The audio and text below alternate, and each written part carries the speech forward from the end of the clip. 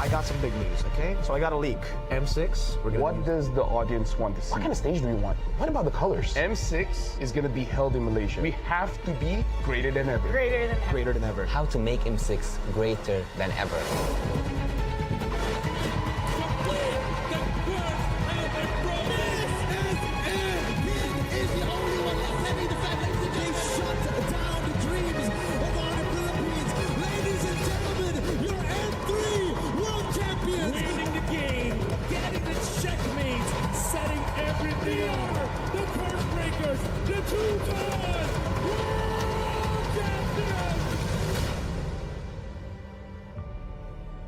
Before we begin, I just want to say thank you very much, gentlemen, ladies, for coming today. We have something very important to discuss here, right? Because right now, imagine yourselves as Moonton. We're the publishers. M6 is going to be held in Malaysia. So I need ideas to make sure that M6 gets good. This time, it's got to be better. Like, it's in Malaysia, okay? We have to be greater than ever. Greater than ever. You know what? That's gonna be the tagline. You like it? You like the tagline? That's a good tagline. That's a good tagline? We went from Join the fight. Join the fight. Join Join the fight to the top. To the top. Dare to be great. Dare to be great. Be better than great. And now greater than ever. You know what? You're a genius. I'm a genius. You're a genius.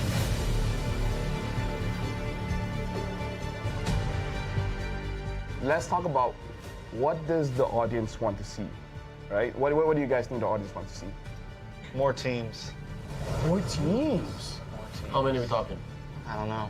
But more regions, more teams. How does 16 sound like to you? I mean, it's what we had last year, right? That's true, I'm kind of dumb. Do we want more teams in the wild card or the main stage? Because there's a wild card. We had it, yeah.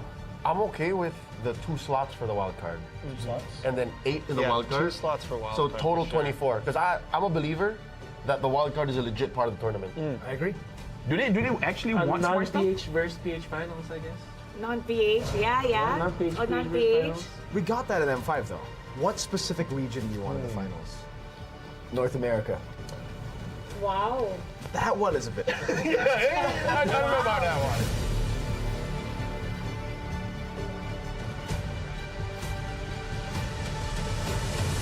Let's take a flashback, I would say. Throwback to the days of the past. M1 was a great time. M2 was a great time. Every single tournament, it was great. He's got a lot to say about history. I love history. We got to talk about logistics here, and I feel like we need to include Mara for this one because we got to talk about the stage. M1, the stage was pretty good. I feel like it really sets the tone, right? Mara, you've seen the stage for M2, M3, M4 up until a few months ago. It was MSC as well, but let's not talk about MSC. We're talking about the World Series. Like, what kind of stage do we want? What about the colors? I think the color should change depending on what stage we're in. So if it's a group stage, it'll be a different color, wild card different color, and when it's the grand final, so they know exactly, especially when you're looking back, you know exactly what, which that's a part good of the idea. tournament Good it will be. visual storytelling Yes. too. So you just have the LED just changing the background just a little bit. From the past, I would go to how to make M6 greater than ever, right? Greater than ever. I would say that build up a story, because everyone loves a story, a good story to be told at the upcoming M6. So let's say, for example, not just about the players, maybe about the region itself, maybe about a team that struggled so much. We have seen a lot of teams and a lot of regions develop in the previous, I would say, M series, even MSCs and every international tournament that we have. So why don't we focus on building a story that isn't matched to any other story that we have ever heard in our lives? I think if we're gonna cover story, what about something documentary style? You know, like something that you're back in M1, you're back in the place where it all began, and you cover some of the talents who have been around since M1, some of the players who have been around since M1, who have been around through several M series.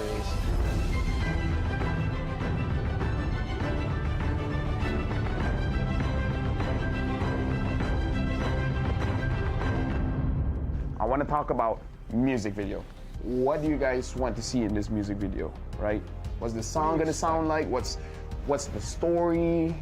I think it should be player orientated. I think it should still, I think instead of doing like something like we've been doing where it's its whole own thing, make it about all the M series, you know? Take moments from all of those series, take player moments, you know, that's what's gonna hype up the fans, seeing those moments. Upbeat, like for fighting.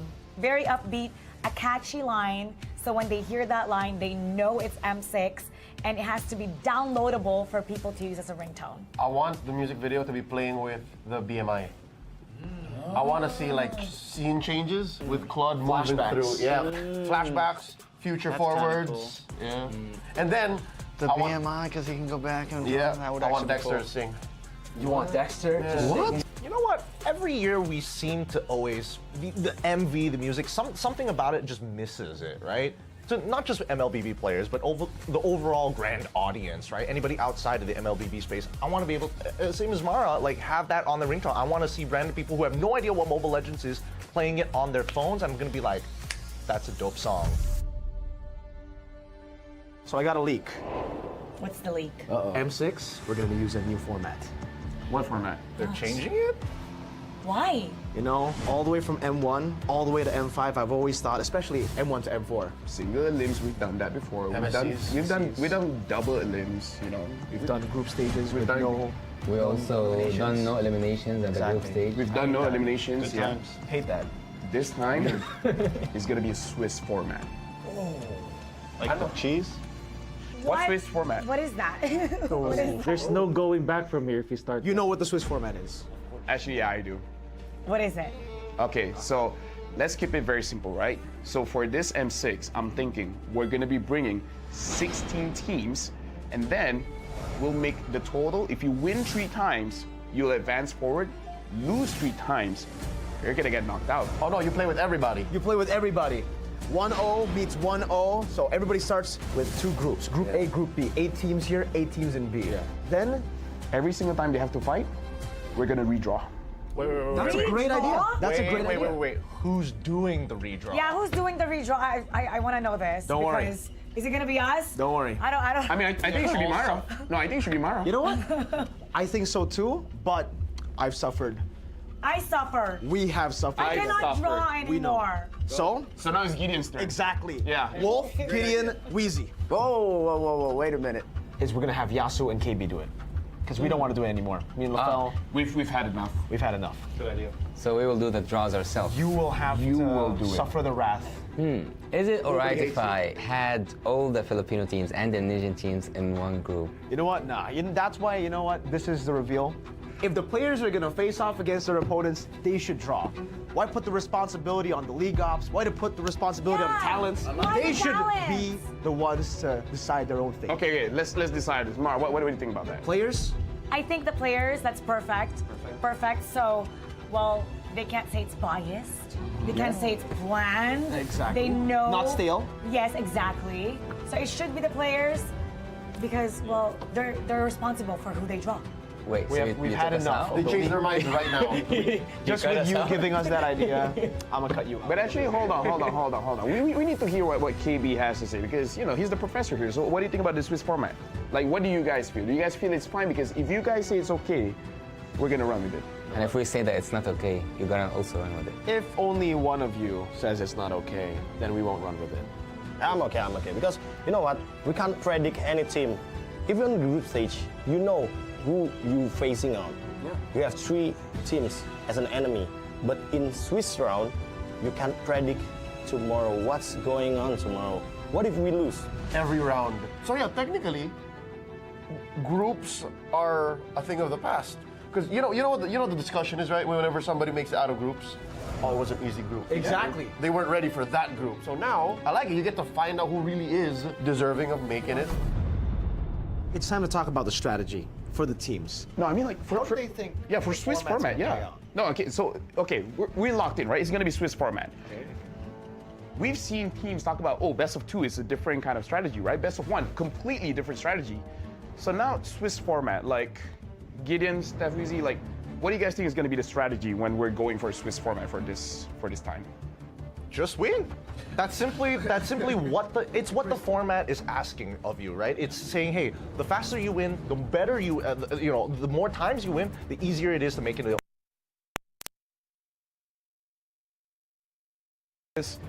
you're gonna play way more games in this format. Am I correct? Right? In the group stage. Playing more games.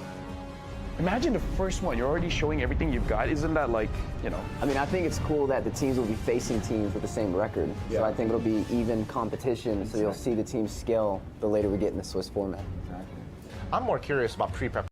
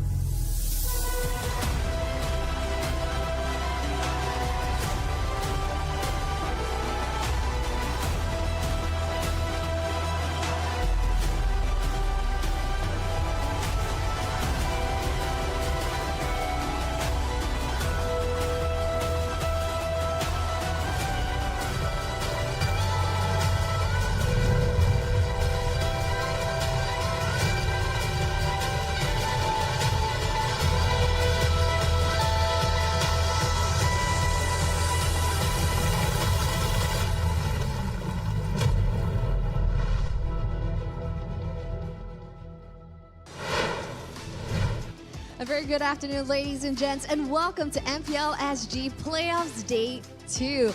Now we're right into Day 2, and just earlier on in Day 1, we have seen two teams go home, putting a stop and an end to their aspirations when it comes to cinching the championship here at MPL SG Season 8. And they are namely Vanguard Esports as well as Beat Esports as well. And now the top 4 teams stand before us right here today as they duke it out in hopes of cinching the championship, and that is MPL SG Season 8 to head on over to the international stage at the M6 at Kuala Lumpur, Malaysia to represent Singapore over on the World Series. So speaking of which, just to highlight a little bit on the tons of exciting things that you guys are able to do just by joining us live here at Scape, the Ground Theatre Level 2. Now we have tons of activities that you guys can indulge in, such as the Doodle Wall, where you guys can leave your mark alongside autographs from your favorite players. Meet and greet your favorite players and teams after every series, and let's not forget, if you bring a friend, you guys are able to get yourselves a tournament chest worth up to 899 diamonds. Now this is what you guys can get just by joining us live here at the venue itself. So grab a friend and head on down and join us right here today. So speaking of which, we're gonna jump right in, starting off with today's match schedule. So here on your screens, ladies and gents, we have 2 power-packed matches lined up just for you. Opening up the show would be the upper bracket finals, where we see the clash of the regular season's first and second seed of NIP Flash going up against Evil, happening at 1:30 p.m. in just a couple of moments' time. Now for match 2, we will see the lower bracket semi-finals, and this is RSGSG duking it out with Rift Esports, happening at 5 p.m. Now just a very friendly reminder, ladies and gentlemen, now these two series that we're about to witness in just a couple of moments time are going to be a best of 5. So strap in and be in store for exciting gameplays happening at the Land of Dawn. So we're gonna jump straight in to match 1 of the day, and introducing our defending champions, NIP Flash.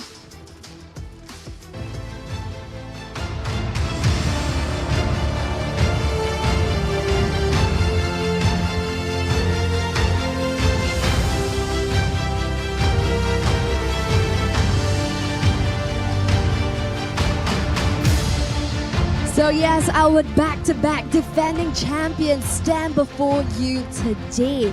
Now they are and they have gone against teams who are looking to take their throne from them.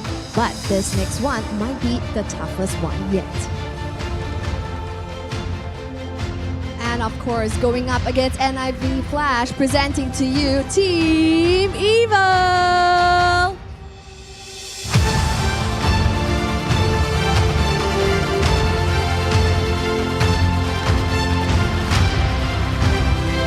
Now, Team Evil themselves have been known as the playoff princes. They, more than anyone, know that the lower bracket grind is not where they want to be. Now, they will take everything in their power to secure this win and perhaps take this win from our defending champions, NIP Flash. What will happen here in match 1 for the day? Let's stick around and find out.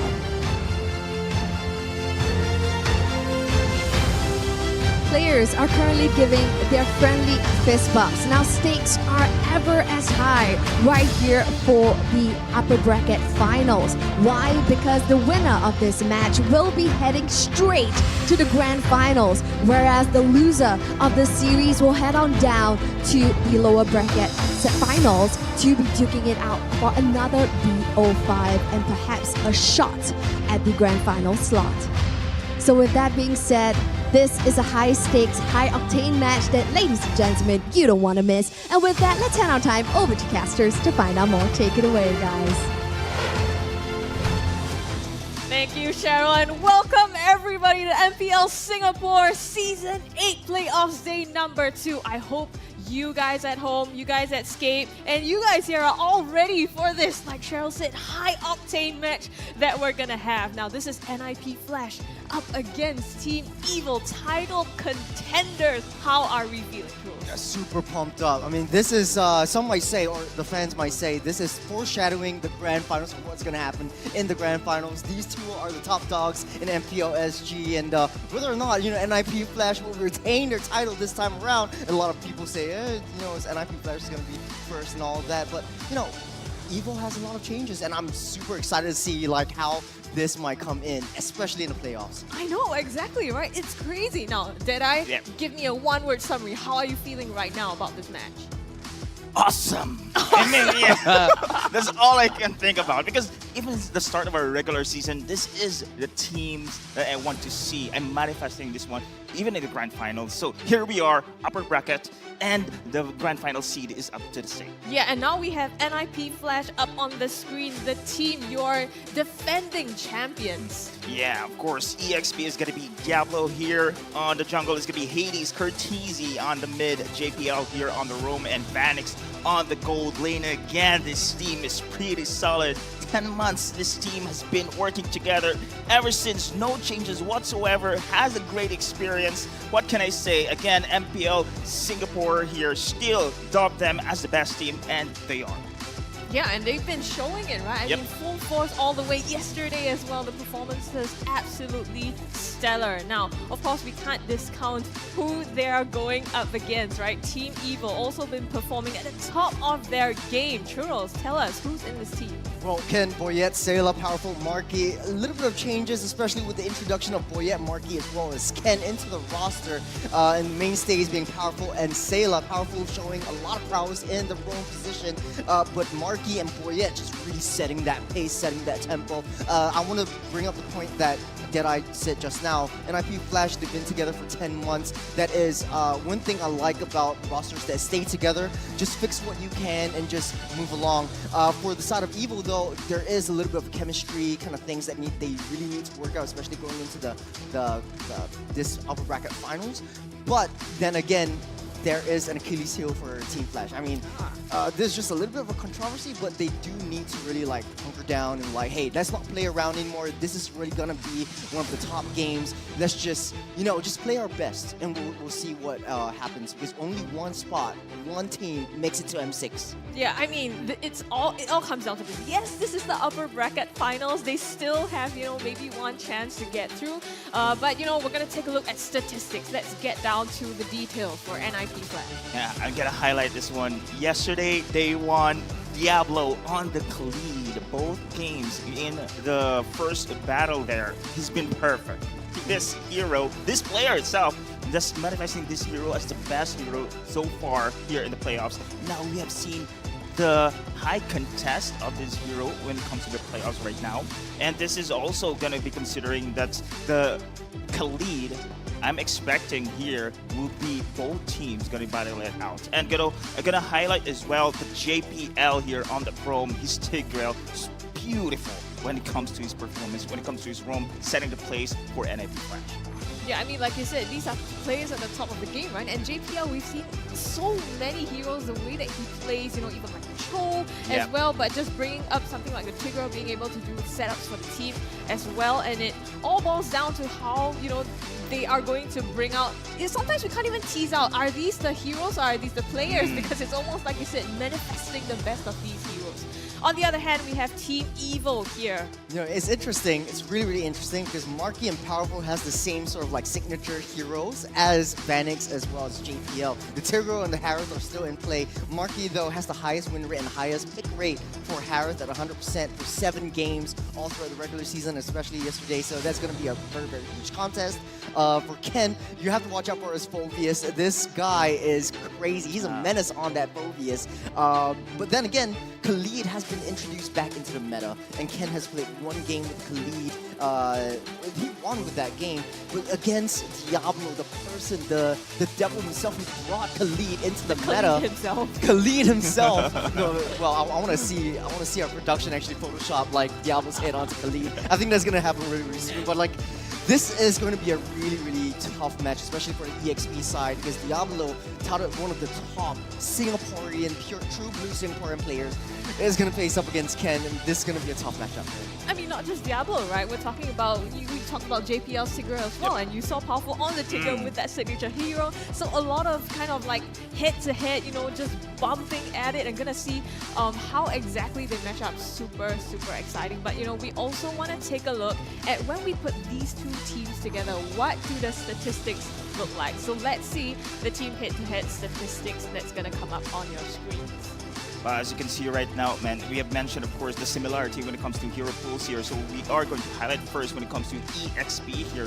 Diablo's similar takes here for the side of Ken, except, of course, Ken has the Edith here. Don't get me wrong, Diablo right now, especially in this current season, is not sticking to his originally roles here. He's now flexible when it comes to his hero pools. Now, going to say as well that the Harith has been considered as one of the most successful heroes here. Vanix as well as Marky is doing the best thing. And remember, again, Marky is still perfect when it comes to his Harith pool here, when it comes to his games as well. And this is one to be considered here in this game, in this match. Something I want to point out is that NIP Flash actually trumps EVIL in terms of KDA, GPM, damage dealt, all the way but crowd control time, which is one of EVIL's specialties. So EVIL definitely looking to bring the team fight or the magic of team fights that we're so used to seeing into this matchup. But there's a lot of really similar picks, similar contest heroes. And I met up with Carrot in the room, and he was saying like, hey, we know the draft, we know what NIP Flash is gonna play, we know how to basically dissect how they are going to operate in this game. We'll see how in game one, how Team EVIL actually, really breaks down that the composition. Well, I think that's a really interesting point, right? The fact that, Churros, you brought up, they have so many heroes that are similar in the head-to-head that we just saw earlier. So it really comes down to how they're going to bring out that in the matches itself. I like how of course, Churros has mentioned about Carrot here, because they have, in the regular season, they have lost 2-0, right, against NIP Flash. They are ready right now. So let's see what will happen. Yeah, I mean, we're gonna see on the screens what we at the desk think where this game is gonna go. EVIL. So you're the only one with a different prediction here. Tell us what. But hey, me and Deadeye can agree on one thing. It's gonna be a 5-game series. This foreshadowing the grand finals, anyways. I mean, I've seen EVIL ever since my debut in MPL SG Season 4, and they've grown all the way through. They're always in the top 3. Right now, they're really gunning for top 2, and I think this time around, if they can get themselves together, I think Marky and Boyette coming into the roster as well is one of the keys to victory for them. Yeah, they have the ingredients right now, right? They've baked it sugar, long spice, enough, and they put in nice. better ingredients as well. So this is the time for them to bring it out of the oven. But of course, that's what we think here at the desk. And what's important is also to know what you guys think at home and where your votes have gone to. We're gonna see 78% to 22% in favor of Team EVIL. Well, I guess everyone knows that the NIP Flash really do have the advantage. We have talked about how the roster chemistry is. Even the start of this match, even the start of how these two teams battle each other, you can already see that NIP Flash has the better advantage when it comes to their chemistry. Again, they have won the experience as well against the side of Team EVIL. However, here in the Escape Grounds Theater, ladies and gentlemen, Team EVIL fan base is really hyped up as well. I'm really happy to see them cheering for the team for the side of Team EVIL. Yeah, we know, there's always the live support that counts, It's a boost to their morale. So, if we come on down and to the Escape Ground Theater and watch the matches live in person. Now, Jedi, you also mentioned that, this is not the first time that these two teams have met. They've met in the regular season as well, and in that game, NIP Flash took that 2-0. So here, possibly, we might see a revenge arc for them. I do believe so, because again, as Churros mentioned, the Carrot and the rest of the team here, the coaching staff of Team EVIL prepared much for it, and I do believe the players as well pretty much prepared for it. That's why we predicted me and Churros a Game 5 for this one. Don't get me wrong, it's hard. My heart tells me also that something Team EVIL may take this, but again, it's the advantage when it comes to chemistry here that NIP Flash has over to Evil. Battle speaking of the of, rated heart for you. Speaking of NIP Flash, look at all their faces, just like all chills, no stress, and this is what like basically you need to be in like this solace, this like calmness before the storm hits in. And I think NIP Flash, they're ready to go in. But I do have to say though, I think Evil. I feel like they did really, really well yesterday. This is going to be one of the biggest tests for NIP Flash. They shouldn't mess around. I think this is the main thing. Like, try to play your best and do your best so that, you know, let the world see, like, hey, you are actually the best in MPL SG. Yeah, and you know, one thing is this is going to be a best of 5 as well, different than the previous matches that they have been playing. So we're going to see if these two teams, what these two teams are going to bring out in this first series of the day. Now, we're going into the drafts already. We see Hylos and Gacha being taken out on the side of NIP Flash, and a Khalid ban together with that chip on the side of Evil. Well, not surprising because Diablo plays a lean mean Khalid. Once you take out this Khalid, and the reason why Khalid is so strong is because of the river buff. So when the turtle, the Lord spawns up, the river has this like movement speed current. So you increase your movement speed by 20%. You add that on with Khalid's passive and his kit. Basically, he just rotates around the map like nobody's business. And you have the early game where assassins are the mainstays. Khalid will be used to clear the wave, proxy that wave, and just go in ham with invades in the jungle. So that's why Khalid is so strong. And based on his kit, really, really good setups with the ultimate, really good heals. You buy a lot of time for the rest of your team to come into position. Early game damage with the triple swings are just insane. So take that out, but I haven't seen Suyo yet. Like both of these guys hasn't picked up Suyo in ever because you know it's been banned in regular season, but right now it's open. Will Evil ban that out? I think in yesterday's games they had the opportunity to, but for Evil they completely, in their game, I think didn't even consider Suyo. So it was about a 50 to 60% I think pick ban rate yesterday. So like 5 out of 9 games it was picked or banned. But yeah, like you said, I think interesting to see whether that's gonna be on the draft this time. Jusin as well as Cho being taken out as the last 2 bans here, and NIP Flash just stealing the focus away from Ken. Phobius.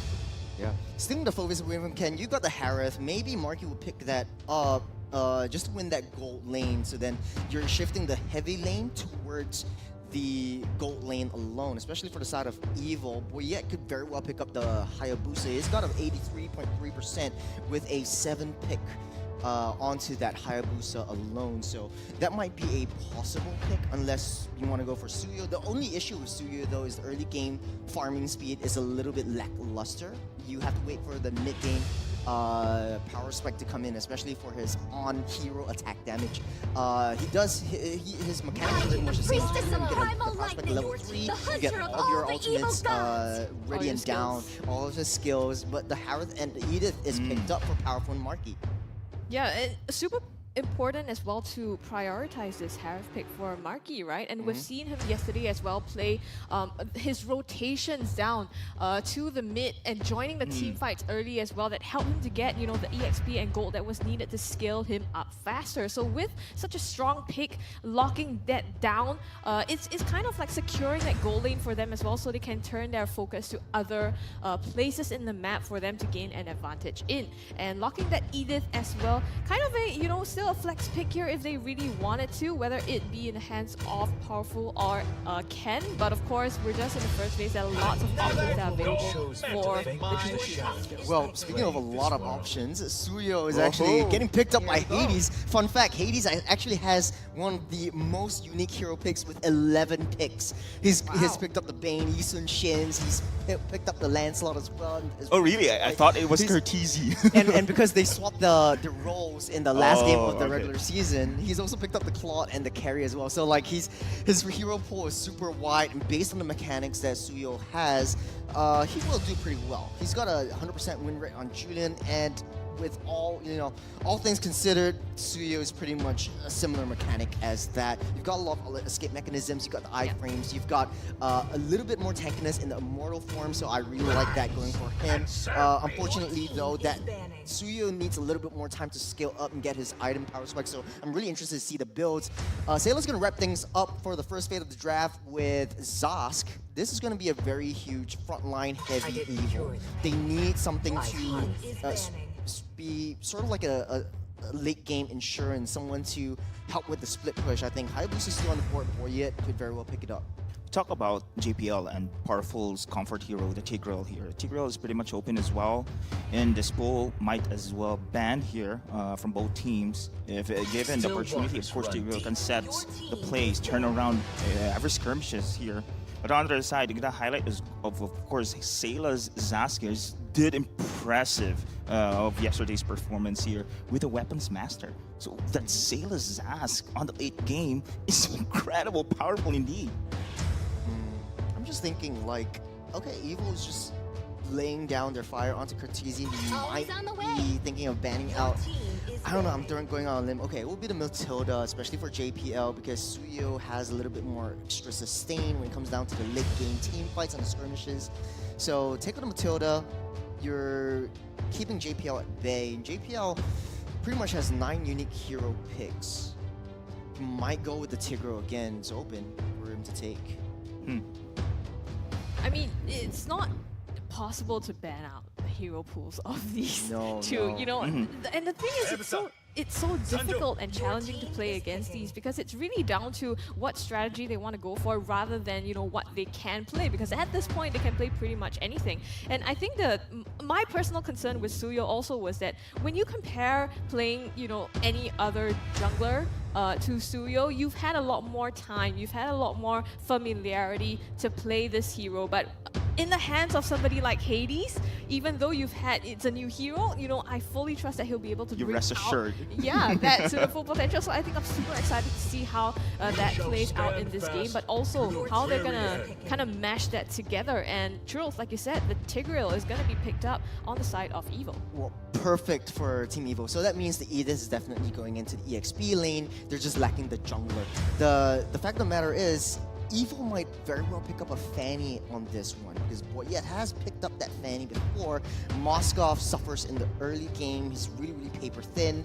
Fanny could just very well pick him off. I think the game plan is just, okay, let's just win the gold lane. Let's not let Vanix come onto par, and let's take him out. But Boyet gets picked up by the side of NIP Flash as well as that Grok. I do like the diversion plays coming in, just because Evo is a sort of like a very heavy team fight composition. You got the Nolan as well, so going a little bit more comfortable for the side of Boyet. I do like Evil's draft though, because on the early game and especially the mid game, you have a lot of thick, heavy front lines to protect Marky. So it's just very well protect the president yet again for the side of Team Evil. NIP Flash, lots of diversion plays, lots of cross map plays. I'm excited to see how this goes out. It's almost countering them. I mean, in a sense, you're kind of not wanting to play their game, right?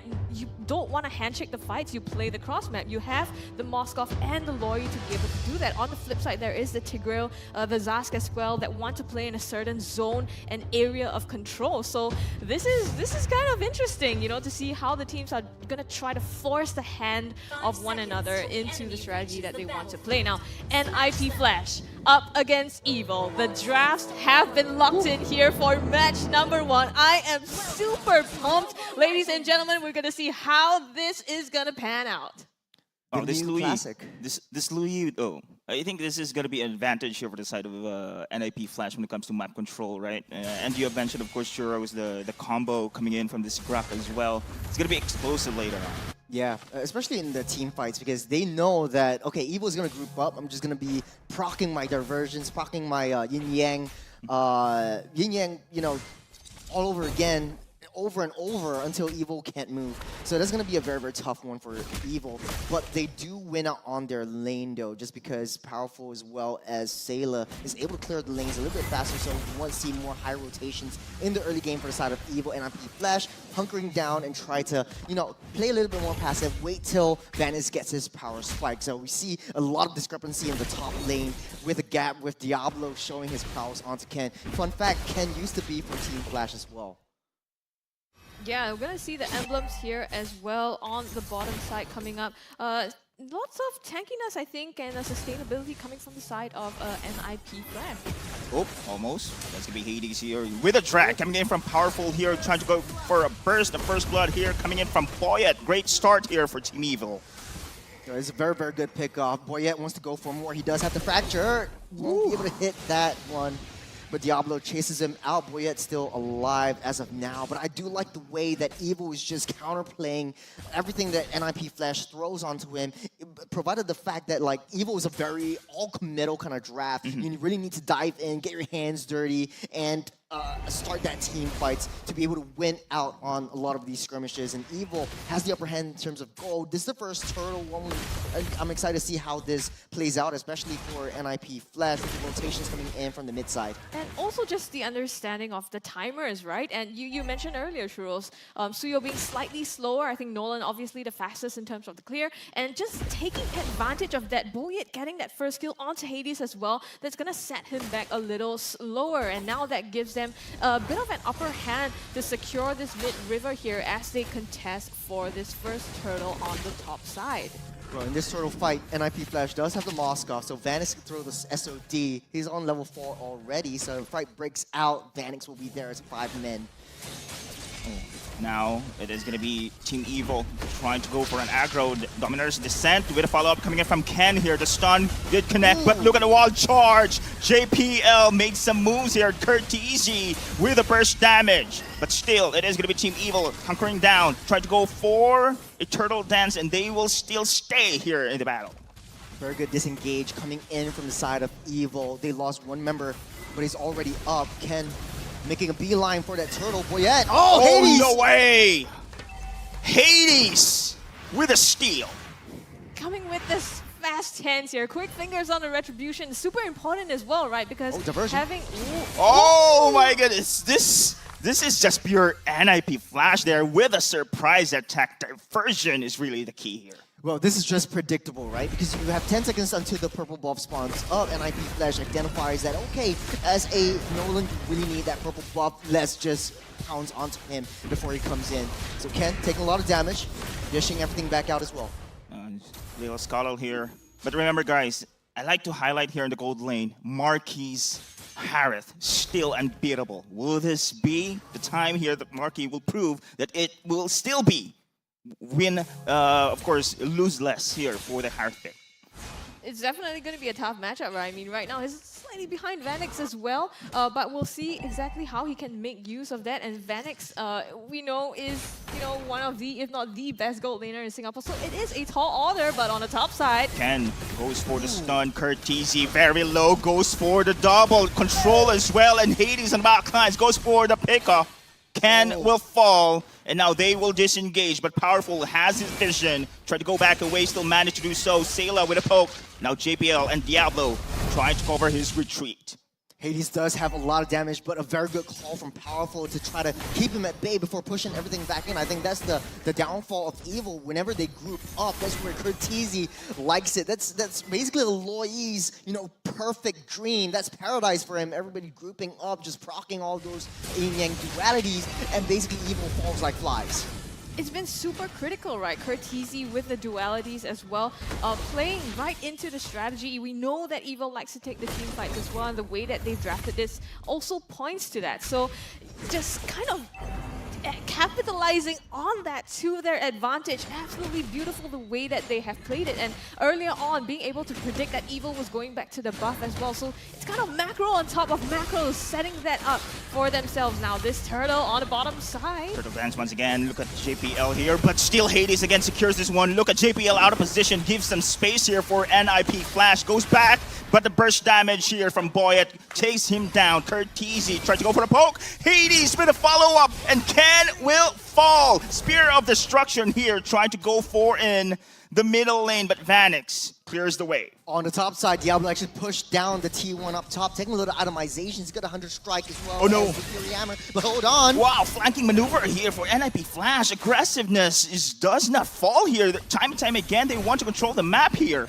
Just to finish my statement, there's a lot of damage from Hades. Speaking of which, Marky. Woo! Under the turret, still being chased here. Now there's gonna be Diablo flickering out. Just too much control here for NIP Flash. They're not backing away. That is gonna be the turret in the mid going down. NIP ramping up the momentum. They took down the T1 up top, so they're free roam right now. It's past the 5-minute mark. They're trying to go for trades. Evo took down the T1 bot. NIP Flash, 1,500 gold lead. This is looking really good, especially for Hades. He's got his power spike. He's able to just go in ham. I think some of the combos that he can use, and he's versatile with the combos. He could go in with the Sever and the Quell before finishing off with the Surge. So that's going to be a very, very interesting start for NIP Flash, especially using the Suyo. Yeah, I mean, onto the damage that we've seen so far as well, right? Hades actually sitting second to the top in terms of the damage dealt so far, and Kurt TZ being the one who tops it off. So NIP Flash, you can see really kind of taking the upper hand here in terms of the fights, even though Evil has been trying to break even, now sitting 5 apiece in terms of the kills. Even Stevens, I think the only breakdown for Evil is that Powerful really needs to open up that brush. The macro gameplay, especially with the diversion TZ, is going to be Evil's downfall. Well, I agree. I think Powerful here plays the main key role here when it comes to setups as well. And we have seen, of course, the follow-up coming in from Ken is too perfect as well for this Earth Shatter. But meanwhile, another turtle dance we're expecting here. There's going to be a third time. We're now seeing the pokes coming in for the side of Team Evil. Look at Diablo preventing space. But on the other side, though, Control Ken flickers back here, trying to go for a Primal Wrath. But he will be picked. Powerful, trying to hold the 3-man here for the side of NIP Flash. Look at the damage coming for Sayla as well. And Boyet go for the kill. Takes down JPL. And that shutdown coming from Market. Team Evil rising back. This is a 3-4-2. But look at Hades. 5 levels ahead of Powerful, 5 levels ahead of Ken. And Ken really suffering, especially in the EXP side. Evil slowly but surely coming back, especially with this turtle.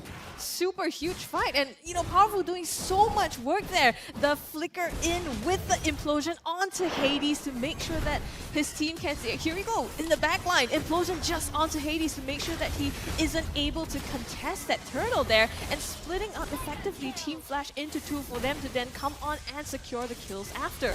Very clinical team fight, just splitting away the jungler for the main objective. After you take that out, let's just go for the kills because everyone's there, everyone's ready. Let's just hunker down and keep hitting them and keep hitting them hard. And Evil slowly but surely coming back. They don't have their T1 mid though, so NIP Flash does have total map control at this point. Evil is on the defensive. Yeah, this is what we're talking about. Powerful, really, his implosion can be a game changer, but meanwhile JPL wall charge away, trying to scout out the enemy jungle here. Yeah, the issue for Evil is you need to send someone up to, you know, get that split push down or even protect the wave because NIP Flash, they have options, right? You can send the Suyo down the top side. You can send the Moskov. It's no problem because they have ways to come back. They're super mobile, super versatile, and they can farm really fast. So the macro play for NIP Flash is still there. Evil needs to find a way to control the waves, control the pressure, maintain lane priority before the Lord spawns up in the next 5 seconds. We're gonna see if they can do that because right now, I mean, the waves are kind of pushed up by NIP Flash, even though slow push is building down the bottom as well. So far they have to use Vanix to go there, but that's the thing, right? He has so much global mobility if the side of Vanix just landed that Spear of Destruction to be able to join this fight that's already being started. Lord leashed to the side of Evil. 50% health for the Lord right now. Still, of course, Team Evil trying to go back here, but look at the push here on the bot side. No one's backing out. This is a great macro play here for the side of NIP Flash. No way, Vanix. Oh, they got an SOD. They had the SOD, they had an inhibitor chart, and now going to go for the team fight as well. Now Sayla going for the DD, and now it is going to be Ken with the Primal Wrath as well. Trying to go for a push, trying to go for the poke, and the Lord's still standing here. Look at Ken, very low. Kurtisi will fall here, and the Summon Force has been laid down as well in the expense of that inhibitor chart on the bot side. Diablo as well here, been picked.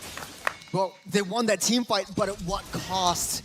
They still, 2 members down, NIP Flash still has their jungler. We're sitting around that Lord, but the waves are pushing in top and bottom. They lost their T2 top, so Evil needs to respond. They're sending Sayla back to clear the waves for the next team fight, but the Lord gets so many resets. NIP Flash just winning on the macro trades. The waves are continuing to push in, and NIP Flash buying so much time for Kurtisi and Diablo to come back into position. You got diversion play from Kurtisi as well, so Evil in a really, really tough spot. It's a beautiful forced error play, right? Or Yes, forcing correct. Evil to make the decisions. Do you want to protect your base turret, or do you want to take the Lord and fight us head to head? And the moment you hesitate, your base turret is gonna disappear, and Evil's forced to take the fight and get something out of that. Even though, yes, they did get the consolation prize, but here we go. The Lord still stands. Are they gonna be able to pull that off again? Now, this is an advantage here for the side of NIP Flash. Look at the waves pushing here on the bot as well. This is going to be difficult here for Team Evo to even contest this Lord right now with NIP Flash delaying the scene. They know they had an advantage. Now it is going to be Marky joining in, trying to defend the base on the bot. This is a perfect opportunity for them to actually go for a 4v5 here. Waves keep pushing in as Evil. They know they don't have Marky in position. They're starting up that Lord. They don't want to get that reset, but the Lord does get the reset again. One of the longest Lord dances. It's not a dance, it's a tango. And it's taking a really, really long time for them to make a call. No one wants to commit. They need to find out information, but a conceal play from JPL. Sources out Ken. Boyette still in position. There you go. They're now going to force this team fight. No. Actually, Ken trying to go back out. Look at the Lord's life here. Powerful with the implosion. Boy, it secures the Lord as well. Surprises here for the side of Team Evil. And now NIP Flash. They are scrambled out. What is happening at Vanix? Could not run. Powerful. Takes it. Wind of Nature. Ladies and gentlemen, at the clutch play. And now Team Evil still has the advantage. Marky, Salmon Force, Diablo dead. They still have that Lord, but at top side, the waves pushing in. Boyette there to respond, mid side down. Evil trying to push it into NIP Flash, and NIP Flash, they're 3 kills down, taking a little itemizations. Vanix is online. He just needs a little bit more time to deal a lot of damage, and Marky is a huge threat, especially in these team fights. And Evil are showing us the magic once again. The magic indeed. Whoa. What a turnaround there by Evil. You know, powerful. We talked about that to Grill and the plays that he's pulling off right now. And just individual mechanics as well. That win of nature saving Vanix. My goodness. Boyette! Run away! Hades is gonna chase you there! Got to go for a crossover, but a shot down! He's got the fracture on the wrong side. He fractured in. Oh no, it's a misplay from Boyette. Hades can push on the bottom side. Just buy some time for NIP Flash. We're pushing down the top. Evil, they're forced to retreat. There's just the pre-enhanced Lord, so they're like, okay, it's okay, let's just get a regroup, wait till our friend Boyette's back into play, and then let's go for Lord again. We suffered a lot in the first one, but we're coming back. It's 1K gold lead, the first economy lead for the side of Team Evil the entirety of this game. Wow, man. Okay, Team Evil, the evil magic was there. But remember, guys, inhibitor charge still standing here for the side of NIP Flash. This is a great disadvantage here if you are Team Evil, because the waves are pushing through here in the bot. They have to look out for this lane management. Remember, yesterday, we had a comeback because of this scenario. But NIP Flash, they identify that Evil together strong, apes together strong. If they manage to split Evil up, this is where NIP Flash can just pummel them and just punish them hard. They've got the diversion play as well. That's where they're playing the macro game really well, especially for NIP Flash. Now they've got the gold balance economy. Powerful! Oh, going to go for a draw! Implosion is there, but the wild charge counter coming in from JPL! That was a beauty! NIP Flash trying to go for a counter here, but look at Sayla going to go forward here. Diablo going to go for the chase as well. What an exchange here between these two teams. Sayla here, 50% health. Diablo trying to go for the chase, trying to go for the kill as well, and he will fall here. Sayla's gone. But the Lord spawning up in 5 seconds. They've got a lot of time. Hades doesn't have a lot of health, so Diablo needs to tank that Lord. They're unable to blitz this out, and Evil has a little bit of time before Powerful comes back into play. Oh no, they're gonna blitz it out. But the breakdown, that team fight, Evil just stood together, Curtisi happily proccing dualities, and just this Loi being a huge menace in that team fight. I mean, that's, you know, Evil recognizing they need to be able to take the fight, right? Before NIP Flash, like you said, splits them up. And they don't want that to happen. So going in with the implosion, super important. But the countering, Yeah, man. So by JPL. That Grok. That Grok wall charge just changed the battle in that situation. What an impressive display coming in from JPL. And now the Lord in the hands of NIP Flash now. It's going to be, you know, coming down that bot wave, but you can see all 3 waves pushing up onto the defenses of Evil. It's a really, really nice sync up. Boyette forced to use the Retribution, save that T2 down the mid side. As Evil scrambling to get that defense, Lord already butchering into the base. Evil does have a little bit more defensive high ground capabilities though. Evil holding on to the implosion. Powerful. Yeah. I think the lane management here coming in from NIP Flash is just way too good. And now they're just gonna go for the burst here. Going to go for the control on 2 as well. Sayla going to go for the DD there. Force his ultimate. Vanix tried to run away, but the Wind of Nature saved. Implosion tried to go for the counter themselves. And now Diablo is here trying to run away. The drag from Powerful Flicker. And now that is going to be Winter's Crown activated for the last hurrah. But a shutdown here from Marky. Hades just waiting. They don't know where Hades is. Evil, they're pushing it back. Let's look at a replay, see what happens on this team fight. But it was just so crazy, right? The fact that Evil identified a lot of the win conditions, going for Vanix. Vanix popped the Wind of Nature. Boyette identifies that, okay, let's take Vanix out, so let's take out damage dealers, but they forget that Curtisi is still around the area. Whenever the duality procs, that's a lot of splash damage, that's a lot of CCs that Evil has to deal with. And Curtisi is always in a position, you know, that is prime for him to proc those dualities from afar as well. Just, I don't know how he does it. It's insane. Knowing where the fights are gonna break out and just being able to catch them in a choke as well, and then turning that into an escape for Vanix, who should have actually died there, you know, by all measures. But of course, with that Wind of Nature as well, that saved him, super crucial for NIP Flash. Guys, this is still the game 1. Oh my goodness, both teams. And this is the first time as well I've seen NIP Flash really pushed hard here. And Team Evil's doing a pretty good job. But remember, 2 inhibitor targets gone already here. Map control is still an advantage for NIP Flash. Well, Achilles heel, Evil is sticking as 5. That's the issue right here. You don't have anyone to control the opposite side of the map, and NIP Flash right now has full control of this Lord fight for what could be possibly the final Lord. Let's take a little itemization to see where we're at. That's 2 glowing wands for that Loi. It might be a bug right there, but if 2 glowing wands, there's a lot of, like, you know, I don't know, there's a lot of damage right there. Yeah. Damage per minute. I think that's a pushing shield. lantern. That's going to be the wall there. Isolated Sayla and Boyette in that situation, but still, it is going to be the side of Team Evil trying to hold their ground here around the Lord Pit.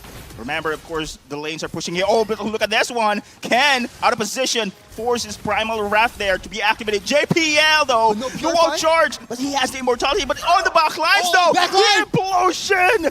Powerful once again, turning the battle around. But there's going to be diversion here on the bottom side. Trying to go for the push. Boyd is here! Goes for Curtisi. Vanix, will he go for the... No! No! He will not Team Evil succeeded in defending the base. This is insane. This is two teams playing at the top of their game here, trying for that backdoor, but immediately Evil recognized it, and they were able to quell and to stop that in time. And now they have the numbers advantage coming down this mid-base turret. There's 30 seconds. There's only one minion. Oh, the 10 minion is dead.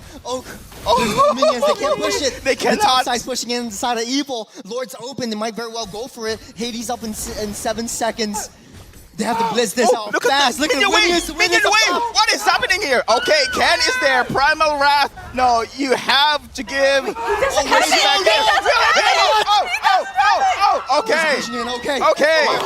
Okay. Lord goes to Evil. It's 3,500 gold. Instead of Evil, it's ramping up. Evil, they successfully defended, but their base is wide open. They don't have the T3s up on the top and bot side. The diversion, the SOD plays can come in any time. My heart cannot take this. My heart cannot take this. Oh my goodness. They don't know. Oh. Shush. Oh. Anytime soon. This is where experience will now fall in. If they know, they know. If they will not know here, they know. It's gonna be worse! Marky's down! Curtizi, however, will be the change in that sequence. With, of course, Sayla goes for the DD. Hades playing hide and go seek. Ken trying to spot Hades out. The Lord marching in. Vanix still up. They don't have Marky though. No damage. Ken? Flickers in, Earth Shatter misses, but the Primal Wrath has been activated there. Powerful still, has the flicker, has the, look at this one, the burst damage, look at Poyet on the sidelines as well, goes for the wall charge, starts for the counter, but no, JPL will escape. Gen is here trying to control as well, Diablo, and JPL falls. Lord bought so much time for Marky to come back online. Sayla's out of the picture, but so is JPL. Curtizi, another 15 seconds. They can defend. The next Lord coming up in 90 seconds. Let's take a time. Let's take a moment to reset, man. Evil, they've got so many things up on their hands. They really need to check their brushes. Macro is going to be their downfall. There's they have to play Minesweeper on top of this. I agree with you, Churros. I think this is one of the advantages coming in from NIP Flash, that version, and they will hide in the bushes for that surprise attacks. This is like, you know the games where, the blocks come in different lanes and you're just trying to defend them all. You mean Tetris? Is it Tetris? I don't know what it's called, but Evil is doing just that. But the thing is, they're doing it so well, as best as they can. And NIP Flash is trying everything. Hades bought so much time, and JPL coming in with that save as well, extending and prolonging that chase, prevented Evil from sieging onto their base of NIP Flash. The plays here are just insane. Saving grace, though, the Evil's throne is almost back up to full, so they could prevent a potential backdoor just for this one. But this Lord fight is going to be really, really tricky. How will Evil play around this one? Because NIP Flash has so much backdoor plays. Curtizi could wait at any point off that map. If someone ends up defending, you get the SOD from Vanix. If that lands, that's going to be a backdoor play as well. Remember, guys, here in our MPL Season 8, it was only 2 players who did that. It was Canonio from Rip Esports, and now it was Hades who did the backdoor. It is possible in this card scenario, especially they have the diversion as well. There's their MO. Evil 8 strong together. Let's see how this plays out. You've got sending Sayla back up to defend against that wave skirmish up top side. But bottom side, they don't know where Vanix is. But Vanix doesn't have to show his face. He's got the SOD in his arm. So NIP Flash could just buy a lot of time. Just wait till the minions get into position. Oh, look at the advantage here. Look at the push coming in from Vanix. This is one of the key skills coming in from Moscow. His SOD, he can't just react anytime when it comes to a team fight brawl. And now it is Sayla trying to respond as well as Boyet to control the lanes here. Yeah, I don't think Hades is able to blitz this Lord down because he's going to be taking scale damage the longer he stays in. But he's using his it's actually really, really smart because the Immortal State, correct? The Surge actually keeps him up alive, or the Sever. Soul Sever actually keeps his health up. So he can stay as long as he wants in the team fight. Powerful being spotted out. Okay, anytime soon, but so far, and I think Flash, this is what they want. They want an attrition game here. Vanix will just try to push it. Oh, this is just a burst damage, Marky! Just go for the kill as well! Oh no, JPL pops his immortality, is out of position, could seal away, but powerful stops him with an implosion. Marky with a kill once again!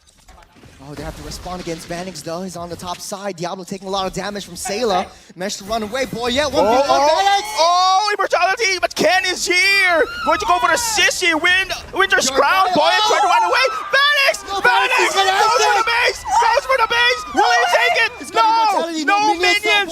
No minions here! He will fall! He will fall! But still, it is going to be evil here! A base race! A base race here we're seeing right now! It is going to be Vanix trying to go for a forward attack here. Will he be able to do so? Still, the Crypt is here. Ken right now very low. Going to go for the immortality here. It is going to be Vanix right now. Our shatter misses. It is going to be Vanix here. Goes for the kill. Oh no!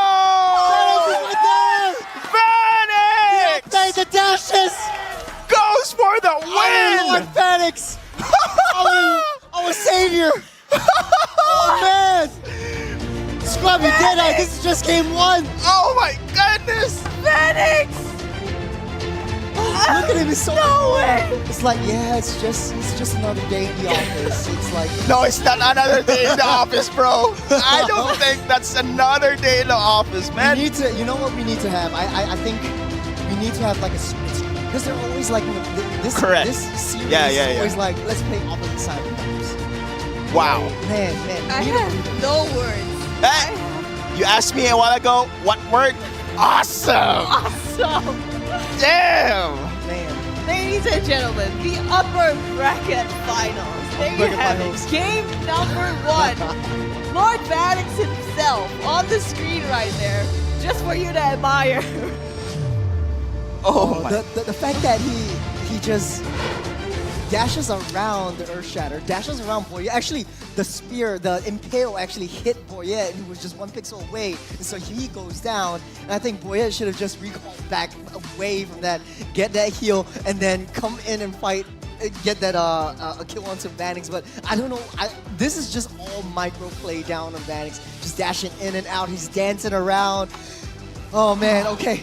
Okay, MVP, Vanix. Yeah, I mean, sure, for sure. We don't even need to do this. We don't even need to do this. Bang! Just that play, man. You know that last play reminds me of like, okay, Vanix doesn't have the Harith, but he's playing that Moskov as though he was in the Zamin forest, the Zamin field.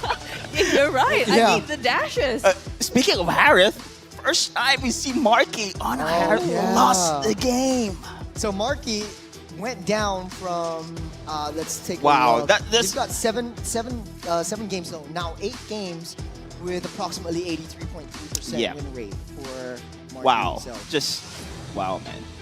That Master Assassin emblem as well, taking a look at that full build right there. You know, at the end, that 1v1 and then the 1v2, and it became a 1v1. And all this time, he was just cycling between them and the minions to be able to then end the game. The Winions. The Winions. Pushing in. I think it all snowballed, right? Because NIP Flash always kept control of their main priority. The top lane and bottom side always kept pushing in whenever there's a Lord happening. They don't even need that Lord. That was just a bait because you've got options. You've got a diversion. You've got an SOD. So if you send someone back, the SOD could land and you could just very well get a backdoor opportunity. This would be, I wouldn't call this a backdoor. I think this was just an amazing outplay from Vanix. He understands the limits of the hero. He understands how he's gonna die and how he's gonna get crowd control. He pops the Purify in the right times. He's popped the Immortality at the right time as well. So it was not a backdoor. He was kicking the door. He was kicking the door down. Burning the door down. He's sort of like moment when he tries to sell me some insurance. Actually, he doesn't sell insurance. He's selling me a house. Well, taking a look at the item builds here. I mean. Yeah. Double Genius 1 for Sayla? Double Genius 1? Wait, what? Wow, the damage. Well, okay, so I think the Genius Wand has sort of like a API glitch or something like that, because I remember Cortese had like 2 glowing wands. So one of the glowing wands was actually a Genius Wand. I don't think it's a Wishing Lantern. Yeah, but still, I think Sayla did a pretty good job zoning out when it comes to a team fight. And man, give credit to Powerful as well. We have highlighted how his stick rail changed team fights here. And of course, Sayla was the one who really dished out most of the damage after the team fight. Actually, 0-2 and 15 for Powerful. He's in almost every battle. He's taking a lot of damage, but he's not dying. That's how powerful is. No pun intended. Pun was definitely intended there. It was definitely intended. I think with the immortalities and the winter crowns as well and all the builds, I mean that's a staple, right? That's pretty normal. But the thing is, the way that these players have utilized these items and utilized the second life that they get, the way that Vanix played around it, the way that JPL bought so much time with the immortality as well is just absolutely stellar. Like, it's really maximizing the potential of the hero and the items that they choose to purchase. I gotta say that one play by JPL just to save Hades, using that wall charge to knock everyone up, stun them out for Hades to use his surge to Sever to get out of the way. I think that was really, really good. Good defense from JPL. I mean, JPL and Curtizi, I've always known them as KDA players. Like, they don't really have a lot of deaths. But in this game, Curtizi done so much more, and this doesn't really tell the whole story. Curtizi was just dealing so much damage. Maybe, just maybe, he got caught out by Boyette because of the flank maneuvers, and Marquis doing so much damage at the end of the day. But the diversions, man, Curtizi just made a heck out of Boyette. Yeah, I mean, definitely. And you talked about Hades as well, right? The Blade of Heptasy is on the Suyo as well. I think in some builds, there were other options for them to go to. So really kind of like a, bursty, assassin-oriented with the Malefic Roll and the BOD as well, stacking so much damage rather than building defensive items. Yeah, I was talking to Deadeye just before the game, and like, you could play Suyo in two ways. First is like, okay, let's just go War X and then build a lot of defensive items. Then we become sort of like an alpha, pseudo-alpha kind of thing with a lot of escape mechanisms and items. Or you could play like Assassins, and I think you opted to go for Assassins. You've got a lot more damage, and don't forget you have with the Soul Sever, you've also got a lot of damage in Mortal Form because it scales with lost HP, especially with 20% extra loss HP. Yeah, the burst damage, right? Yeah, so you have a lot of flexibility to play around with battle emblems and battle spells. I personally like Quantum Charge because it adds, not Quantum Charge, the Pure Rage because it adds additional 4% on top of your percentage on top of percentage. Yeah, but I mean, because this is a very, very passive game, when you're playing in a competitive level like this, definitely a little bit more defense would be much more helpful. But I like that Boyette actually went for a little bit more of the defensive build. So he's got the Winter Crown as well as the Immortality, because I think at that point it's just anything goes, right? You always see like, okay, sell that Immortality, buy that Winter Crown, but this time it's like, this is do or die for Boyette. Yeah, and in that 1v1 as well, right? At the side when he was chasing Boyette down, I mean, super critical having that immortality. But you were talking about the lethal ignition. This time, Hades going for the Impure Rage also as his core emblem. Yeah, it helps because it stacks up with your second skill, basically the Soul Sever. And that creates a lot more damage when you're down low, so you could enter with your enhanced skill 1, basically turning you into Immortal Form, tank a little bit more damage, and then deal some damage out with your Sever once the HP goes low. So that's a myriad of ways you can play Suyo. And that's not like this hero so much. It's sort of like a Julian, but with a different kind of form factor. Yeah, looking at the stats as well, guys, man, this is the closest game stats you can see the Team Flash played against any other team. 26 minutes, and we've seen the average time coming in from NAB Flash almost 12, less than 12 minutes, and now 26. This is an insane game here, and Team Evo just pushed through as well here in this match. Yeah, take a look at the post-game statistics. Got a lot more damage down just because Evo likes to play as 5-men team fights. They like those team-heavy skirmishes, but NIP Flash identifies this, and they say like, okay, I don't need to win in all these big team fights because Evo's gonna trump me every single time. Let's play something a little bit more different. Let's go for split pushes, and they've got so much more options. I think for the side of Evo though, the Edith didn't work out. Yes, you have quite a bit of knockups, you've got quite a bit of crowd controls, and you have sort of like a counterattack mechanism in the Primal Wrath form, but it's not enough, especially in the later stage of that game, to be able to tank as much to be able to dish out. You're not like true blue Frederick, you know what I mean? So yeah, I think Evil should change the EXP side for the next game and stick to the same kind of composition. Speaking of EXP, I mean, interesting that Ken also with 33% kill participation Uh-huh. out of 24 kills, right? Usually Ken is right in their faces, especially when he's on that Phobias, but different kind of game this time on that Edith, and probably, you know, we talked about how Palmful has very little deaths in this game, 0 and 2, but Ken was 3 and 7. So looking at the replays, I think really going into the backline as well, trying to zone and trying to also engage. We've seen him with the flicker onwards as well, trying to set up for the team. So being that kind of front line instead of powerful or that secondary and trying to play to that button maybe didn't quite work out as he would have expected. I think it's got to be attributed to the limitations and capabilities. You're not really necessarily like a lane, you can jump around walls, go to the opposite side and play cross map. Nolan's just bounded by the amount of times that he can dash based on the amount of energy that he has. So that limits Boyet up a lot, especially in the late game. The early game, Evil played super well, powerful, able to counteract a lot of the engages that came from NIP Flash. But take a look at the top 4, that's almost 200,000 damage by Marky. So it's going to be definitely Harith is one of his most comfortable picks. It might be banned out in the second game to just give NIP Flash an easier time. Yeah, and remember, NIP Flash was the one who took the game here, but here in the top 4, we see Marky, you know, being the rich guy as well as the carry. I mean, he's had 11 kills in this game itself, which is basically half of the kills of Team Evil as well. So even though they didn't win, you know, still proving that Harith is a really strong hero that he uses in his pocket. Sandbag JPL, the way that he peeled for the team, the way that he saved so many fights, turning that around on this Grok is just impeccable. And of course, Powerful kind of doing the same there as the best wingman. I think JPL and Powerful here, side by side, these are the two best matchup you can see when it comes to Rome here. Both players actually play the same kind of character here in this match.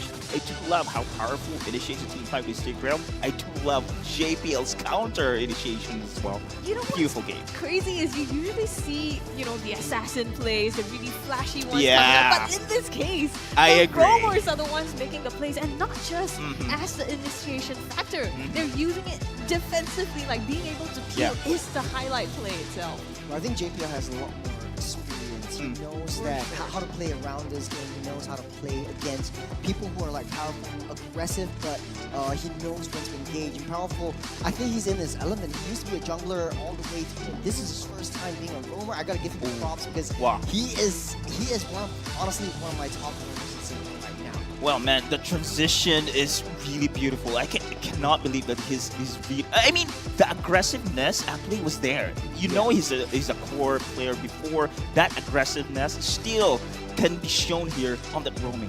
But the way that, like, for in the past when he was in jungler, as a jungler main, you have to do so many things. Like you have to watch the major objectives. You have to watch the health. You gotta put your finger on the trigger on the retribution.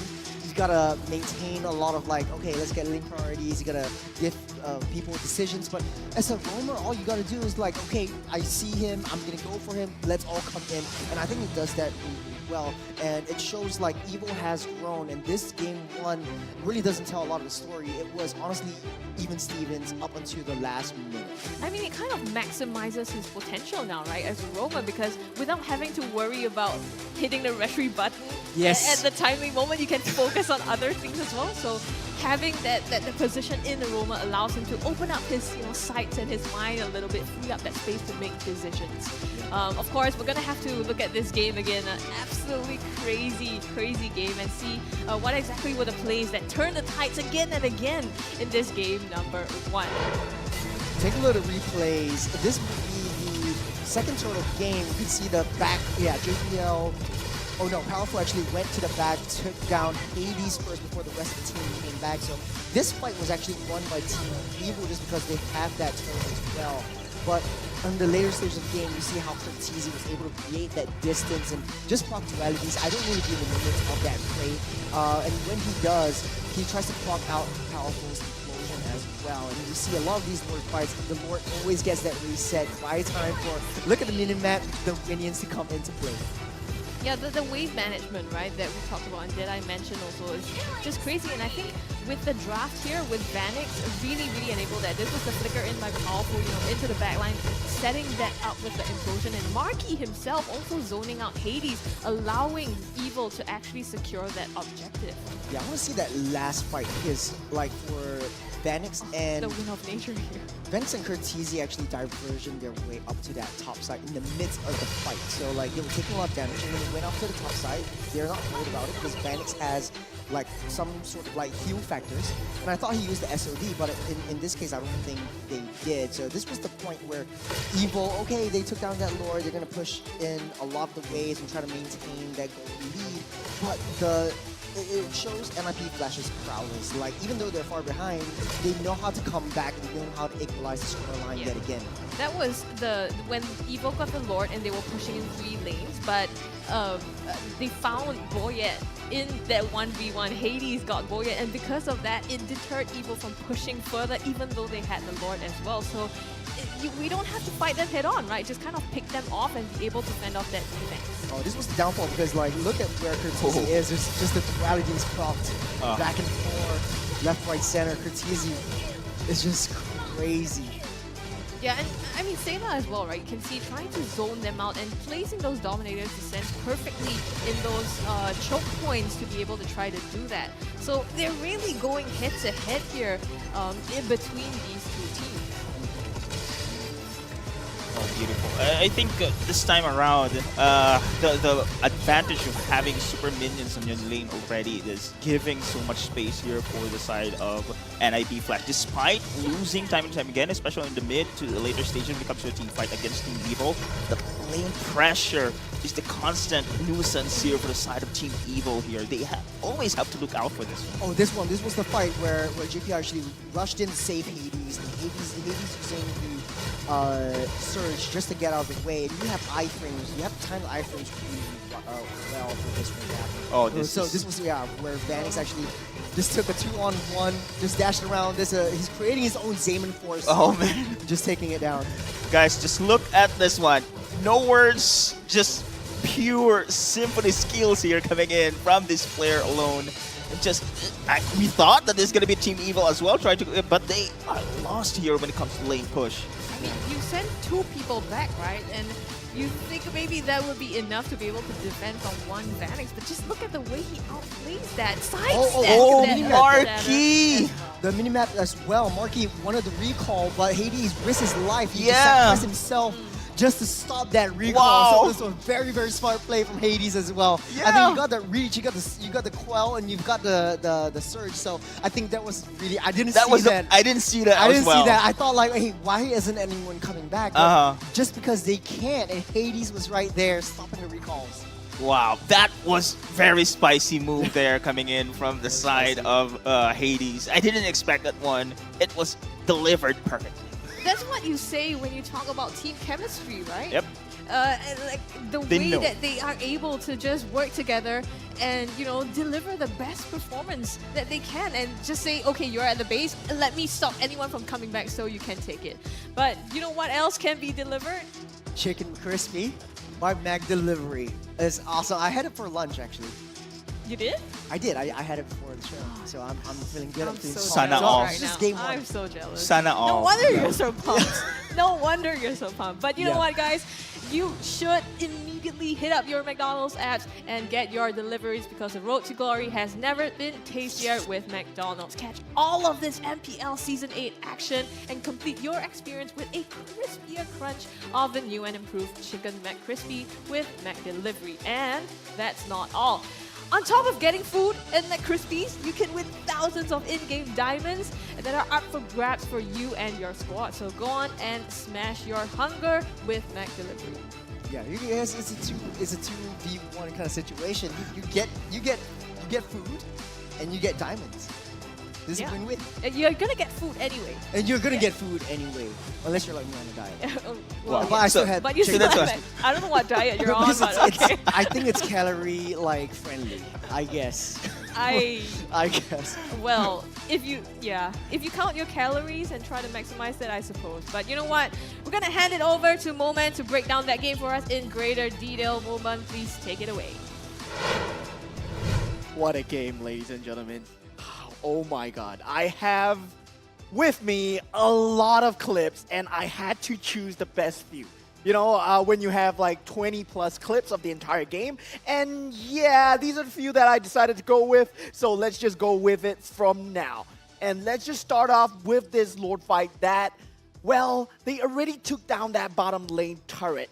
And they have that creep advantage going for them. NIP Flash, by all means, they can just wait. But look at how Team Evil plays this, right? Team Evil wants to force the issue time and time again as much as possible. And Powerful will be in that front line, will have that vision at all times. Meanwhile, Marky will be on the creep duty. So he is just waiting from the call from Marky to make sure that the creeps are being dealt with. JPL going in for the vision, Spear of Destruction misses, but this implosion by Powerful right here is what set the tone of the game. That two-man implosion into the split play from Marky, who went for Curtizi, the main crux of the damage. So while this is going on, Marky in the back line takes out Curtizi 1-2 combo. Meanwhile, the rest of the team gets cleaned up by Ken's Primal Wrath. Meanwhile, Diablo at the back line putting out Boyette. There's 3 separate fights going on in the background. And look at this win of nature, right? You guys highlighted it out, but yes, you can see it in total slow motion. This is the man himself, Lord Vanix. And Win of Nature, yeah, perfect timing. He even gets a few pot shots on the Powerful before scooting away. And this sets the tone for the entire fight, for the entire rest of the game. If you cannot kill Lord Vanix, he will come to haunt you back later on. And they finally do take out Diablo in the backline. Yes, sure, but the next few stages of the fight, this is where things really change. If you look at this area over here, this might look like it's all NIP Flash, but look who's inside that NIP Flash pool. It's an implosion, and Powerful is pushing people back. But meanwhile, JPL has that perfect wall charge set up, but he does not use it yet. He waits for the perfect timing, where his team is able to come in together. And with that wall charge timing, Vanix and Curtizi, they stumble on in together as a death ball. Evil versus NIP Flash, unstoppable force meets an immovable wall. And this is exactly what happens, a total bloodbath. And it goes both ways. Yes, Vanix goes down. Curtizi, he does get the damage through, but Ken is not finished off. And Sayla eventually chased down. And the last fight, right? This is the one that I think Churros wanted to say. So I captured it for you, bro. Don't worry. It's when Sayla, Boyette, Marky, they wanted to stumble into this bush over here. But the diversion play was set up by Curtizi. And it was already hinted at all times that they want to go for this backdoor play. There's this opening available. And you see the diversion already coming out. Yes, Vanix and Curtizi are extremely low. But look who's on duty. This time, Boyette is on duty. And, I mean, Evil has done a great job of dealing with these backdoors time and time again, but there's too much lane pressure to work with. Yes, this time they deal with it, but how about the second time? Vanix is on his shenanigans again on the bottom lane. Yes, Boyette is there, but this time, he has the Win of Nature. Are you going to stop him, man? Are you going to stop him? You see this 1v2 about to unfold. Never mind. This 1v2 about to unfold on the bottom lane by Lord Vanix himself. And then you can see the plays on plays. This is, I don't even need to highlight anything. You can just watch the clip roll out. Look at Vanix go 1v2. This is a highlight reel by himself. Avoids Ken, gets that spear proc, and kills Boyette in the backline. Meanwhile, Immortality goes down. Marky potentially can end the game. But the difference is, right, Team Flash, they have 2 inhibitor turrets. Meanwhile, NIP Flash, they have only 1 down. So With that, Marky cannot push in, creep spawn in. Haiti does a great job of making sure that Marky cannot go back. So Marky is forced to kill off Hades, and that's all she wrote for the rest of the story. Ken tucking tail and having to run. 1-0. Let's see what happens next, guys. Oh my god. Oh my goodness, indeed. It's been a spicy, McCrispy game. It's absolutely crazy. This is like the peak of MLBB and like really one of the top games I think that we see in MPL Singapore, right? And you know, everyone says like, yeah, Anarchy Flash, they're gonna win, you know, and because they're the top and defending champions. But look at Evil putting up such a huge fight as well, and I think that's already testament to the quality of the games that we have. Yeah, I just want to say one thing as well. This game really proves that like you don't really need to buy boots in the game because like you can play like crossbat plays without that. You got diversions, you got like spears you can ride on and stuff like that. It's just crazy. But I mean, buy boots unless you're Vanix, right? Or Unless you're Vanix, yeah. Unless you're Vanix, man. Unless you're Jace as well. He's a gold laner. Oh, right. Plus Jace, a gold laner. But it's so interesting because like how Vanix likes to play around the walls, and I saw how he purposely moved towards that. And yeah, this itemization. Speaking of itemizations, you guys back home could have items on your own because we've got merch in store for you guys right here down at the lower third. Yeah, I mean, you can see their items, and it's not items like items, but it's like real life items that you can see and touch and buy. And that's because the M6 World Championship merch is now up for grabs. Now, the pre-order is live for these championship tees, so don't miss your chance to grab the official M6 World Championship t-shirt. Available in 3 colors. Enjoy a 15% discount when you pre-order this piece of MLBB history at $33.92. That's about, you know, $33. I think it's a good investment after all. Yeah, and this is the discounted price, right? So this would be a lot more expensive if you don't catch this pre-order discount. So this discount is going to close on the 16th of November this year, and is limited to fans who reside in Singapore. So if you stay in Singapore, you can get this pre-order. And what's more, you get delivery straight to your doorsteps. You don't even need to step out to collect it. No need to backdoor. Yeah, No need to backdoor. You don't need to backdoor. Right? You just add a delivery fee of $5 and you can get that straight. So how do you get it? Go to shop.zenway.sg. It should be up on your screen as well. So just hit that URL and you should hurry because these stocks are limited. You know, this is it's black and orange and white. Is it foreshadowing something, you guys? Oh.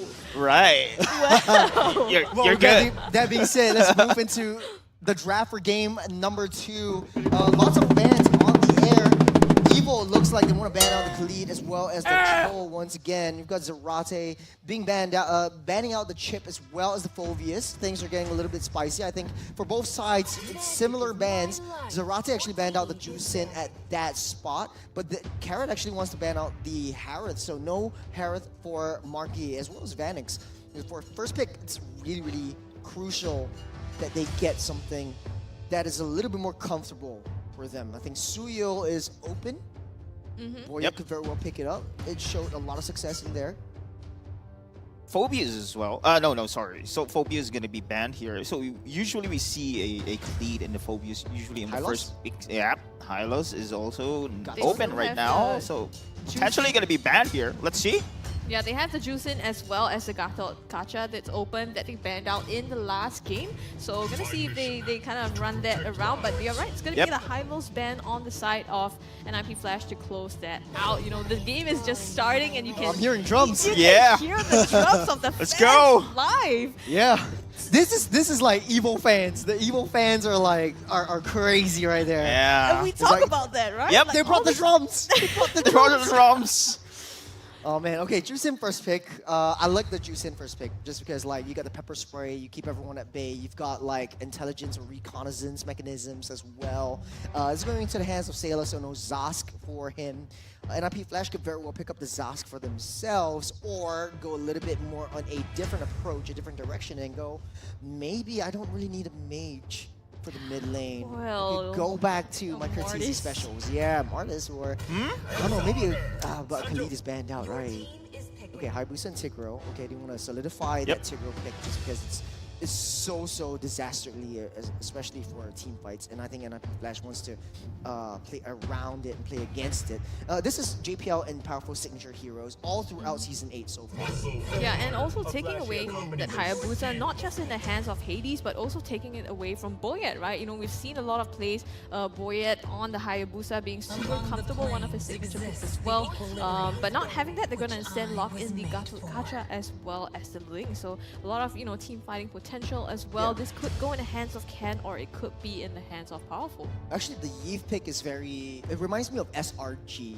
Like, they like to pick up a lot of, like, SRG from MPL MY. They like to pick up this kind of composition. Very heavy crowd control. And just play towards your gold laner. So Vanix is going to have a very easy time. Evil should look to take out Vanix's hero pool, try to protect themselves just a little bit. But the only difference is, right now, Evil has cross-map plays.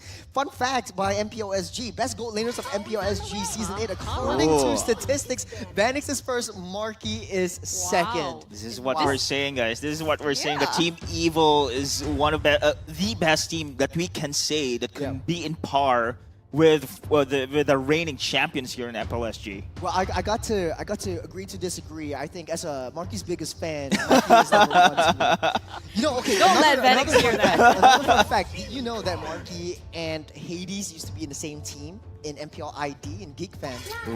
Back then, Hades was Jana QT, and we were in the same team together. So this is sort of like a small reunion as well. But going back to the draft, you got the Matilda being banned out as well as the Angela. This is interesting because you denied the Angela combo, the Angeling combo.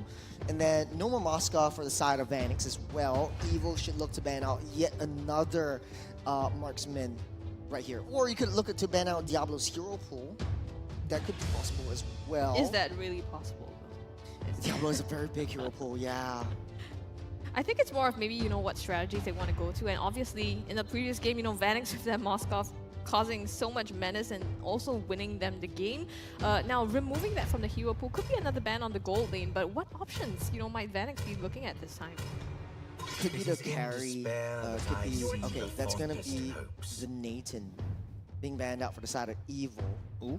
Fanny's pretty much open. Heavy. Fanny's pretty much open as well. You could go for the Beatrix because it's homing missiles if you turn to the SMG form. Fanny is not. Sorry, my bad. Playing into that zone as well with the Tigreal and the Yves. And the Yves. Combos very well, so you gotta get one more combo coming in. But Alvarado Guardian, though, it's gonna be a perfect setup for if Eve will be able to activate his... There's a Benedetta. I heard the Benedetta. Diablo's bringing it back. It's the Diablo Benedetta! So, okay, pick 2 times, ban 2 times. I think Benedetta has... I missed that out. I'm going to look at the statistics. But I don't think the statistics apply here if you put Benedetta in the hands of Diablo. But it's interesting because, like, this provides so much map presence in the early game. Benedetta clears the lane super fast, and then you disrupt the jungle. Boyet's not going to have a good time. So they ban out the Moskov, so Vanix doesn't have that map presence and the global play, but instead then you pick up a Benedetta and put it on Diablo, and he's going to be the one to play the cross map instead. And, you know, just continue to force Evil to make those decisions as to whether or not they want to go to defend. They're going to go with the Alice okay, and the Alice. Terizla here. Super. Okay, so it's hyper funneling that Ling. The only drawback is you don't have a lot of range damage to take down the turrets. You're putting all your eggs into one Ling, so there's going to be an issue. Based on statistics, 2 games played by Benedetta, both are by Ding from, if I remember correctly, Vanguard. He picked up the Benedetta twice this entire season. So this is going to be Diablo's debut Benedetta in this Season 8. So last pick could always go back into like, okay, let's fight fire with fire. Let's go back to the Ruby on that cold side because I have a lot of crowd control and I can just use Benedetta and the Vanix and Hayabusa to do that thing. But Bruno's going to be picked up by Vanix. This is going to be a lot of hard hitting. Win rate 33.3% on the Bruno. Pick 6 times, banned twice. So, interesting. But But you think the early game coming from Team Evil is not that much compared here of the side of NIP Flash, right? Because these are scaling heroes. You need Alice as a scaling hero. You have Boyet as well as a scaling assassin as well. So gotta look out here for the early game, especially for the side of NIP Flash. Yeah. Speaking of which, both of these two teams even trying something out a little bit more different. Very, very all-committal, very dive-heavy, and very setup-heavy. There's a lot of potentials going in. Ken could start first with the penalty zone, and then Powerful follows up with the Avatar Guardian. He might build on the Revitalize to give Marquis a second lease of life as well. So it's very, very much all-committal. The drums are rolling. Everybody's excited. This is game number 2, ladies and gentlemen. Yeah, in this best of 5 between the top 2 teams here in MPL Singapore. It's going to be Team NIP Flash up against Team Evil. Game number 2. Will Evil be able to clinch this back for themselves? Sticking out to me, Benedetta with the Revitalize as well, because Diablo wants to go very, very deep into enemy territory. The goal is just proxy wave and try to disrupt Boyet's farm as much as possible. But Sayla with the Pepper Spray keeps Diablo at bay for now. The rhymes there. Yeah. I see what you did. I see what you did. I'm getting pumped up, man. Game number 2. This is going to be the top 2 teams. We're foreshadowing. Oh, JPL. So, might say. I think this is a perfect display here, trying to go for a drag, and he did. But meanwhile, Sayla has the control, so managed to escape here. Look at Hades here, trying to go for the kill. This is going to be a potential first blood here. Sayla very low, first blood here for Hades. No protection from Powerful there. He does have to Revitalize, but he wants to keep that farm in. So Powerful will be faster to level 4 once the first turtle spawns up in a little under 40 seconds. Now, Evil playing on a back foot just because Sayla is suffering a little bit in terms of levels. But they do have a little bit more faster map rotation. You have to be able to compare or try to keep Diablo at bay. Oh, Hades coming in. Oh, he is going to go for the kill here. That's twice in a row. Hades here in the Hayabusa has a great early game. Oh, and that's exactly what you need on the Hayabusa as well, right? You get that snowball. Oh, Tempest Blaze until this time around. Boyet trying to go for the counter play. Revitalize has been used there, but in the end, Boyet takes down 1. It's so worth because right now Turtle is open. Hades is nowhere to be seen, but Sayla taking a lot of damage will keep himself alive just for now. Evil blitzing up this Turtle. And they will able to secure the first neutral objective here. Now, Powerful zones out anyone here for the side of NIP Flash, but that is going to be a drag here with a real-world manipulation. Great combo here for NIP Flash, trying to invade here the purple buff. They don't want to give it away for the side of Boyet, but Ken! Penalty zone! That's going to be a disaster here for NIP Flash, but Diablo holds on, try to back away. Hades joins the team fight, tried to go for the steal as well, but decided to retreat for now. Boyet's down low, he needs to go back to get that reset, but NIP Flash wants to hunker down and focus their fire onto Boyet. As long as Boyet doesn't get his farm, as long as Boyet doesn't come online, we're gonna have an easy time. NIP Flash is riding on that tempo with 1100 gold lead. Yeah, but Evil clapping back as well, right? That, invade into Boyet's jungle, trying to deny that purple buff away from him, and Ken with that rotation and the perfect penalty zone just to zone them away and make sure that they do not allow themselves to create more space for Hades to farm. Well, correct me if I'm wrong, guys. This is Vanix having a kill against Mark. Does have a little bit more suffrage in the early game, but the Shadow connects onto Sayla. Sayla. Again, the combo. That is going to be a drag here on 2. Perfect display for Cortese and JPL. Now the Tempest of Blades. Boyet is not happy about that one. Tried to go for the kill himself, but still the Revitalize coming in from Diablo. Insane counter attack. Ken stuns them down. Diablo is here, trying to go for a pin. Ken flickers back. Sayla's not having a good game. Nasty combo there. The real manipulation and the implosion into that as well. The Electro Final Blow, not to forget, from Diablo, actually connecting really well into the midst of these team fights. Having a lot of damage, taking a little atomizations. That's the Elegant Gem being built up for Sayla and Marky. The issue for Evil is that they're going to have a little bit more suffering in the early game just because they need time for Alice to skill up, get the item power spikes, and join in these team fights. The Turtle being started up by NIP. JPL! Implosion and free! Goes for the knockup! Now the counter attack here. Look at Cortese Curtese with a real world manipulation. Mobilized here for the side of Sayla. Diablo, Curtese goes for Sayla this time around. He is the last man standing here. Will be able to escape though. And the kill! In the end, Curtese Sayla falls. Oh, but he bought so much time for the rest of the team to come back online. But NIP Flash again up on top. Let's take a little replay real quick to see what went down. It was a huge implosion by JPL on that back line. Sailor Powerful and Ken. It's just super, super spicy right there. Boyette just watching his teammates suffer as they get knocked up into the sky.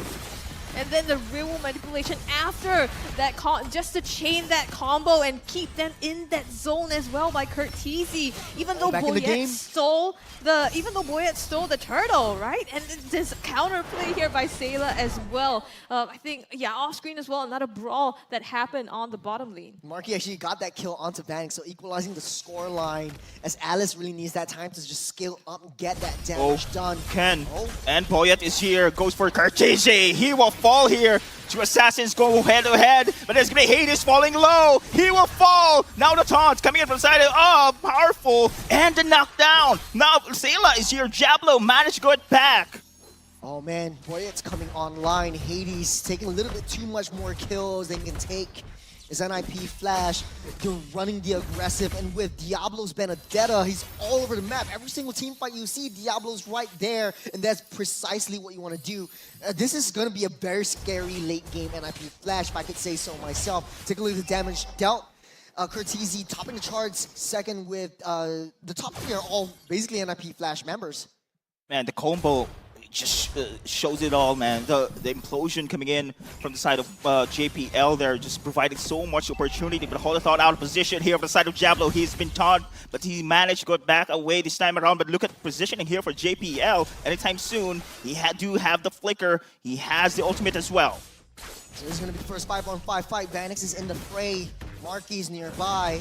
Penalty zone? Penalty zone flickers in, and now Powerful misses that Avatar of Guardian though, and now it is going to be great disengagement here for the side of NIP Flash. Tempest ablaze, Boyette secures the neutral objective, and Mark is here. All the rest on the side of Team Evil trying to wreck havoc and Sayla, but still going to go for the chase against Vanix. Goes for the poke, and JPL Hades goes for the counter attack as well, and now Marky will fall. And look at NIP Flash here wiping them out. Insane plays there. NIP Flash, you know, reading Evil there with the ultimate, holding on to theirs for the counter engage as well. The moment Powerful popped that Avatar of the Guardian is when JPL then flipped the switch and pulled that trigger.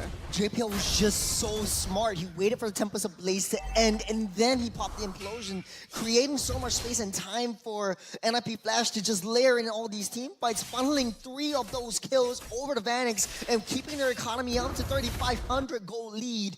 Seeping into the first lord of the game, NIP Flash, they have total control of the sides of the map, and Marky still unable to make his mark count in the team fights. And Evil needs a little bit more time, but it's all committal. If you're going in, you're all in. If you die, it's over. And it's interesting to see whether, you know, if that goes according to the game plan, right? Because so far, except for that last fight, it was Marky and Vanix not having joined the team fights yet. So how much impact they're able to make once they start grouping up as 5 and taking these objectives and fights together. So far, it looks like Evil is the one that needs to step up on these and you know, be able to find an entry and not get baited out with these ultimates by NIP Flash. NIP Flash has a lot of zone control, especially coming from Curtese, slowing everyone down and creating a lot of opportunities for JPL to connect with the stuns. And Evil, they're scrambling right now. This is the biggest gold lead that we have in the first 2 games that we have so far. Evil, Hades. 1v1, man. As we can see in the map as well, this is one of a great advantage coming in from NIP Flash. The pressure on the lanes. Look at the top, look at the bot here, and they're pressuring right now in the middle lane. Diablo being a menace down the bottom side, pushing it in. They have full control of the wave priority up top side, bot side. You got Diablo trying to find a flank, trying to be a little bit more reconnaissance right there. Ken, he's been spotted. Trying to go for the implosion here. Drag Ken away, flickers back, but he will not escape. That's dead Ken for now, and NIP Flash has the advantage here in the lower dance. Still, it is going to be the zone coming in from the side of 80s here. Sayla trying to go for the Lantern. Oh! Over the guard on the 2! And now the Tempest Blaze here in the backlines as well. Coming to the side of Boyet! Shut down! Coming in from the side air of the Alice. And now Diablo goes for the counter attack. Boyet backs away here. It's very, very difficult to commit. Oh, but speaking of commitment, Sayla. Shadow kill, Hades, still one more hit, still managed to get back. And this is going to be an opportunity for them to take this Lord objective. That's, Evil finding their opening to engage and Powerful going all the way in. Finding that, I think, 3 men. Here we go, 2 men avatar of the Guardian and Marky as well, going in with that flicker all the way to the back line. But it was also NIP Flash with the counter engage. We're seeing the actions sort of cut you off, but Boyet is down right now. That's a great pick coming in from the side of NIP Flash. Well, hopefully, I think Moment should capture that moment when when Boyet went down, because, man, there's so much action in this game, just high octane as NIP Flash secures the first Lord of the game. I think I want to say that NIP Flash is easier to execute their draft just because Vanix just has to stay in the right position, but they're going in again. Sayla, the shadow kill procs right now. Hades providing the zone, and the rest of Team Evil here trying to hanker down in the mid turret. Beautiful, right? I mean, just popping that shadow kill to force Evil to back on when your HP bars are low, especially on Sayla, and not wanting to engage onto the jungle there, allowing NIP Flash to take away that purple buff from Boyet. This is a very, very scary NIP Flash because Diablo's in his element. He's basically being very aggressive. He can play front line even as a damage EXP side. And it sort of goes against everything we understand about this meta where the EXP side should be a little bit more tanky, a little bit more setup oriented to tank a little bit more damage for your marksman to dish out that damage. But hold on a second. Shadow kill! Out! Sayla gone! And now over to our Guardian is here. The backlines as well. And Boyet takes them all here. And now JPL will be the target and trying to run away. Curtizi with the support. Javelin joins in the team fight. Marky providing the space. Curtizi was cancelled out. And now Ken, Marky, Boyet goes in. Electrofire Blow is here. But now Javelin trying to hold his ground. 3 versus 2 situation here. But that's going to be a Winter's Crown activated. And Marky... one hit! Still a sliver of health! He survived! He's not playing with death, he is death! Diablo is just toying with his food! As Boyet taking down the purple buff up on that top side. JPL Tempest Blaze. Flickers out! He still managed to outplay Boyet! Insane game! Off in the air. Knocked up airborne. Diablo chasing out Marky. He has a tombstone, a grave, his name written on it. Just the mechanics of these players just blows my mind. My goodness, JPL with that flicker away from the Tempest Blaze, and now Diablo? Like, how are they gonna catch them? But now, NIP Flash again aggressing in the jungle of Team Evil. Inhibitor Tarts is still standing here over the side of Team Evil, but look at this one, Diablo just providing so much nuisance here, so much space for the side of NIP Flash here. That is Benedetta alone, and the rest of Team Evil here scattered away because of him. It's very interesting how Diablo likes to play this. Right now, he doesn't have the Petrify, he has the Revitalize, so he just needs to disrupt Evil's game plan because Ape Strong together, that's Evil's MO. As long as they stick together, and as long as they dish out a lot of these damages onto Diablo, and NIP Flash, they have free roam around the entirety of the map. And the fact that Diablo is just sitting opposite side of NIP Flash's game plan and the objective is just so disastrously for the side of Evil. They can't fight 1v1s, they can't take 1v1s, and NIP Flash, they know this, and they're using Diablo to just bait everything out of Evil. I mean, this time they have Boyet on the link as well, right? So there is the opportunity to kind of go cross-map, and when Diablo is splitting the lane, he can also follow, but that forces them to be one member short. That's going to be Ken. Penalty zone. Avatar Guardian misses once again for Powerful here. Now it is going to be the side of NFP Flash forcing this team fight. Powerful with a ton, with a burst. Marky goes for the kill. Tempest Blaze here, the backlash as well. Marky providing so much space. The Winter's Crown has been activated as well. The drag coming from JPL. Marky down.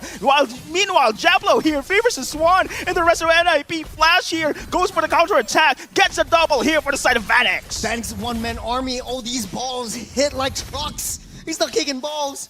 He's kicking lorries.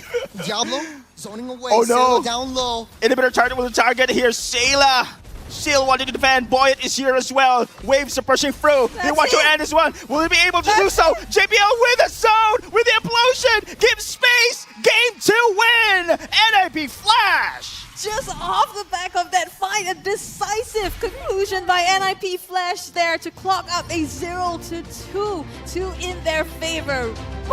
My goodness. Look at the emotions on Vanix's face. This is him being happy. This is NIP Flash, very satisfied with what they got. But the first game went on for far too long, and NIP Flash was like, hey, no, I've got places to be, I've got things to do. Let's just get out of here, and let's get out of here fast. Insane, absolutely insane. I think, you know, even kind of, it looked like they could do it, right? Marky going in the backline with Alice and being able to find the targets as well, but unfortunately Vanix survived in that fight and they managed to turn that one around in their favor. It's a risky situation when you pick up Alice, just because you need a lot more follow-ups. Mr. Heal is there, don't get me wrong, it's just the damage and the heals are there. It's just that you are still kind of a little bit more defenseless on paper, especially when you pick up the Flicker, because typically in back in the day, Alice was played with Petrify or the Vengeance, so it buys a little bit more time, it buys you a second layer of stuns on top of your main damage. But right now, I mean, NFP Flash is just super aggressive, and I think for Evo, it just breaks everything that they prepared for. They want to play a little bit more passive. Right now, NFP Flash giving everything they got, and Evo is just helpless right now.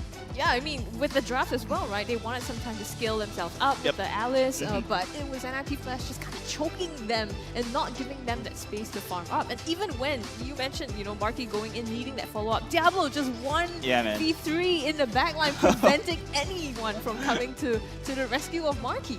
I think it's no-brainer here that our MVP here is gonna be, I think, Diablo for me. Diablo for me too. Yeah, the space we give him. Oh, there you go. There you Diablo. Diablo. Actually, he's got a tank emblem, which is interesting because he's got Concussive Blast is changing the way things are going, because he knows that I thought he was going for full item builds, and I think the game didn't last long enough for us to see several itemizations throughout the game.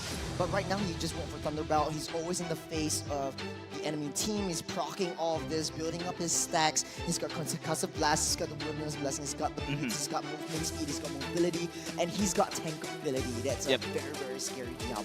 I think this is his role, right? To just be a disruptor here against the side of Team Evo. Exactly. No, I was gonna say the same thing, right? That's, you know, recognizing that you play a Benedetta, but you don't play your typical Benedetta or your typical Diablo way of playing, and instead he switched it up because he needs to be that annoying hero, always in the faces of them, and just tanking and soaking up as much damage.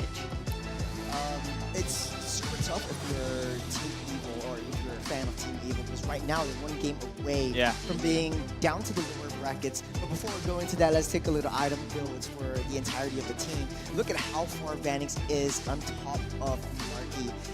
He's got all of his core items. He might look to sell off the tough boots and get another damage item, but full crit damage on top of the Demon Hunter Sword. So yeah, it makes it easier for the Bruno to deal HP-based damage, especially with VHS. And I think for Vanix, he got his items pretty early on as well, you know, with the Malefic Roar. And the moment, you could see the moment that he kind of built these items, he was able to start joining the fight a lot and have an impact when he joined those fights. I think Sayla has a very tough game this time around, because I think NIP Flash identifies that, okay, mid lane and the jungle is going to be in shambles in the early game. Let's just ramp up the momentum. Let's just increase our aggression and just focus our fires onto that. Add fuel to the fire. TZ and Diablo very strong in terms of these early game engages to give JPL opportunities. They create opportunities for JPL to create moments of weakness. When I say moments, it keeps reminding me of moments. Yeah, exactly. It's not his time yet. In a minute. It's not his time. But I gotta say as well, right? The combo coming in from the Gatakacha as well as Ken is we've seen time and time again team fights not really executed very well. Avatar Recursion mostly missing its mark there. It could be a turnaround, right, when it comes to the side of Team Evil, but I think this synchronization when it comes to their execution was also somehow the downfall when it comes to the team fight. And maybe also not so Powerful's fault or anything, right? Because it's just the Avatar of the Guardian is really predictable, right? You not only can you see it coming, you kind of know when he might use it as well. And I think just NIP Flash showing that they have the sense to be able to know when they're going to use it, and in turn then capitalize on that. I think what makes Gatakacha powerful is he gets soak damage, can dish out damage. It's sort of like an Edith mechanic, or sort of like a Frederick mechanic, where the more damage you take, the more damage you dish out. It's sort of like a counter-attack mechanism, and I think that's why the Gatakacha is very prioritized right here. The fact of the matter is the early game is just too much for Evil. It's nothing to do with like how well to execute your draft. It's just NIP Flash just play to their own positivities, their advantages, especially being very aggressive and mobile in the early game. It's just, yeah, they just play everything to the T. It's very textbook for NIP Flash. Take a look at the post-game statistics. They took down every single tower out of Team Evil. Evil has nothing, except like maybe actually all the turtles were taken by Team Evil, so this is interesting. You couldn't convert these turtle picks into major objectives like the turrets. Yeah, one of the advantages as well coming in from the side of NIP Flash, their macro sense, man. The split push on the top, on the bot, putting pressure across the map. It's really difficult here for Team Evil to really be a cohesive unit while watching the side lanes. I think it was NIP Flash also really forcing Evil across the map, right? Even though they got the turtle, and then NIP Flash will kind of go on a bottom lane and pick up a kill. So, yes, you get the objective, but I pick up other things elsewhere, or I force you to make other decisions and sacrifice that. Yeah, and the fact that what makes Evil good is also their downfall, because they like to play team fight, always sticking together, and when NIP Flash likes to play cross map, Evil has to respond, and once NIP Flash sees that Evil is down one member, they go all in. The fact that Evil's entirety of this game's draft is just all committal. One goes in, all goes in. There's no possibility of escape. There's no possibility of parole. There is so much that Evil loses out in terms of these big team fights. And the fact that Vanix is just at the back line, there's no way that you could reach that back line to take Vanix out before he heals everything back up. Right, I mean, because not only do you have JPL on that Tigreal with the Pew, you also have Kurt TZ with that zone, and the way that he places the real manipulation is always impeccable, right? Either keeping Evil in a certain zone or preventing them from coming out of that zone. It's interesting because right now, I come to think of it, the Benedetta wasn't picked up for the team fights. It was picked up for the macro overview of the game, where Diablo's just constantly split pushing to his advantage, right? Like, he doesn't join in a lot of these team fights. There's no backline for him to hit. There's no backline for him to target, because all of Evil is like front line. You see, Juicin is sort of like semi-mid line. Powerful, Marky, Ken, all front line. Boya is just a cleanup crew, like a janitor. And for Diablo, he's just trying to keep everyone at bay, because he knows that Kurt TZ, JPL, and Vanix alone can just stay as that trio and just fight as three members, because of crowd control that NIP Flash has. So it just makes NIP Flash so scary. Yeah, and you know, one key difference, right? Turret damage here, like you said, NIP Flash took out all the turrets in this game. And compared to the last game, yes, NIP Flash played the macro, but they waited for Vanix to scale as the Moskov to start playing the cross map. In this case, it was different because from the onset, Diablo was already being a menace coming across the map. You know, he's basically everywhere, right? So forcing Evil to keep trying to rotate to keep up with their pace, setting that momentum for them, and just not allowing them to take the objective from the hands of NIP Flash. I love how the matches here, especially in the playoffs, that the macro sense, the wave management is becoming a factor here as one of the conditions to win the game itself. And so far, game 1, game 2, it has been NIP Flash controlling the map-wise here when it comes to this way, their strategy on how they execute it against Team Evil. Because as Trish mentioned, Team Evil loves to have a team fight. And now NIP Flash will have to control the map here and goes for a cross-map plays. And this leads them to win the game. Yeah, but now there comes in a problem. If you like to team fight so much, then what is the ideal composition? Because back then it used to be like, okay, you have an enchanter to keep everyone else alive. That's going back to base strategy. Yep. Bane is what, Yeah. Taro, right? Yeah. Is it Ultimate Taro? bonding Yeah, experience. ultimate bonding experience. And basically, like right now, you don't really have a sustained enchanter because that's Yep. not really in the meta. I think that to NIP Flash's credit, they sort of like they identified that hey, Angela might be one of the main picks for the side of Team Evil just because they might need someone to heal everything back up, and they take out Angela. And I think that was quite smart because if Angela was in the play instead of the Juicin, there's going to be the Alice with the hard guard, you've got the Ling with the hard guard, so there's a lot of options right there. Yeah, the sustain, right? Then coming out, and in this case, we could see Sayla kind of struggling with that as well, right? But we'll see in the next game. In the meantime, before we go to that, we're gonna take a look at the highlights of this game itself. From the start, you can see Sayla having a really tough time falling as first, but and again, the clash in that middle lane just to put him down. Actually, the main reason why they want to target that Sayla is because Sayla has a little bit more mobility. He clears the lane pretty fast because he doesn't use mana at all, so no mana problems as of now.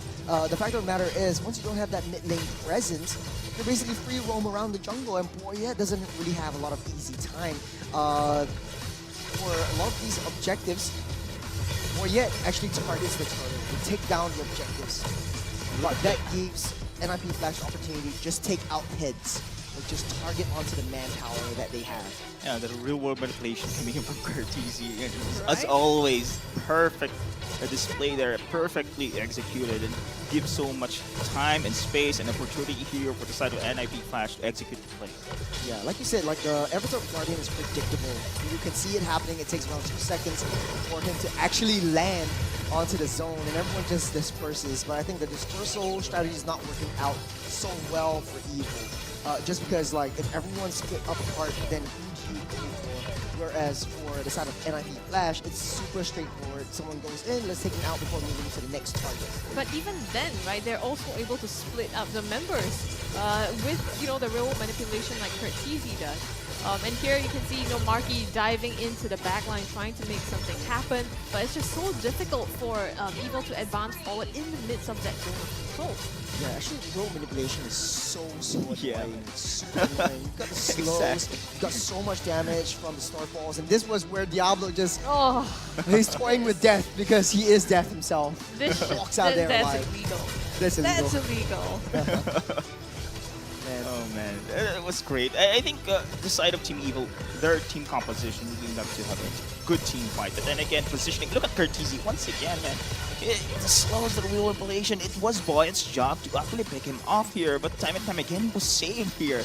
Here, Diablo just 1v3 fending off Exactly. everybody at the back line.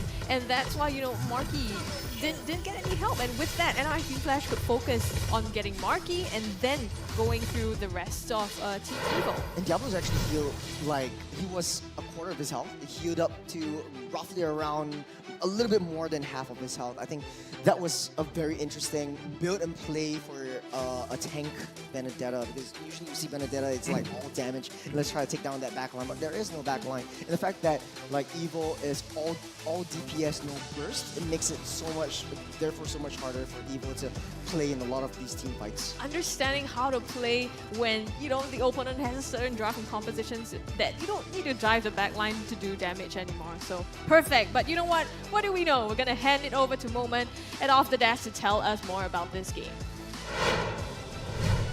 Utility usage, having the battle spells, and this Benedetta that needs to be studied, right?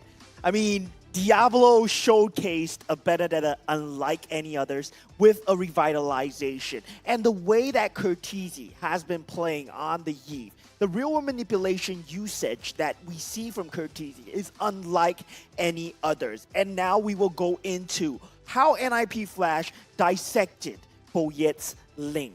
And starting from this first turtle fight already, you can see that the positioning of powerful Sayla and Ken are intentionally set by Diablo, who started the fight and ran away, who dragged the attention so that JPL can flicker forward, land this extremely nice three-man implosion with Curtizi on the back line. And in any other scenario, right, you would think that real-world manipulation would be coming out. But no, they are masters of utility, and Curtizi does not waste it. They are able to deal the damage, and only after the Tempest of Blades come out, then Curtizi uses the real-world manipulation. This is the simple nuance that NIP Flash, just a slight adjustment to the timing of the real-world manipulation to counter a utility that has been so unstoppable in the league. The Tempest of Blades, and Boyette found himself immobilized and shut down. And this is how they won the first few team fights. And now we will see the focus of the next few team fights being on this Tempest of Blades. And already, yes, Sayla does get a very nice consolation kill, but going into this next team fight, right, Boyette. Now, Hades is the one that manipulates this Tempest of Blades timing. Hades knows that Boyette is on Hades' duty. He's chasing out Hades as well. So this Hades is unable to join the turtle. So he gives up the turtle for now. Boyette uses the Tempest of Blades for the turtle. Once that happens, the rest of NIP Flash knows it's go time. It seems to me, right, when every time Boyette clicks that Tempest of Blades, NIP Flash is just, yeah, it's go time. Because to me, they have nothing else. They might have Marky, yes, but that's not enough supplementary damage on top of having Boyette. And now they are targeting Ken down. Yes, they do get Ken, but they know that implosion has been used. So Evil, they want to fight this team fight. But if you look at how Diablo and Curtiz are playing at the middle stages of the game now, they are separating the map pressure. So Diablo is playing towards the enemy front lines. Meanwhile, Curtizi holds the back lines. And this is so nice to watch. While they get jumped on by the Avatar Guardian, Diablo is always making sure that one or two members are stuck at the front line. Meanwhile, Curtizi is free to use the real. The Tempest of Blades is used, you know? It seems so simple in hindsight, but it's extremely hard to do in the middle of the game. The amount of discipline this man has to hold the real world manipulation until the Tempest of Blades is used. And this is why they, even though they lose Vanix, yes, they win the team fight in the end and they secure the Lord for themselves. And another key factor to their winning victories, once again, Sayla gets chased down. And this is one of the fights that didn't really work out for them. But you can see what NIP Flash are really going for, right? They know that Boyette has used the Tempest of Blades. This is why they're re-engaging.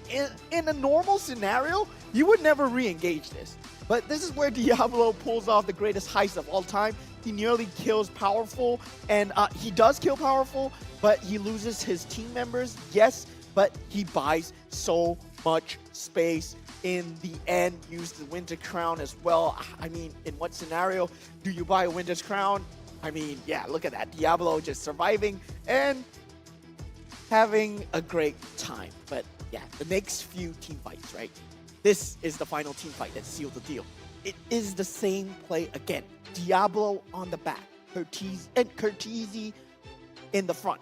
So Diablo making sure that he's always behind enemy territory, segmenting that team fight. And you're wondering, right, why is Curtizi able to get this real manipulation off at all times? Marky's on him, yes, but where's the follow-up damage? It's all because of this man right here. Diablo right here is making sure that the entire team is unable to fight his good friend Curtizi. And Curtizi is always safe. He can retreat safely while kiting and dealing damage at the same time. And meanwhile, just 1v3, gets a super nice Winter Crown off.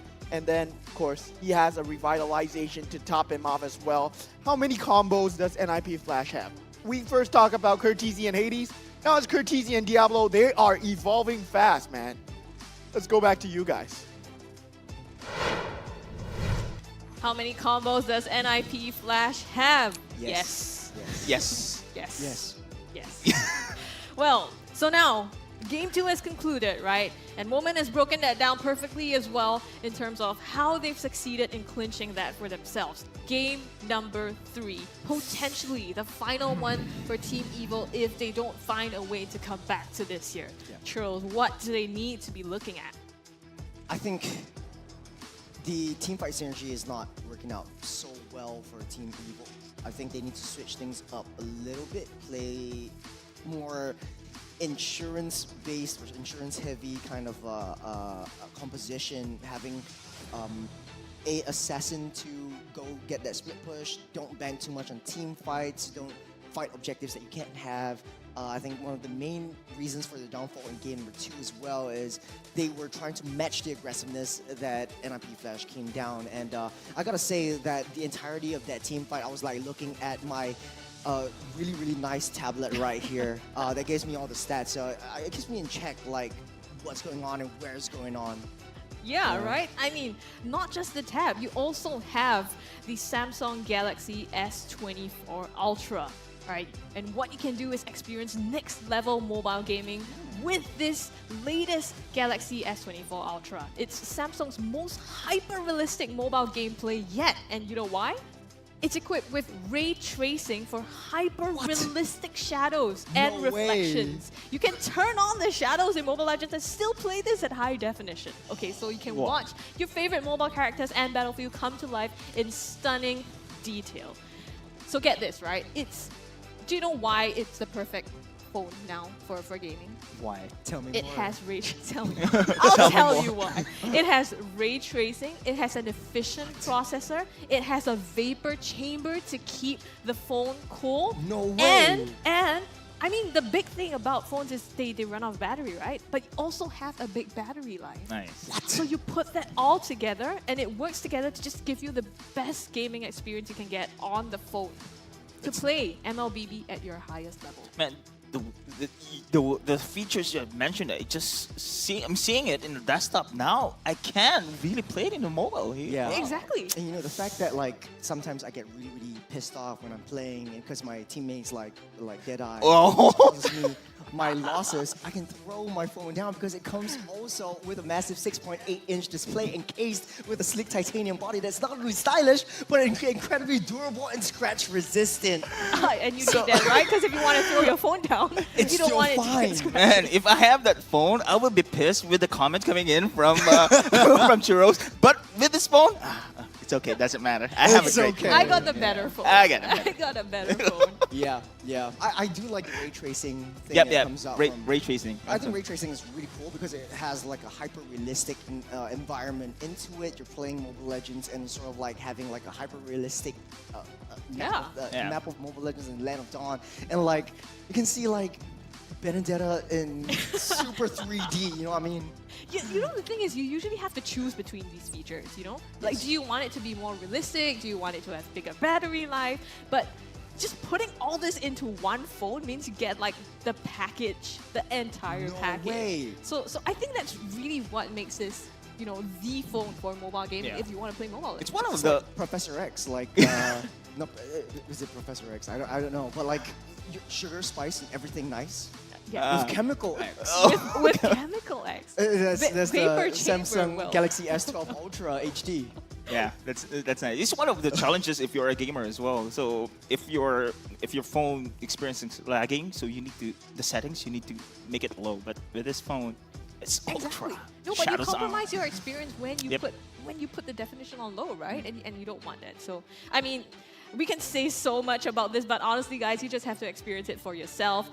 It's out in source, so just go ahead and get yourself that phone and the Samsung Galaxy S24 Ultra. Remember that, and you can try it for yourself and see how that ups your mobile gaming, your Mobile Legends gaming experience. You know, it's also cool because Samsung has this Samsung Galaxy S10 tabs that we're using to just monitor the entirety of the game, the entirety of the draft, giving us real insights into the statistics as well from the players and the heroes themselves. So huge props. It goes very well with like this desk that we're sitting on, and everyone has their own Samsung Galaxy S10 If you're wondering Ultra why we look tab. so sleek, it's just because we have sleek tablets now. Thank you. I can act like I'm Jays and I'm abstract and just like constantly looking at the tablets right now, and I don't have to look at the camera anymore.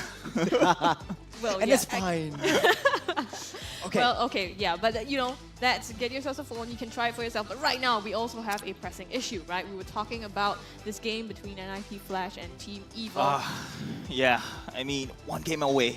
Yeah. One game away. And remember, guys, this series, it's the grand final seed that they're fighting here. And we have, looking back, regular season, NIP Flash sweeping away Team Evil. Now, this is a chance for them to redeem themselves. And we've seen a great fight. Compared to the regular season, Team Evil are actually performing very well. Yeah, actually, I just want to ask a question, like an overall generic question. What makes NIP Flash tick? Like, what makes them so good? Actually, Moment just answered that one for us. The timings when it comes to the using of their skills, it's not the trigger happy as you can see, right? Yeah. Every time when a team fight rolls out, you just click away. So they're calculating in their mind like the That's the probability thing. of success if I Wow. press this skill, the timing of which I press this skill, the frames which I press this skill, only available with the Samsung Galaxy S24 Ultra HD because you can see every single frame that comes in play. Use Galaxy AI for your calculations. Oh, you have AI now. Why do you need to do things in your head anymore, right? They're not human. Yeah. They're robots. And NIP Flash is just But we've AI. seen... 5 AIs. But, Oh, but that's like conspiracy theories. But then if you say like someone's an AI, does that mean they're bad or they're good? They're just NIP Flash. So if you say someone that is bots, they're bad? Well, I'm playing with bots. It's like, it's bad. But if you're saying you're playing with AI, is that good or bad? Because like you can calculate everything. Controversy. How about if you're Just playing a with label. Deadeye? Play with Then you don't need to calculate. Okay, that being said, I think we've seen glimpses of, or at least a showcase of why NIP Flash is good, right? It's not, being able to calculate when exactly and not being trigger happy with their ultimates, but also things like wave management. Yeah. Like you mentioned, right? Down to the smallest detail. And also things like being able to work in synergy. The chemistry, recognizing that, Vanix was at the base and we need to keep the rest of Team Evil at bay and not let them recall. Throwing a body and let Marky kill you just so that he doesn't back as well. It's just putting all these things together, knowing the roles that they play, Diablo going tanky instead of damage, and being able to pull that off. yeah, I think the only thing stronger than heroes that they play individually in the micro skill is family. It's family. It's family, yes. Yeah, they're sticking together, and I think the reason why NIP Flash has such an edge over Evil is that they've played together for like two seasons. They've gone to international stage together. They know each other's kings. They know each other's weaknesses and their advantages, and they know each other on the back of their heads. They live together. They practically live together.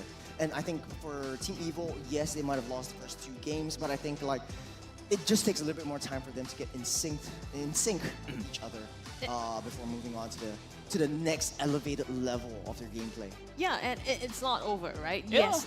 I mean, for one, this match is not over. They not still over. have a chance to come back because it is a best of 5. Even if they do, though, this is the upper bracket finals. So the stakes here are if they lose these, they drop to the lower brackets, they have to fight one more round tomorrow and then go to the grand final. So there is that opportunity for them to take back. Sure, but when it comes to a best of 5, greater challenge here coming in from Team Evil right now because they are way behind 2 games here. So they need a sweep, 3 games straight. My predictions is still in play. Ah. I voted Me for also. Team Evil, so Okay. I'm ready for 3 I mean, games. we all are. We all predicted. It's a great game, man. But anyway, as of course, sure as I mentioned, experience-wise and how NIP Flash again has the big advantage is the experience, chemistry, and again, both of these teams did not have a change during our transfer window, right? Both of these teams. So this Team Evil right now, this roster coming in from Team Evil is very, very strong at the moment. Yeah, exactly. You know what? I think we've been here for so long and we've seen such amazing, intense games that we all need to kind of take a breather to get yourself your food, your Mac delivery, and what you need. We're going to come back after this break to bring you game number 3. Stay tuned.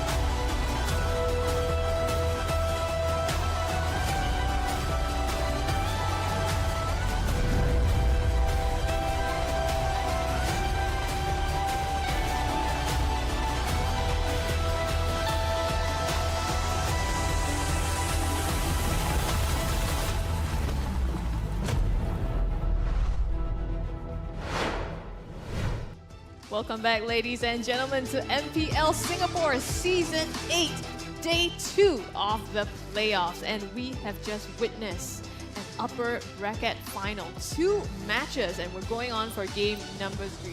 You're here with me. There is Churros, there is Deadeye, and myself, Scrubby, to accompany you through this game number 3, potentially the last one, unless Evil has something to say about it. Now, I really do hope they have something to say about it, because they're not going out with a fight. This is Of course. sort of like foreshadowing the grand finals. I've said this Yep. time and time again. This is the top 2 teams, and they're putting out all the stops. Yeah, Team Evil Magic, they must need this now again to actually execute very well, especially when it comes to major team fights.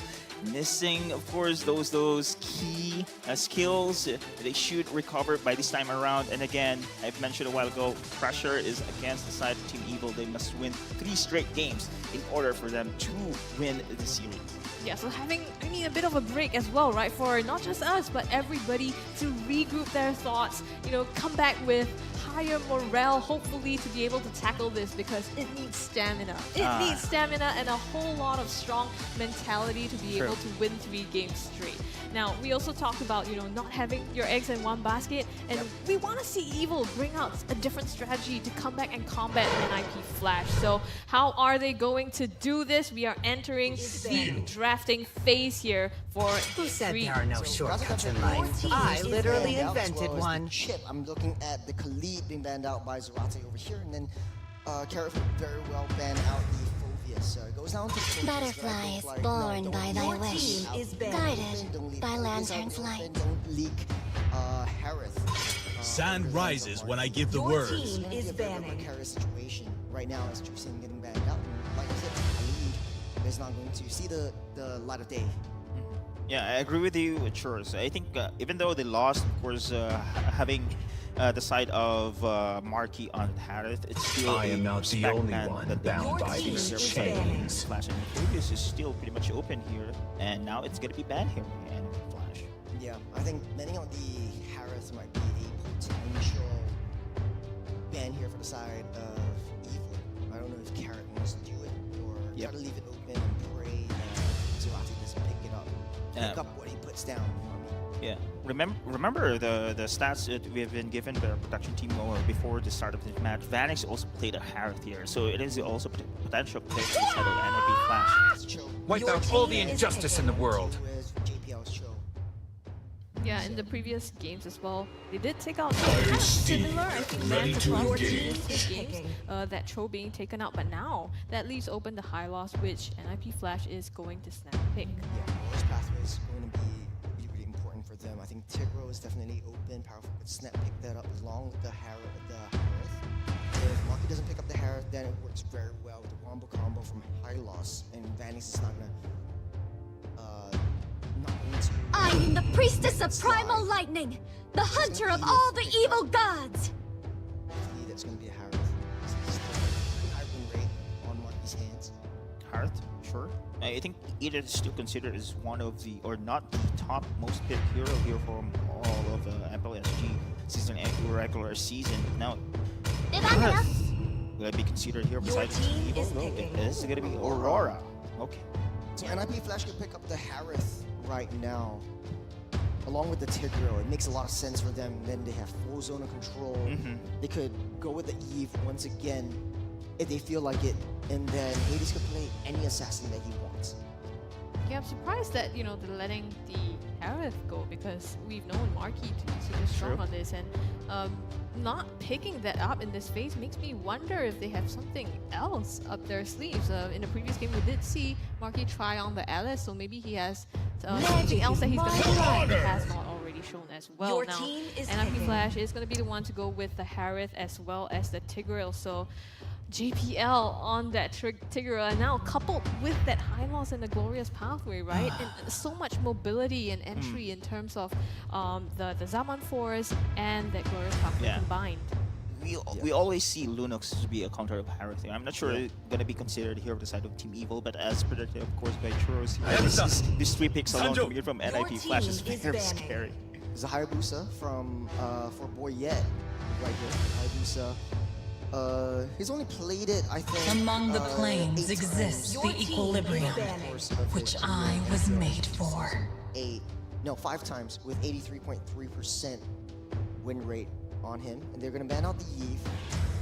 I think for NIP Flash, they could look to ban out Lunox getting banned out right here. It could be the Claude or the Where there is Carry. light, there are also shadows. Carry being banned out right here. NIP Flash as well, fun fact that, they've been quite undefeatable so far, having only lost 1 playoff game since Season 7 versus RSG. That's 2 seasons now. Yeah. Now that we're into Season 8. Imagine the dominance, the fan facts, and NIP Flash showing still the same dominance here without any losses so far against the side of Team Evil.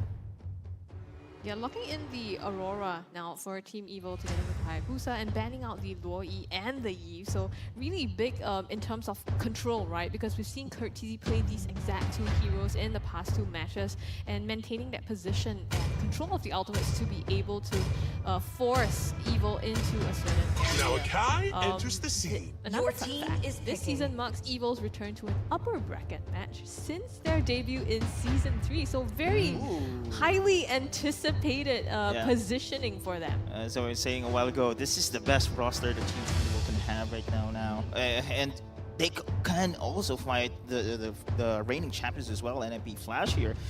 Both games, Game 1, Game 2, it's not really a one-sided game. Mostly we see from NIP Flash, but Team Evil here doing a pretty good job. But this time around, again, they need 3 games straight to win. Yeah, I was gonna say the Minotaur getting picked up by Powerful right now, just to counteract the zone control that NIP Flash has. Kurt TZ could very well pick up the Vexana. It's still wide and open. I'm thinking maybe the Zas would work very well. And Hades goes to the Fanny. So there's gonna be a Not bad. huge. Oh, it's gonna be a Kurt TZ special once again. The crowd goes wild. Smart is being picked up right here. My next conquest. There we go. I mean, you called it at a previous game that they always have this card up their sleeve, right? And this is the game that they choose to bring it out. Usually they go for a mid-lane Martyrs if they want to be very aggressive. With this lineup right now, Fanny, you have as well a Tigreal here that can really harass the opponent's jungle. Let's see if they can execute here against Team Evil. Yeah, looks like the fans are ready. Evil's fans are getting really hyped up. They want to see another 3 games out of this one. As we go into the draft, any final thoughts on any of these picks? I think NLP Flash looking really good. I like the signature pick coming up from Cortese. So the Martis is going to have really high rotations, disrupting the Hayabusa from the side of Evil. And there's going to be a lot of invades coming in as well. Welcome Evil to Mobile is just hunkered Legends. down. I think it's just another mid-game to late-game power spike that Evil has. 5 Yeah, seconds especially till with the enemy Moskov, reaches the right? battlefield. Gotta wait for Marky to come online for that. And now it's a bit swapped. Vanix on the Harith and Marky on the Moskov. Yeah, We're gonna see how that pans out. Now, game number 3. Ladies and gentlemen, this is NIP Flash up against Team Evil. And a lot is on the line here. If they drop this, Evil is going to go down to the lower bracket. So they definitely want to fight hard for this one.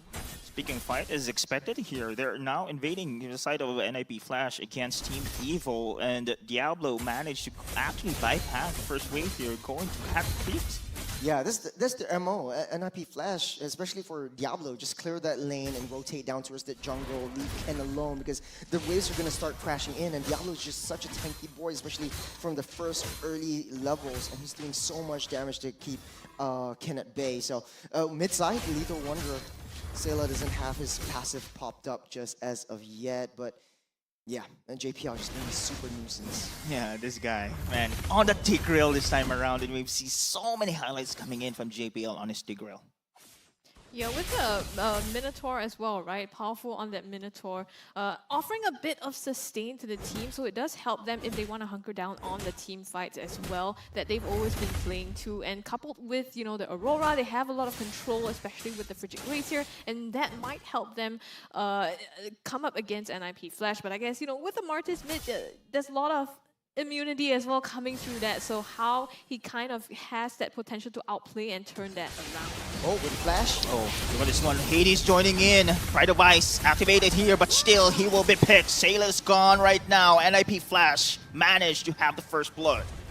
The flicker play by JPL was so clutch. He identifies that Sayla is the main core of the team in the early stages of the game, especially taking him out before he turns level 4 to be a huge nuisance in the turtle pit. You want to be able to secure the first few objectives, especially if you're NIP Flash. And they have their MO. Just play the zone of control, play these team fights, and we'll be able to win. But Evil actually switched things around. They have that split push capability coming in from Marky as well as Boyette. So first turtle of the game, Powerful sourcing for a little bit more information. Oh, now Shatter trying to delay Curtizi's attack here, but the glorious pathway is there. Curtizi is still chasing Ken, however, cannot save his teammate there. It is going to be Powerful falling down. It's a very aggressive NIP Flash now, giving a lot of opportunity for NIP Flash to pick up the first turtle of the game. Boyette. Oh, this is the pickoff you want here, then Vanix will be gone. Beautiful landing that Spear of Destruction there, right, by Marky to be able to get that, recognizing that it's a difficult game for Marky to play in this early part and kind of assisting him on that. In the meantime, Hades getting that turtle as well.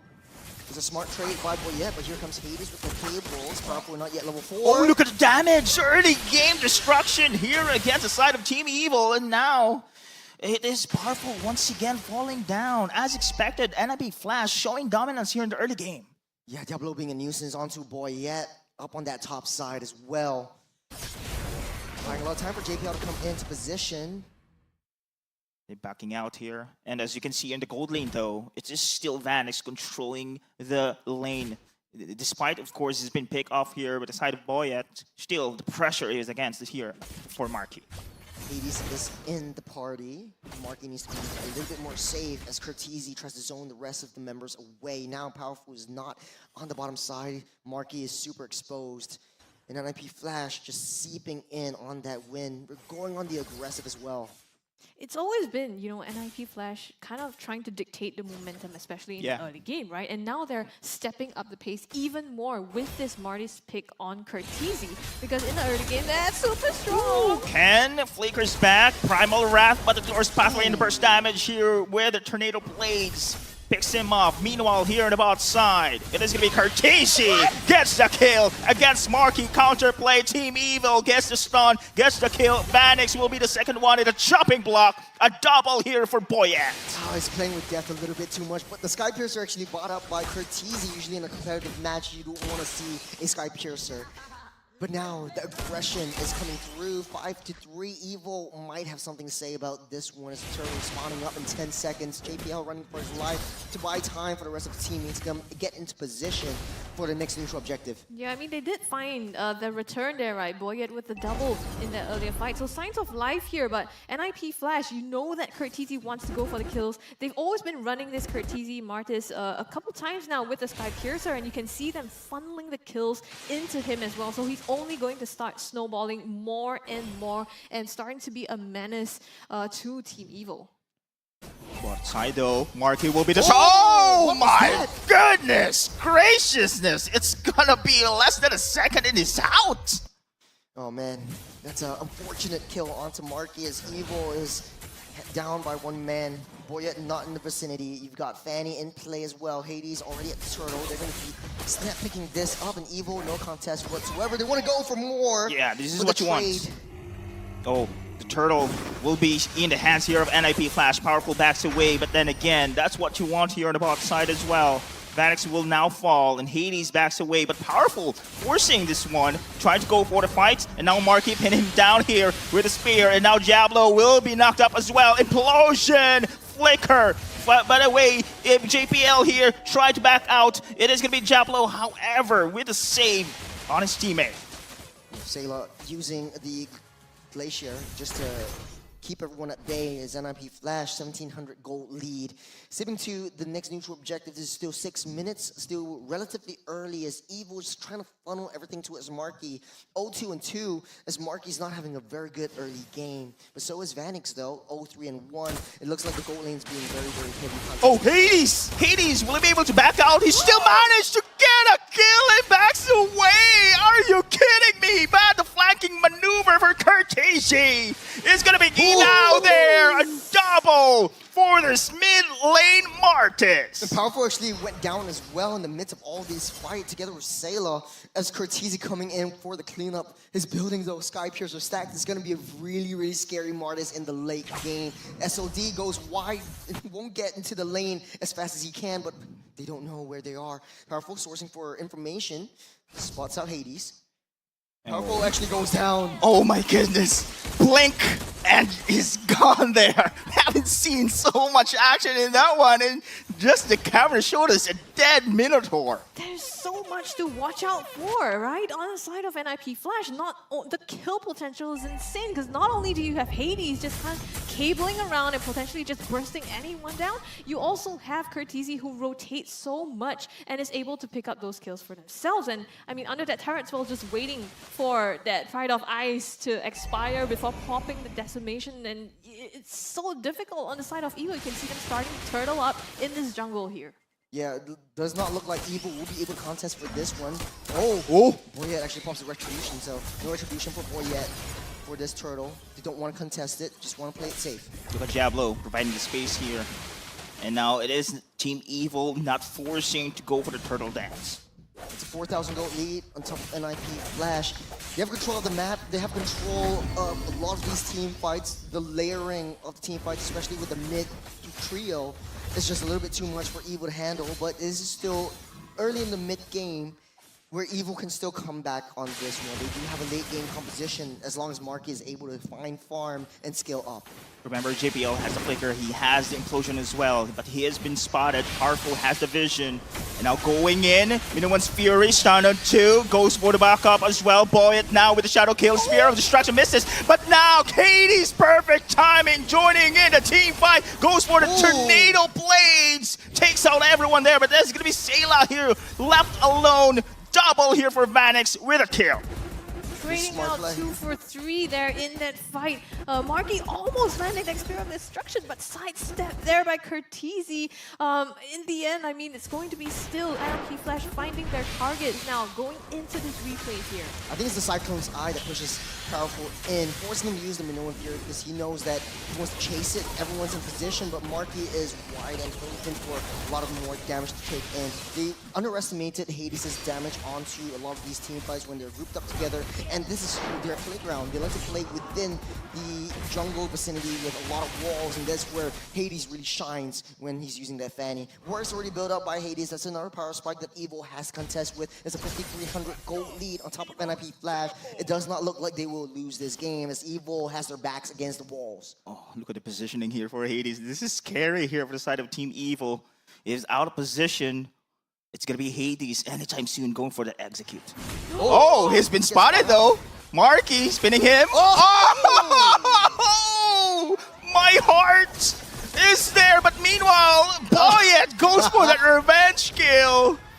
Oh my goodness. It's not over until the fat lady sings. You never celebrate too early, and this is where Evil might have the potential to come back as long as Hades is not alive. Evil might be able to blitz this down, but the rest of NIP Flash, they're protecting that Lord with their base almost exposed. They have no T2s down that bottom side. NIP Flash does have that wave priority. Evil sourcing for information. They have to deal with Cortese as well. That's gonna be our Shatter. Powerful here with the stun as well. Diablo providing the space here. JPL, look at his positioning here. Zoning out Team Evil this time around. Meanwhile, the Lord Dance will now execute anytime soon. Both teams prepare to initiate. Yeah, they're managing the waves now. Marky on the top side here, trying to gain control, but Hades nowhere to be seen, still at his jungle. So biding their time here to secure more control of this objective. Oh, remember guys, no tart takedowns yet for the side of Team Evil here. One advantage once again for NIP Flash is their map control. No one's making a move. As of now, Sayla does have the passive up and ready, so he can take a death. But who do you want to contest for this Lord? How important is it for NIP Flash to actually take down this Lord? They're just using it as bait.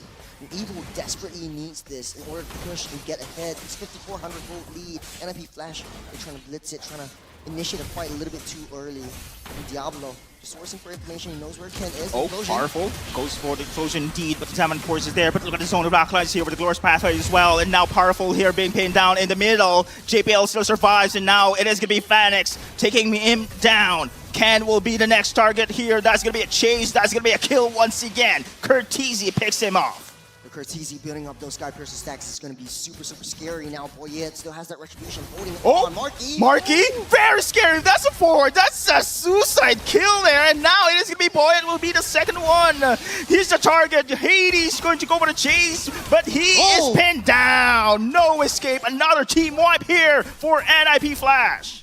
My goodness, that play. I mean, Hades causing so much disruption in the backline, taking those kills, and NIP Flash recognizing, you know, they want to take the fight instead. So baiting out the Lord, giving that up, and then going straight for the kills. And I think Marky there wasn't able to land that Spear of Destruction, so he was delayed to that team fight as well and wasn't able to make an impact. The moment he came in then was the moment NIP Flash was also able to finish him off. For NIP Flash, they didn't need that Lord. This was just, it was just a coincidence that the Lord went into the enhanced Lord up in the 12th minute. They just drawed out that fight a little bit too long. And now you have JPL with the Winter Crown as well, with the half builds for a little bit more tankability. He might be able to use the Implosion in, buy himself some time for the rest of the team to come in. But that's a very, very big gold lead. It's a fat economy that NIP Flash has. And Evil just desperately trying to defend. Some more crashes down mid. Will he be able to defend though? I guess not. Inhibitor turret's gone right now. JPL will be controlled, but the Glorious Pathway is there. Spear of Destruction as well. Marquis' positioning is off. He's been picked, and now Powerful is here. Now Hades as well, just dancing around here with the cables as well. And now Sayla trying to go for the poke, but there's not enough damage. Look at Team NIP Flash here trying to end the game, and it will be a series sweep. 3-0 for NIP Flash. Making a statement by wiping Evil on the face of Delana Dawn before finishing off the crown. It's still remaining undefeated, right? When we talked about it earlier, not dropping a game and this time showing the world what they're here for. Not just to take the game, they want to just advance through MPL SG and to the world stage. Yeah, this is the progression that I know and love from NIP Flash. From the get-go, Diablo already sitting in the jungle, Briette is just struggling the entirety of that game. Yes, he's got 6 kills off the board, but it was all in early game, and once Bandits got online, that was it. There's nothing that Evil could do to come back, and the Fanning was just played so well by Hades. I think for MVP, I would want to give it to Hades, just because like he identifies like, okay, I want to take Marky out, that's my goal. I managed to do it, and there's no way that Marky could be able to retaliate in time. Yeah, I think Hades is one of the players here in MPL SG that can really enable a Fanny. Fanny is a highly mechanical hero, and we've seen how incredible he was. So many highlights coming in from this guy. You should probably place a bet, right? Like, does Hades miss a cable and like, like gamble? Well, we all know who misses a cable. No, I don't see it miss a cable, Don't right? talk about that game. Yeah, I mean, Hades on the Fanny. Let's kind of focus on that, right? We will focus on that, yes. He's your MVP. He is, yeah. How about you? I could agree with Churasi. Yeah, you're gonna wait for the screen to. Yes. It is going to be Hades on that Fanny as the MVP of the game.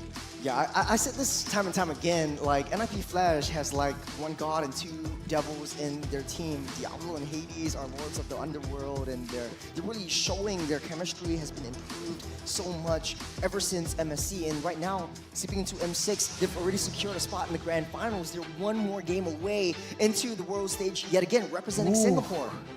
I think just a showcase of like, you know, mechanics, right? Like you said, the way that he cables around the map and also macro. And I think the combination of that is what makes not just Hades, but the entire team of NIP Flash so lethal and so difficult to deal with.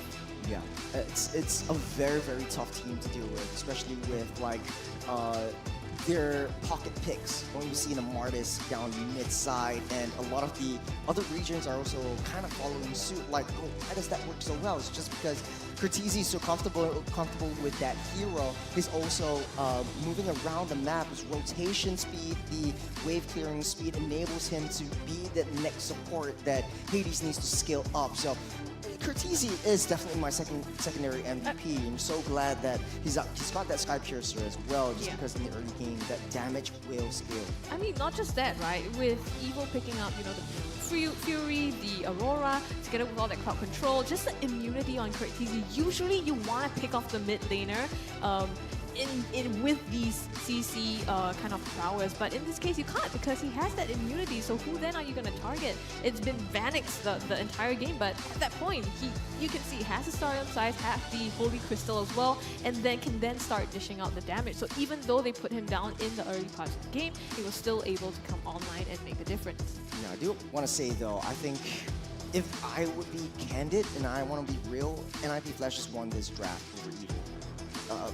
It was like they were first picked, they picked up the High Loss first, and then the Tigreal and the Harith was so deadly, but Evo decides to pick up the Aurora as well as the Edith. I understand what they're trying to do, but it was single target stuns from the Edith versus the Implosion that's definitely going to hit if you're coagulate together. And I think NIP Flash, they got that Tigreal twice in a row. It really proves a lot out of them. Like, how do you want to counter a Magica team fight? You just get them to group up together. Yeah, and also letting the Harith go in this case, right? Yeah. In the hands of Vanix, This you is the have thing. then the perfect combination of magic as well as physical damage for Curtisi and Hades to be able to put out. Now we're gonna take a look at the emblems here and see, you know, again, nothing out of the ordinary really, you know, Diablo playing that, switching around instead of damage, still going tank and soaking up all the damage, providing a lot of utility for the entire team. I think the only thing that really stands out is the Festival of Blood from Curtisi. Because usually you won't see the Festival of Blood for Martis. You see the Master Assassin or even the Tenacity give you a little bit more defense mobility, but I guess this works out pretty well because once you have that the Decimate, once you have those clampers, you're able to just heal up just a little bit, sustain yourself through the entirety of that battle. It pairs well with Diablo's Revitalize coming into the fray as well. I would have thought he would pick the Wilderness Blessing just because of the high rotation speed. You want to match up with the Fanny and be sort of like there for Hades when he does his thing. Look at these guys. Yeah, you know what I see, right? The Turtle charge damage. Yeah, compared to the game one. Game one was, we know that NIP Flash has somehow the advantage for this one, but as the series goes by, the start damage, I mean the stats is stacking up here for the side of NIP Flash. And we know the macro skills is the main advantage as well when it comes to game series wins here. Yeah, I mean, like you were saying, it really does look a lot different from their first two games, right? 23-9 and not even able to touch the turrets at all. It's super, super difficult this time for Team Evo. And I think, like you said, Churros, kind of points back to the draft and how they weren't able to quite play against that. Yeah, it's just Minotaur has fallen off quite a bit. I know they were like top pick for MPL PH, especially Ogwen making it so consistent in his gameplays, but the heals isn't coming out as much as they wished, and Powerful had 7 deaths in this game, mostly attributed to Hades as well as Curtisi just taking them out. I think the early game damage is a little bit too much for Minotaur to handle, and I think they're just forcing the Edith pick onto Ken. I think that was one of the major downfalls. They need to go back, regroup. They have another game tomorrow in the lower bracket finals to be able to see whether they'll be able to come back and face NIP Flash on a revenge match in the grand finals once again. But then again, out of all these 3 matches, I feel like Evo is testing things out. They are there in terms of like the skill level, in terms of the mechanics that they have. It's just, I think it's just a downfall in the draft, if we're to be candid about it. We have the top 4 as well, players coming up on the screen, the rich guy and the carry being Vanix there, and the best wingman, I mean, JPL as well as Powerful as the sandbag. Now, nothing too surprising, and we've seen Powerful and JPL time and time again coming up as, you know, the 2 key supports and really being able to play to that role as well. So props to them, and I think NIP Flash really showing why they are, you know, top seed and sitting at the top as these defending champions. I mean the Team Evo guys. Team Evo, if they want to face NIP Flash again in the grand finals, I believe they do have the most experience right now when it comes to number of games playing against this team. So I do believe they will come more prepared this time around. You have mentioned, of course, Parrot, right? They prepared on this series. And it shows. Actually, it shows. However, we can really see the difference here when it comes to the macro plays here. But it's not one game; it's a marathon. It's a marathon. I love that one. Yeah, exactly. It's the mental that comes in. You lose like the first 2 games, like how you pick yourself up, and get ready for game 3. It's really, really hard. But that being said, this is NIP Flash's show. They're going to the grand finals. I want to hear how improved their comms is as we're going into the mic check right now.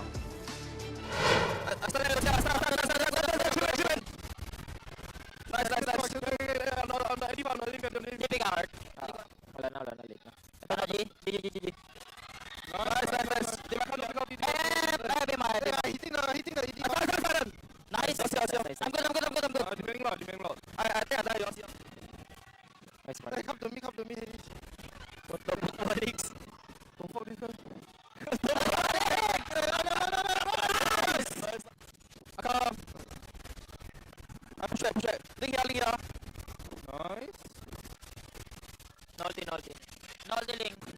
I will join it for you.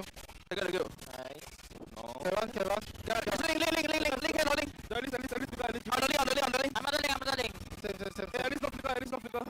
Hey, see ya. I think we can. Go, hey. No. At least. Nice. I will join it. Sing out. At least no flicker. I'll have to sing out here. Nice. You can run? Yeah, I go in mid. Oh, nice. No flicker. Okay. Nice. Link ulti. Can fight. Yeah, nice. Okay. Double in. Hey, you know dash. Top kaya. I think I just fish him. Yeah. Guys, higher top. Nice. We start. High bot. Minor. Hey, no shadow. Out here, come. Go. Nice. And double right. Double. Nice one.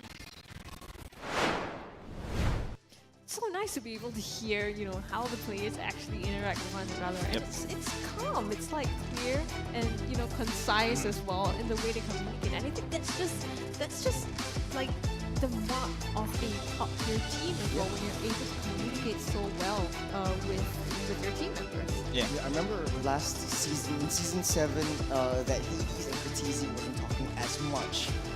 This season, they're making the calls. They're always talking about like, okay, linear ulti, and then let's all go in, and they're feeling more comfortable. It feels like, and I think it's got to do with like JPL. He always seems so calm, but in the game, he's always making these right decisions. And like, fun fact, JPL has been the longest running player in MPL SG so far. Started since MPL SG MY, I think season 2 or season 1, all the way till now. So he's been in the scene since 2016. Veteran. He's like super granddaddy JPL, man. I think this is a team that is really one of the strongest teams in MPL SG ever.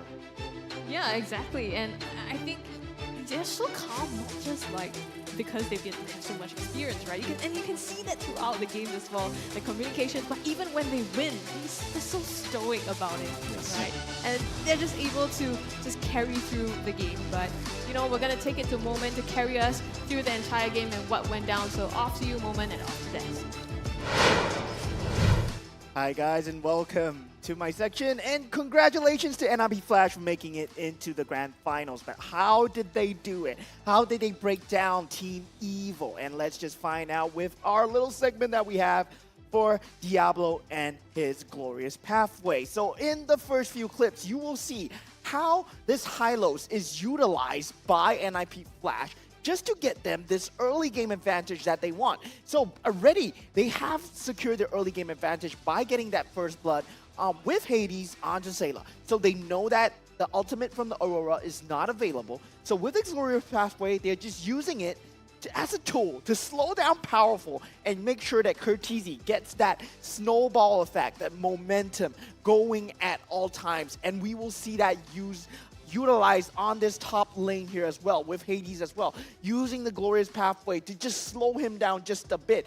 You won't see a lot of high-lows players actually utilize their ultimates like this, but recognizing that this is an early game scenario and using that Glorious Pathway to net that first few advantages for your team. And when it secures to the late game, changing the use of that utility is a lot different. And now we see how Team Evil wants to fight back, right? This second clip here is where they manage to actually find Curtizi while this is all going on. And Marky, well, he gives up his own life to Curtizi. Of course, 4 minutes in, you're not going to have enough HP, but they do net the kill on Vanix as well. So it's extremely nice few kills for them. But as we head on towards this stage, this is when the mechanics of NIP Flash really start showing. Yeah, just think, in any situation, right? If you were the Fanny here, you see a 1v3 scenario, what do? You run away or you fight back when the team is fighting. But yeah, Mr. Hades here knows his power spike, and it's 6 minutes into the game. He has that advantage going for him, turns back and kills Marky. And this is at the cost of maybe his own life.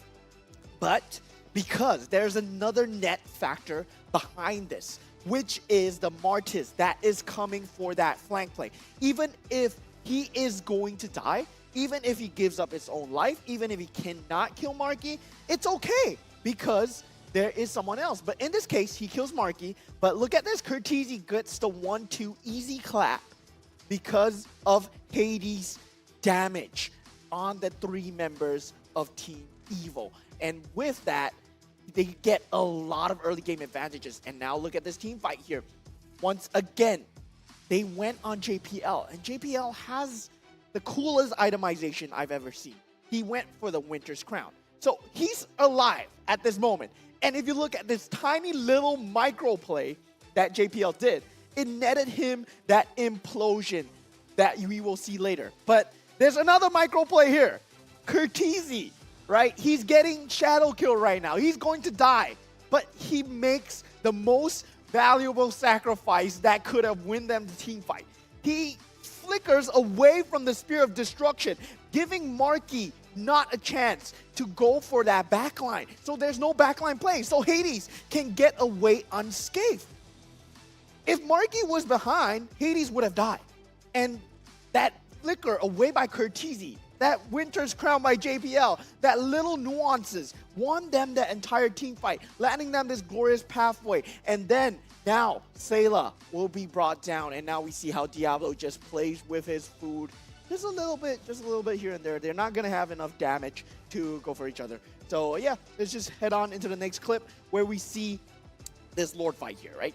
This Lord fight with, this implosion is signaling that they want to fight inside. And why do they want to fight inside? They want to avoid the Spear of Destruction that will be coming out from the Moskov. Because where's the Moskov most likely throw his Spear of Destruction?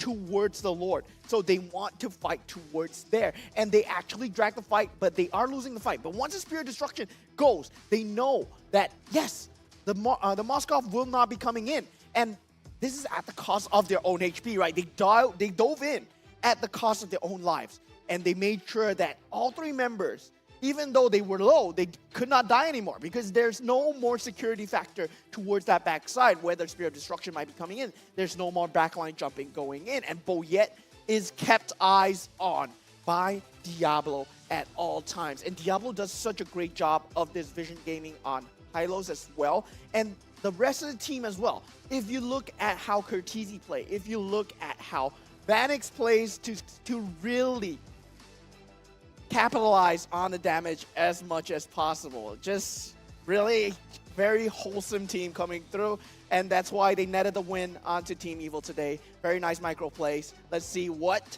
Cheryl has to say on the stage. Thanks, Mo. Now I have KZP. So KZP, you're analyst this time around for Team Flash. Yes. Exciting. So, being an analyst, what do you think of the performance of Evil right here for the upper bracket finals? I feel that they put off a strong fight, especially the first game, as you can see.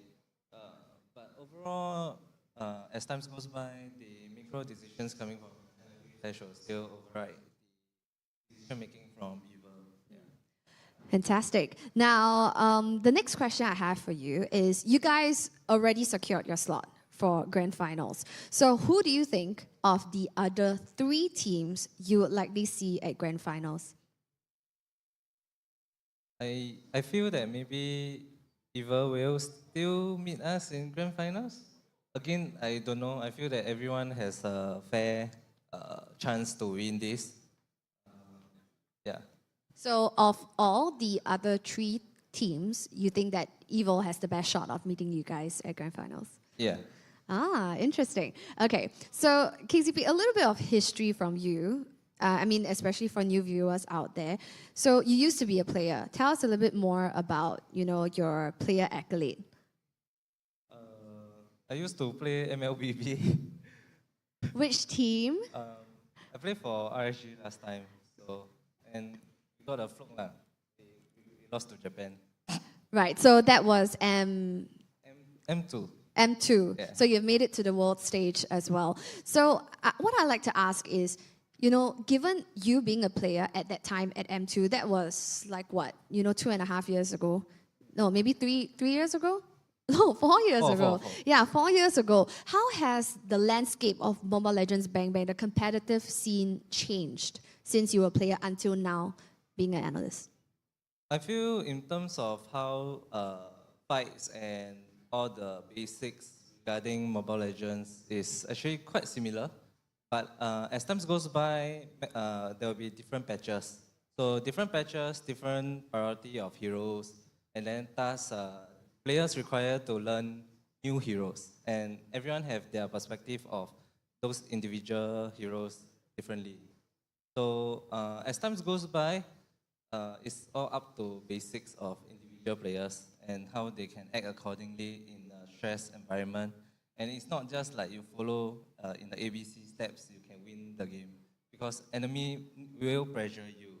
And you have to react to how they pressure you, and thus the ABC changes. Right, so speaking of which, you mentioned patches and adjustments have been made in Mobile Legends Bang Bang in recent years of late. What was something that you feel, was a patch or adjustment that was made that you really enjoyed, as a player, which feels that it makes the game more exciting? Well, actually, different patch will come sort of different difficulties for individual players. So for me, I think when during my era when there wasn't any jungler. Your era? Yeah, sound old, Okay. right? Yeah. There wasn't any jungler, and then there was a transition towards a jungler role. And that was, I think, a big change to most teams out there. Right, so huge adjustments, a new role being added, like those are, waves that, you enjoyed as a player. Ah, interesting. All right, so thank you so much for that throwback. And of course, congratulations once again to Team Flash on securing your grand final slot. So thank you so much, KZP. Thank you. So yes, guys, that was analyst KZP right here from Team Flash that we have had the pleasure to chat with. Now, next match that's going to come up super soon, we're going to see the lower bracket semifinals, where we will see the clash of Rift Esports going up against RSGSG. Now, only one team will survive the match later on, so stick around and join us and unveil who will be the final top 3 left standing.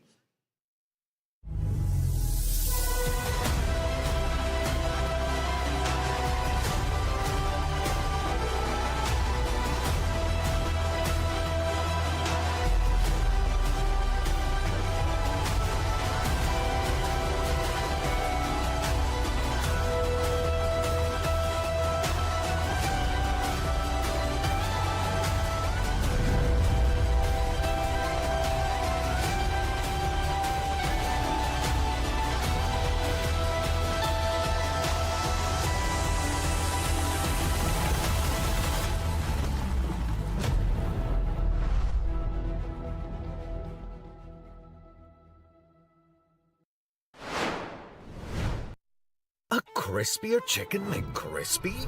So much crispier. Bite into an even crispier crunch with the improved Chicken McCrispy. Now, wouldn't that be nice?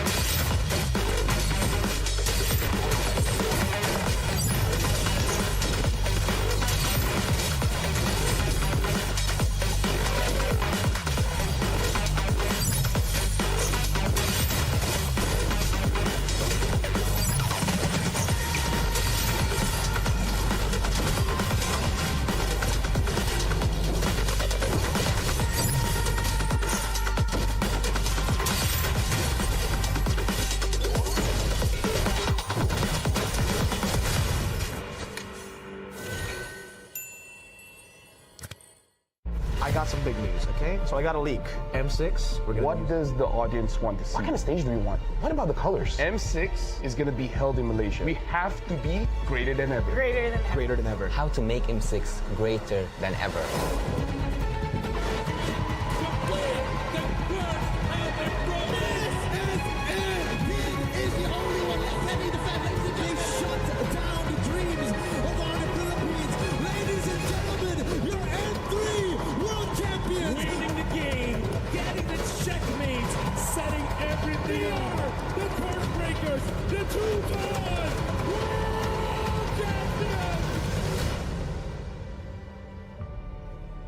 Before we begin, I just want to say thank you very much, gentlemen, ladies, for coming today.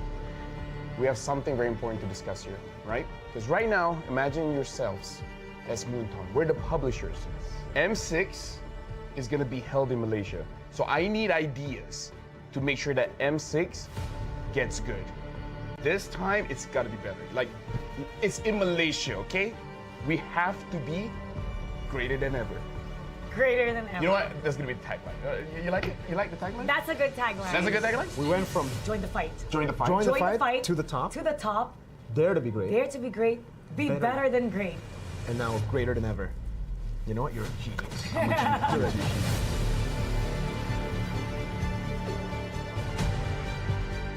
Let's talk about what does the audience want to see, right? What do you guys think the audience wants to see? More teams. More teams? How many are we talking? I don't know. But more. More regions, more teams.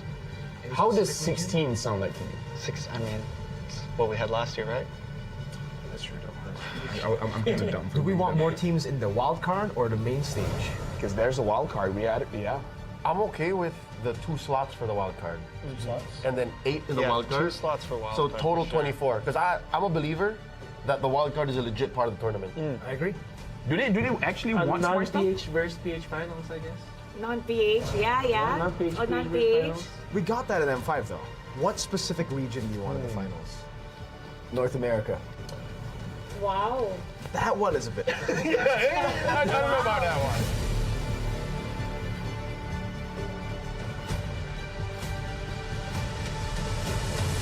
Let's take a flashback, I would say. Throwback to the days of the past. M1 was a great time. M2 was a great time. Every single tournament, it was great. He's got a lot to say about history.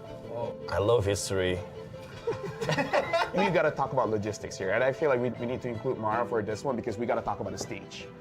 M1, the stage was pretty good. I feel like it really sets the tone, right? Mara, you've seen the stage for M2, M3, M4 up until a few months ago. It was MSC as well, but let's not talk about MSC. We're talking about the World Series. Like, what kind of stage do we want? What about the colors? I think the color should change depending on what stage we're in. So if it's a group stage, it'll be a different color, wild card different color, and when it's the grand final, so they know exactly, especially when you're looking back, you know exactly what, which part of the tournament Good it will be. visual storytelling Yes. too. So you just have the LED, just changing the background just a little bit. From the past, I would go to how to make M6 greater than ever, right? Greater than ever. I would say that build up a story, because everyone loves a story, a good story to be told at the upcoming M6. So let's say, for example, not just about the players, maybe about the region itself, maybe about a team that struggled so much. We have seen a lot of teams and a lot of regions develop in the previous, I would say, M series, even MSCs and every international tournament that we have. So why don't we focus on building a story that isn't matched to any other story that we have ever heard in our lives? I think if we're going to cover story, what about something documentary style? You know, like something that you're back in M1, you're back in the place where it all began, and you cover some of the talents who have been around since M1, some of the players who have been around since M1, who have been around through several M series.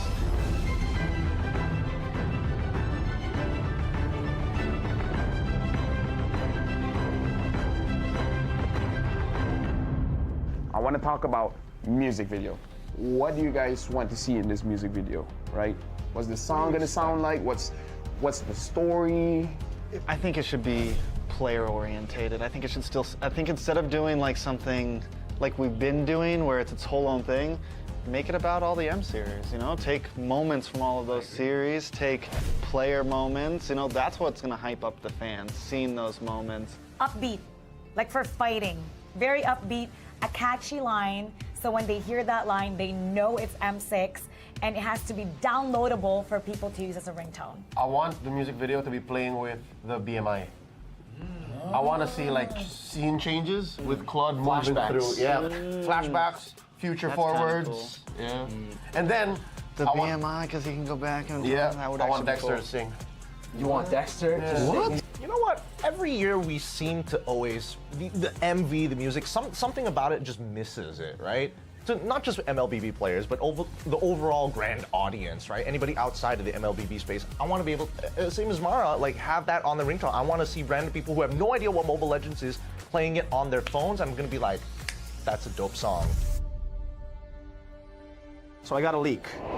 What's the leak? M6, we're gonna be using a new format. What format? They're changing it? Why? You know, all the way from M1, all the way to M5, I've always thought, especially M1 to M4. Single elims, we've done that before. We've done double elims, you know. We've done group stages with no... We also done no eliminations at the group stage. We've done no eliminations. Good times. Hate that. This time, it's gonna be a Swiss format. Like the cheese? What Swiss format? What is that? What is There's no going back from here if you start. You know what the Swiss format is? Actually, yeah, I do. What is it? Okay, so let's keep it very simple, right? So for this M6, I'm thinking we're gonna be bringing 16 teams, and then we'll make the total. If you win 3 times, you'll advance forward. Lose 3 times, you're gonna get knocked out. Oh no, you play with everybody. You play with everybody. 1-0 beats 1-0, so everybody starts with 2 groups. Group A, Group B. 8 teams here, 8 teams in B. Then, every single time they have to fight, we're gonna redraw. That's a great idea. That's a great idea. Wait. Who's doing the redraw? Yeah, who's doing the redraw? I want to know this. Don't worry. Because is it gonna be us? Don't worry. I don't. I mean, I think it should be Mara. No, I think it should be Mara. You know what? I think so too, but I've suffered. I suffer. We have suffered. I cannot draw We know. anymore. So now it's Gideon's turn. Exactly. Yeah. Wolf, Gideon, Wheezy. Whoa, wait a minute. Is we're gonna have Yasu and KB do it. Because we don't want to do it anymore. Me and LaFell, we've had enough. We've had enough. Good idea. So we will do the draws ourselves. You will have to suffer the wrath. Is it alright if I had all the Filipino teams and the Indonesian teams in one group? You know what? Nah. That's why, you know what? This is the reveal. If the players are gonna face off against their opponents, they should draw. Why put the responsibility on the league ops? Why to put the responsibility on the talents? They should be the ones to decide their own fate. Okay, let's decide this. Mara, what do you think about that? Players? I think the players. That's perfect. Perfect. So, well, they can't say it's biased. They can't say it's planned. Exactly. They know. Not stale. Yes, exactly. So it should be the players because, well, they're responsible for who they draw. Wait, we've had enough. They changed their minds right now. Just with you giving us that idea, I'm gonna cut you out. But actually, hold on. We need to hear what KB has to say because, you know, he's the professor here. So what do you think about the Swiss format? Like, what do you guys feel? Do you guys feel it's fine? Because if you guys say it's okay, we're gonna run with it. And if we say that it's not okay, you're gonna also run with it. If only one of you says it's not okay, then we won't run with it. I'm okay. Because, you know what? We can't predict any team. Even in the group stage, you know who you facing on. You have 3 teams as an enemy.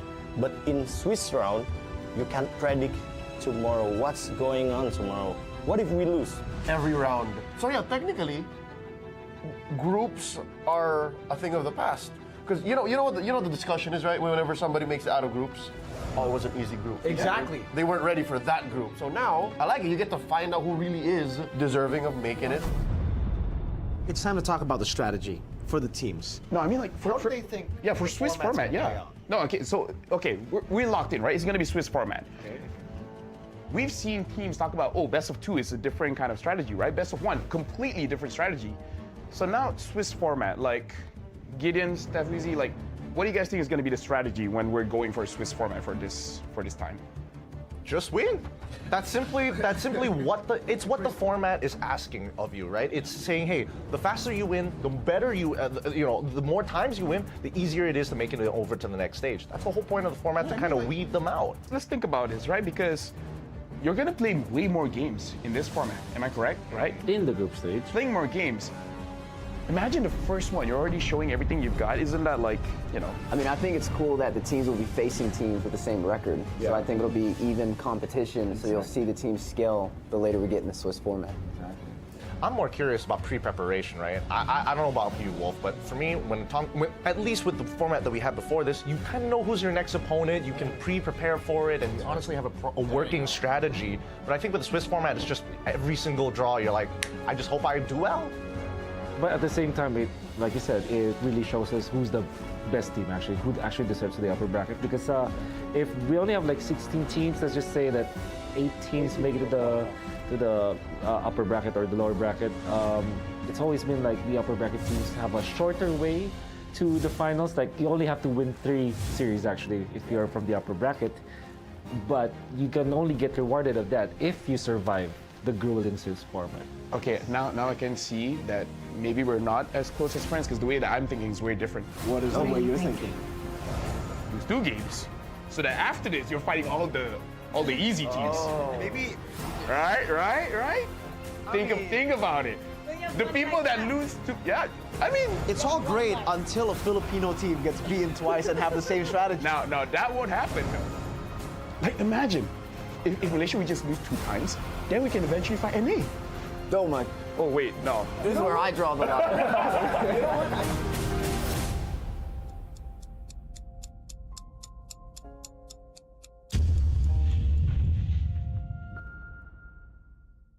A crispier chicken McCrispy? So much crispier. Bite into an even crispier crunch with the improved Chicken McCrispy. Now, wouldn't that be nice?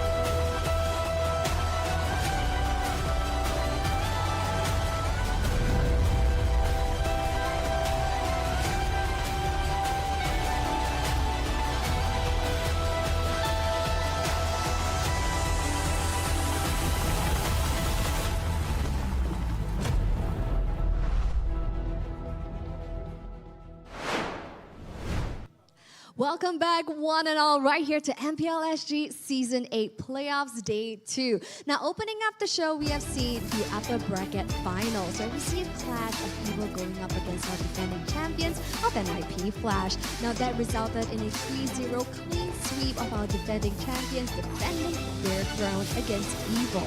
Now, what's going to come up next will be the lower bracket semi-finals. Now, in this matchup itself, unfortunately, two teams will be entering the Land of Dawn, but only one will make it out alive and proceed here into the playoff season.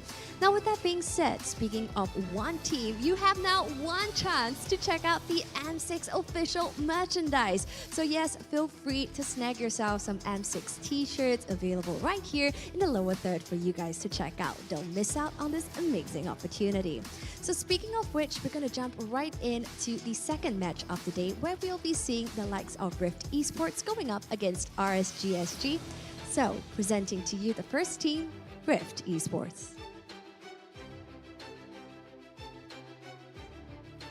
So yes, when it comes to Rift Esports as RSGSG, as mentioned, stakes are ever as high, and they have to do everything in their arsenal to whip out all of the strats they've probably been hiding, because losing this match itself, it's going to be instrumental. It's going to cost them a lot, because they will be eliminated right here from playoffs, putting an end to their journey. So what will unfurl right here in the matchup between Rift Esports and RSGSG? We would love to hear you guys in the comment section below.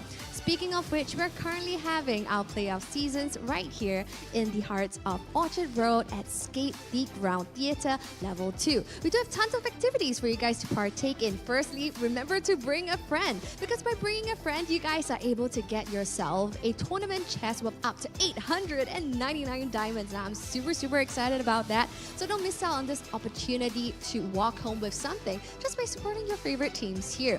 Now, of course, right here at the venue itself, you guys can also leave your mark at the venue by signing doodle wall and meeting your favorite teams at the meet and greet. So jumping straight into match 2, lower bracket semi-finals, presenting to you Rift Esports.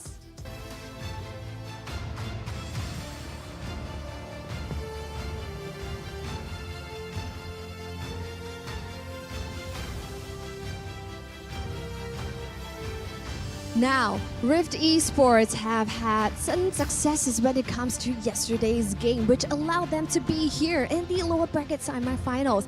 Is this their potential last chance to have that opportunity to vie for the crown that is MPL SG Season 8? Now, let's see, because they are going up none other than RSGSG.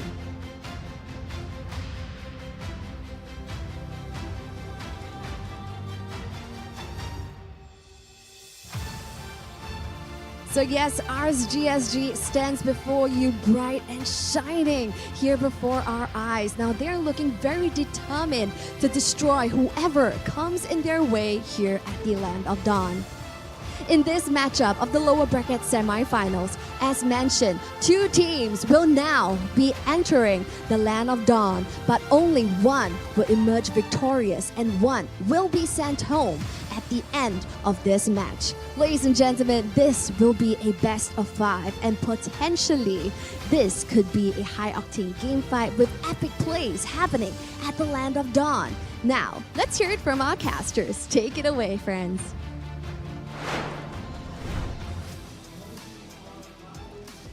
Stakes are high. This is going to be the lower bracket round 2 between Rift and RSG. I am Professor Churros. Right now on the desk with me is Moments, and Scrubby's Cheeks. Taking you through the entire BO5. I'm going to give you a moment to register how we're doing. But before we get into the game itself, how are you feeling about this matchup? This is going to be Rift. They are the top 3 spot. Vanguard's already been kicked out, and RSG clawing their way up from 6th place into the lower bracket finals, and they're still here, top 4 most of all. Yeah, top 4 is where we are at, and I'm really excited about Rift Esports because in terms of being new to the league, being fresh to the league, players like Canonio, players like Bear, players like Chu. I mean, they were around last season. But before that, who were they? They were just rookies. They were just starting out. And now being at the top four, playing at the highest levels of MPL SG, being up against a team like RSGSG, that's an achievement. Yeah, speaking of achievements, this is your roster. Scrubby, why don't you bring us through? Yeah, we have Bear on the EXP, Canonio on the jungle, Melon mid, as well as Pancake, Rome, and Chu in the gold lane. Now, it's been, I mean, like you said, right, absolutely stellar performance so far, and landing themselves a third place so far in the standings throughout the regular season. And to top that off, they also won 2-1 against Bleed yesterday. So they're coming in today on a high, right? Having knocked Bleed out of the tournament and now wanting to progress further for a spot in the grand finals. Definitely. I mean, as Momen has mentioned, a lot of these guys are rookies. And we were talking backstage, Canonio came out as a ranked demon. And just, this is his debut in MPL. But of course, we have to look on the other side of the table, none other than RSG. No matter how many times they are always pushed down into the lower brackets, no matter how many times people doubt them, they're still here. Momen, bring us through the roster. This is the team that really needs to step up right now. And I'm really proud of their performance yesterday because I feel that mechanically, right, they are very mechanically sound players. They are extremely strong. And with the addition of gear, it feels like they needed that little push. Now with Closer on the EXP lane, we were seen struggling with him on the earlier stages of the regular season. But as we matured into the later stages, as we went into the playoffs, they are really putting their big boy pants on. Yeah, that being said though, I remember in Season 7, everybody doubted RSG, but then they came in, they fought their way through, and then they were in the grand finals as well. So whether or not they can repeat what they did last season is yet to be seen. There's a lot of contest in this matchup. Now, before we get into the game themselves, let's take a look at the head-to-head stats of both teams, starting with Rift. Swabby, why don't you take us through? Is there anything that stands out to you based on your signature picks? I mean, immediately just looking at Melon with a team fight participation of 75%, I think he's been really instrumental. The way that he plays, you know, mages like the Aurora as well as other utility mages to be able to just add that support to the team, always having that good positioning to be able to help out in those team fights. And turtle control rate not so high, Canonio, but I mean, he's been playing a stellar game with the macro as well, knowing, you know, when to be able to split push and able to pick up those kills as well. So objectives fine, but in the end, it's about, you know, whether they can put all this together to close out the game. Yeah, I want to also add that, like, yesterday, Rift against Bleed. Oh, right? that backdoor. You know that FMM was actually choose sort of like a master or like teacher or something like that. Yeah, and then mentor. the student has beaten the master. That is where Chu is standing right now. Like, Bear was telling me behind the scenes, like, oh, Chu doesn't work well without FMM, but they do. Let's take a look at the other side, though. RSG, anything stands out to you, Mo? And, I mean, speaking about RSG, right? Yon and Canonio, they have very similar play styles when you put them head-to-head. They like to go for this late-game macro plays where they are usually on that +1 link, that late-game assurance, right? Whether they're on the Hayabusa, the Fanny, in terms of playing those heroes, we see Canonio lean towards more of the Nolan, but now Yon, when you put him on that Fanny, he can be that beast in the late game as well. And that's why their turtle control rate is a bit lower, but you can see that the average damage dealt is considerably high. And CS and Closer, these two, during Season 7, like I was saying, like Season 7, who are these players? Are they subs or are they on the main roster? And now they've really stepped up, right? Season 7, they stepped up. Season 8, they need to do even more so as the only few players being that roster of RSG. Yeah, speaking of stepping up, there was a lot of talks about like, oh, RSG without Diablo, without Bray, this is no longer the RSG that we know, but Yon and Gear coming into the mix along with Youngin being the coach of RSG once again, really showing us that RSG is a strong contender this time around. Of course, they are the top 4 in MPL SG Season 8 so far. This is going to be a really interesting matchup, lots of assassin versus assassins, the Canonio versus Yon kind of mix up as well. Any other sort of like head-to-head contenders that you're expecting? Yeah, I mean, definitely we can actually, speaking of head-to-head, see that on the screen right now in terms of these statistics, right? And a lot of heroes that might be contested as well, you know, things like the Moskov, the Ling, you can see are similar across both of these hero pools, especially between Melon and Roy. Like, exactly the same one-to-one in terms of the hero pool and signature picks. You know, I do want to say, like, Roy and Melon, they do play, like, those artillery mages really well. The Yeeves, the Barses, sorry, that came back into the meta as well. And I think it was used really well when Cortese played the Yeeve. So I want to see them try something new. It's interesting because this is the first season ever that Roy's Kadita is not in his signature hero pool, right? Exactly. I was thinking, like, when is Roy going to pull it out? Maybe today is the day? Because I'm pretty sure Gear plays a mean Kaja as well. So that Kajita might be something that they might be holding in their pockets to go against a team like maybe Rift Esports, who's not expecting it. Well, it's interesting because Youngin has this brain for little weird picks here and there. The Phobius mid, if you remember, like the Evo stack, the Slate stack way back when. Actually, it's not really way back. It's like two weeks. But apart from that, before we get into the game themselves, let's take a look at what you guys have predicted, or we have predicted. It's gonna be RSG all across the board. And I thought, like, hey, you were like when Rift was coming out, you were like, hey, Rift, what's going on, man? I'm pretty sure I put Rift Esports, but I mean, are you being held at gunpoint? Let's just change that, right? Youngin, put a gun to my head. Well, both of them are starting with R's, so maybe you got the mix-up. It was my own fault. Autofill, it autofill when you put R. maybe.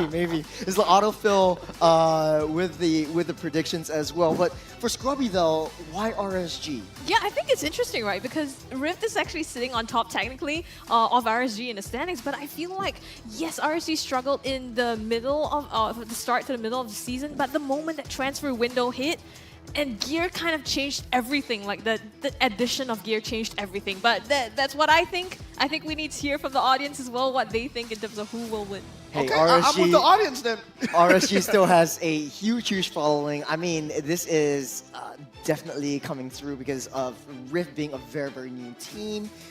This is their first debut as a team in Rift, and I think a lot of the times the rookies coming up, they're always proving themselves and showing like, hey, community tournaments or community players coming into the professional scene can do a lot of work, and I think that Rift has time to prove themselves. So if they win, then hey, it's our audience's hit, actually our own hit. So a lot of people are voting on RSG. They have a very huge following, amassed through a couple of seasons in the game. And RSG used to be like the powerhouses, but with a totally new roster, a totally new team, what's gonna happen to them? Let's talk about the game. Mo, what do you think will happen? I mean, in terms of tempering themselves to the game state right now, Canonio has done an extremely good job of finding his fit within Rift Esports. Rift Esports, if you think about it, right, every single player has played on a professional stage before. And Chu, Bear, I really like their mechanics in terms of having the mechanics to dominate their lanes and to dominate the game. But sometimes it falls short, and it seems to me like it's like a confidence problem. It's not really so much on their mechanics that's bad. It's more like they've ridden themselves off in the head. But if they can get over that, just disregard the name tags of RSG, Rift Esports definitely can do it. Yeah, speaking of RSG, actually, it just reminds me that RSG is a full team of Singaporeans. They're the only Singaporean mainstays, and every season we have one. Last season was Evo, this time it's RSG. Scrubby, how do you think they're going to switch things up? I mean, it's nice, firstly, to have an all Singaporean team still present in this league to this day. And I think we talked about Gear earlier on. I just feel like the entire dynamic has changed now with Gear. The shot calling is clear, and you know the way that they play around. Yon has kind of stepped up as well. I think in the beginning of the season we saw him kind of struggle. So it feels as if just the entire morale and confidence in the way that they play just with Gear has shifted slightly, and this is almost like a 1.5 or a 2.0 RSG for me. Interesting. I would say 3.0 because like the 1.0, 1.5 is like the Diablo Bray stack. Right now it's a totally different thing with Young and Frey as well. So speaking about the coaches, we are jumping into the drafting phase as well with RR19 up against youngin as well. This is going to be a very, very tough matchup right here.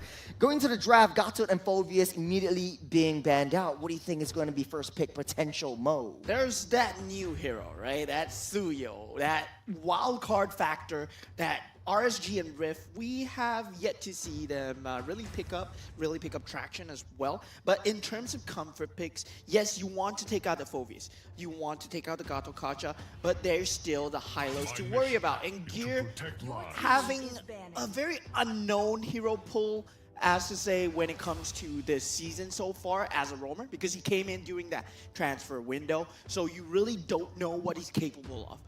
Yes, he can play a mean Arlot. Yes, he can play a mean Ruby as well, but he might have changed. He might have things hiding in his pocket right now. Yeah, fun fact, actually, you know, Chippity Skippity? Chip? Yeah. It's always been banned out for the entirety of MPL SG Season 8. It's only been released once, and he has a 100% win rate. So this might be in there as well. Fun fact, RSG, Harith is RSG SG's most picked GOAT lane, boasting an impressive 5-win, 1-loss record. So this is going to be a very, very huge contest, especially R19. If he's done his homework, he will identify that RSG likes to give the Harith over to CS, so that might be one of the contention points over on the side of Rift. Yeah, that's a great move, right? RL19, you ban out the Harith right now, then whatever RSG bans, if they don't choose to ban that chip, you can pick up the chip, and if they don't choose to ban anything else, you can go with your original game plan. And instead of that, you can also prioritize Canonio as well. You can put him on that Ling, that heavy priority pick, steal it away from Yon, so to speak. Well, this is pretty much Yon's meta, as well as Canonio's. You got the Assassin meta coming in. The chip will be the last ban over the side of RSG. Harith is open. I think Rift might be able to pick that up, denying it away from RSG. But no, they opt to go for the Ling, so prioritizing Canonio's Ling instead. That's a 26 pick, 31 ban, and a 65% impressive win rate over on that Ling, especially with the split push and the insurance policies in the late game. That's going to be a very scary Ling in the hands of Canonio. Yeah, the thing is, Ling scales really well, but what we have seen teams do against Ling is to invade him extremely early. Whether RSG want to bring that kind of play style, whether they go for this really favored early game picks like a Suyo, like a Julian, something that will put on the pressure extremely early with the hands of, yeah, possibly a Cho, Grok. And now they do pick up the Cho and the Harith as well. Of course, I think the fun fact really solidifies that, okay, I'm going to pick the Harith if you're going to leave it open. So what's more? You want to... the Cho might be flexed over to EX Feeling, but I doubt it. It's going to be in the hands of Gear. Cho provides a lot of mobility, a lot of early game rotations. That's the dynamism that Cho provides, and the versatility for RSG to make the plays, especially in the early to mid stages of the game. But when it comes to the late game, though, what does Rift need, especially in terms of the damage output that they need to dish out? Right now, damage output, I feel that late game, Ling is enough, right? Right now, you're thinking about the Cho. How do we want to fight the Cho? And usually we see teams lean towards those really heavy frontliners, but they are doubling down on the Ling. They go for the Angela that we have not seen in a long time. Ling and Angela on that same team. That's 100% win rate so far when they are together. On the other hand, Fanny being picked up by the hands of Yon, so it's going to be Assassin versus Assassin. Both of these Assassins are really, really hotly contested, especially since they present a lot of presence in the off lane, especially in the late game when you have that split push potential. But now, going to the second phase, this is interesting because Angela being picked up, you have that adaptability to put Angela in the mid lane or the roam. But what do you think? Like, Angela mid, and then you give up a lot of like setups. I would still favor that Angela mid, but with this Fanny pick, right? Fanny really presents a lot of problems to Riv Esports because right now, if you look at the state, they don't have the lockdowns. How are you gonna lock down that Fanny? All you have is damage. Yeah, Edith's still on the board though. They take out the R lot, so Gear doesn't have a signature pick. You don't have the jaw hit as well. That's doubling down on a lot of the roam positions. I think Tigreal or Minotaur might be on ban pool as well for both of them. That's a very good call, right? Kaja ban out, yes. Now you go for that Tigreal. Rift Esports, you put that Angela on that mid lane. You have that Tigreal as that safety policy with the Sacred Hammer and that implosion to just disrupt that Fanny as much as possible. And it's such a good counter towards a Cho as well. Because if you kick me in, I'm gonna implode on your team. Interesting. But you brought up a very good point. Like, who's going to lock down RSG, especially since they're very high mobility, high dash ability, if that's even a word. You've got to have the Cho, the Fanny. They're dancing all around you, with or without the Zaman Force. So you need lockdowns, and Kaja might be the answer, but it's taken off in the ban pool. I have a very unpopular opinion here. You Yeah, know, shoot. What would counter every single hero that Minotaur? Yes, yes. No, that was what I was thinking. My like, favorite hero, Min Sitar. Bring out my man. Actually, might work. It might. Yeah, you know Min Sitar is a man from Myanmar, right? Is it actually? Is it actually? Tell us the lore. He's a prince from Myanmar, yeah. He Really? came Is it to- actual prince from Myanmar? Actual lore, actual lore. No way. Yeah. So your own country There's pride. actually a prince named Min Sitar. Min literally means prince. Prince Sitar. Yes, correct. Interesting. But whether Bear will pull that out of his pocket will be yet to be seen. But there are a lot of options as well. Terizla? The Ruby, okay. Oh, Ruby, really good as well. And Yeah, in terms of Akai. having that lockdown, Akai, I mean, we've seen how Akai operates, right? When you put him on someone on the hands, like someone like JPL, like who can lock a lot of heroes down, possibly pushing the Fanny into a wall, but it's really situational. But a good counter towards the Harif nonetheless, because that heavy spin would keep Harif away from the Zamon's force. That being said, last pick will be that Ju Sin, so Roy will have that pepper spray going on. I do like the fact that RSG's draft is a little bit easier to execute. You have the front line, you know who's going to be engaging, but then that makes it predictable. For Rift, they're trying something new with Akai and EXP side instead, with Ruby on the gold lane. So it's going to be really interesting how Akai is going to be played out. Scrubby, do you have any final thoughts on this one? I mean, I think it's really interesting as well to see the Angela being picked up on the side of Rift, because Pancake so far as well as Melon have been not really been playing the sustained kind of heroes in terms of mages and in terms of roam players. So I don't know if we're going to see a different kind of Rift today, but definitely excited to see this one pan out and RSG trying to get as much pickoffs as they can with gear on this Cho. Well, we're loading into the Land of Dawn. Everyone voted for RSG with an astounding 80% prediction rate over RSG. Let's see whether Rift can prove us wrong with game number 1 of the lower bracket, round 2. Let's get it.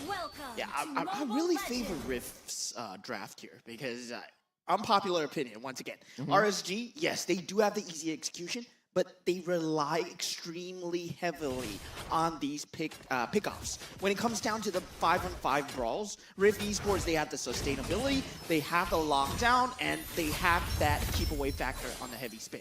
Yeah, Pepper Spray actually doing a lot of damage to Melon. He's down to a third, and Pancake tries to zone everyone out. But the Gear and Roy duo, especially with Gear on the Concussive Blast, clears that wave really fast.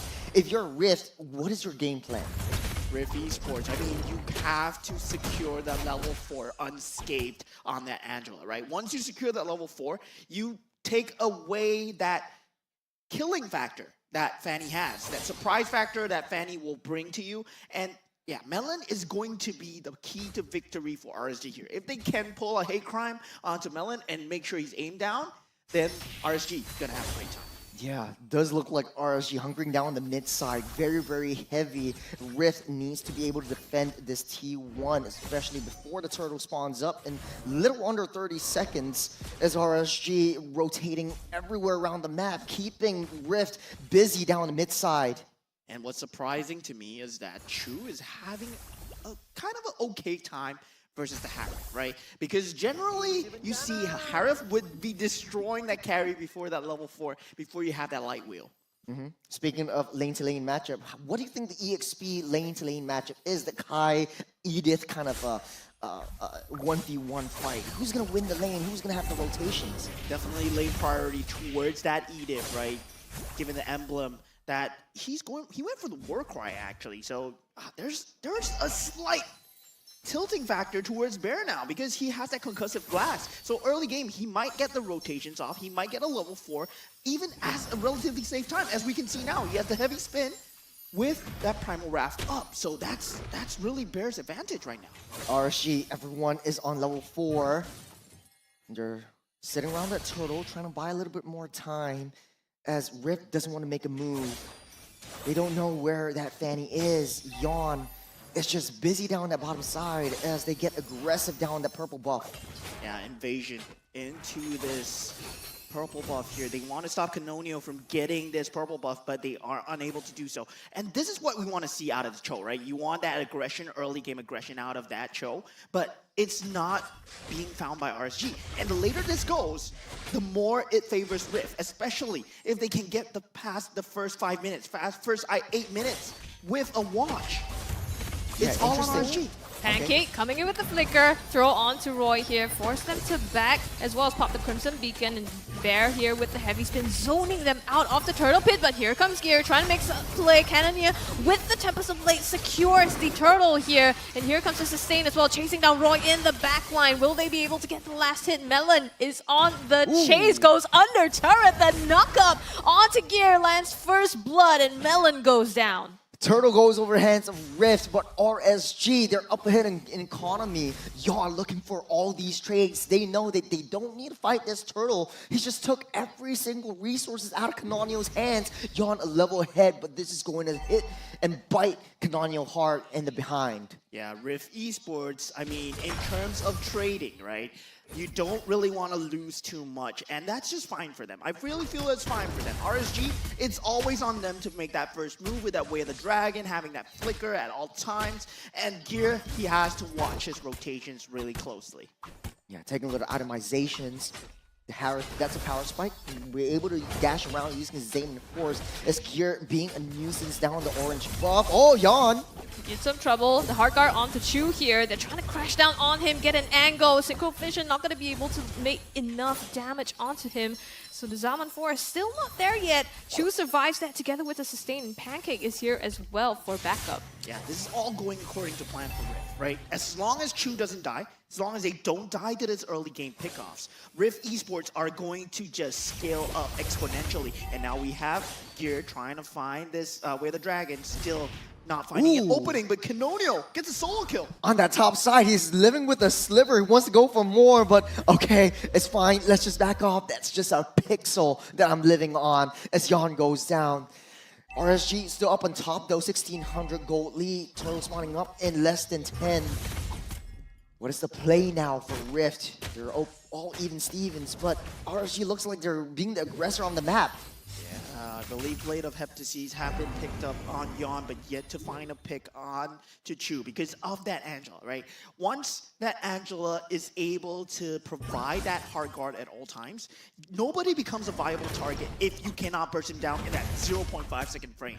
And that's just very hard on RSG. They have to all-in commit on a pick, and that falls onto Gear, who has not been able to find anything so far. He hasn't, and he's trying for it now, hanging around the Turtle Pit here, but they're zoning them out entirely. Here comes Almafenda onto Roy as well. Tempest of Blade secures Turtle again, and it's going to be the second objective going the way of Rift. In the meantime, Pancake falls as casualty in that fight. CS just walked all the way from the bottom side and joined the fight. That's a 5v4 that RSG just won. Yes, they lost that Turtle, but it's all according to plan as RSG keeping ahead with the economy and the kills. Yeah, but with the loss of Pancake, right, that brings about the loss of the middle tower. That's a lot of map control. Whether RSG convert that map control into map dominance, getting more turrets for them, getting more jungle control for them, it's going to be the name of the game now. You got to plant Gear into these offensive bushes, threaten them at all times, and that's exactly what they're doing right now. Speaking of threatening, Gear just opening the brushes is leading the charge and wants to find out more, keeping them at bay for that bottom side T1. Chasing them down here. Chu in some trouble. Backs out Gear with the flicker. The King Way of Dragon onto Pancake. And he's decimated. In the meantime, Tempest Blaze all the way in the backline trying to get Gear. Puts him down as well. Hardcore onto Chu sustains him from that fight. Cannoneer having to back out of that one. No energy though. Yawn. Just waiting for the right time. Yawn with the execute. Biding his time here. Cannoneer on the wall. And the Don't play with lantern your food. comes in. Will he get it? The slice and the dice. CS lands that last hit on him. Oh man, but he bought so much time for Rift to just rotate down to the top side. Chu, after all of that skirmish down the bottom side, he's already making his way to the top and just taking as much as they can. Yes, RSG's aggressive in the early game, but this is a carry. Scales well into the late game. We've already got that corrosion side. Let's build the Demon Hunter sword. Let's build our Holy Trinity, and let's just play to it at the late game. It's all good. It's all fine. Yeah, but now Rift Esports, the name of the game here is to avoid all fights at all costs, because you have these 2 late game scaling damages. And RSG, they want to force things. They will want to keep finding you time and time again. If Rift Esports can stay safe for the next 5 minutes, bide their time, get the farm on the correct funnel heroes, specifically the Ling and the carry. That's what they need right now. Angela, you can get the farm, but definitely Chu and Ling priority. Yeah, it's going to be 8 minutes. If they don't touch that turtle, it's going to be turning into the Lord. But look at the bottom side. Yawn doing Lord's work, just pushing down that bottom side, getting the lane priority as RSG, having full control of that turtle / no Lord Pit at this point. Gear looking for something. The Way of Dragon lands onto Bear. Gonna use the Earth Shatter here, but not a full fight yet. Cannoneer joining in. They're hovering around the turtle, about a quarter of its health now. Bear pops the heavy spin in the backline, tries to zone out closer. Cannoneer still gets the turtle here. In the meantime, Gear trades out for Bear. 1-1 so far in that fight, and it looks like the 2 teams will disengage. It's a worth it trade for Rip. They got all 3 turtles, and right now RSG just scrambling. They're still up ahead in terms of economy. They can win all these team fights, but that heavy spin is turning around and biting them in that backs. Yeah, it seems to me, right, Rift Esports, their aim was not to win that team fight at all. They just wanted a trade, a turtle, and then just scale towards a late game as much as possible. If you can keep on trading like this, Rift Esports, they will definitely get the farm going. But now, RSG, they are at the key power spike. Thunderbelt already up on closer. CS has the Stallion Scythe and the Feather. Oh, closer! Oh, the damage onto closer here. One more hit, flicker out, but Chu still nails that one. And it's gonna be 1 down on the side of RSG as they hover over this top turret here. Not quite able to get it. It might be Yawn trying to find some compensation on the other side of the map. Oh, it's Canonio. You need to send Canonio down to just handle that fanning. He's just trying to push that waves. 50 seconds until the Lord spawns up, and Roy keeping everyone at bay. Bear sourcing for a little bit more information, but it's going to be the 4-1 composition for the side of Rift. RSG slowly but surely increasing that gold economy up into the 4,000s. And this is going to be a very precarious situation if you're Rift Esports, as Pancake being a huge barrier, trying to protect Chu as much as he can. Yeah, as we fall into the mid stages of the game, we will have to see Yawn play the fanny of his life. He is the source of the late game damage that RSG needs. And Yawn, he needs to be the macro factor and the damage dealer at the same time. It's hard to put him in 2 places at once, but on that fanny, he can do so. Yeah, he doesn't have a lot of kills as of now, but he's just focusing fire on winning the lanes and getting the wave pushing downwards. His Pancake sourcing for information, getting the priority up on the top side. Both top tier T1s are not down as of yet. As the Lord spawns up, RSG making a beeline, but Pancake pulls Gear in. Yeah, trying to escape now. Last of Light Wheels hitting him, not enough to close it yet, but the Lantern brings Pancake into RSG, and here comes Yawn trying for a cleanup, but they don't engage anymore. Now the Lord is up, so they want to turn their sights to this objective. Yeah, Yawn getting that macro push on that bottom lane, and that Cleo as well, and that Lord, RSG, they are really banking everything on Yawn, but look at this purple buff.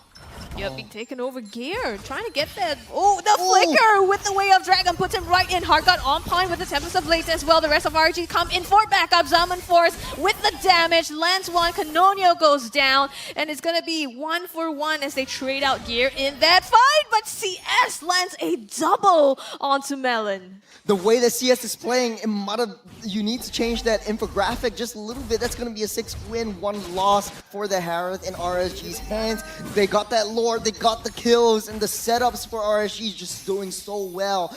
Yes, Rift was playing a little bit passively, but this passiveness might bite them in the foot as Rift needs to hunker down their base. They have no more T2s down the mid side, lore pushing down that bottom side as well. In RSG, just slowly but surely taking everything from Rift. Yeah, and now we start to see the cracks in Rift's lineup, right?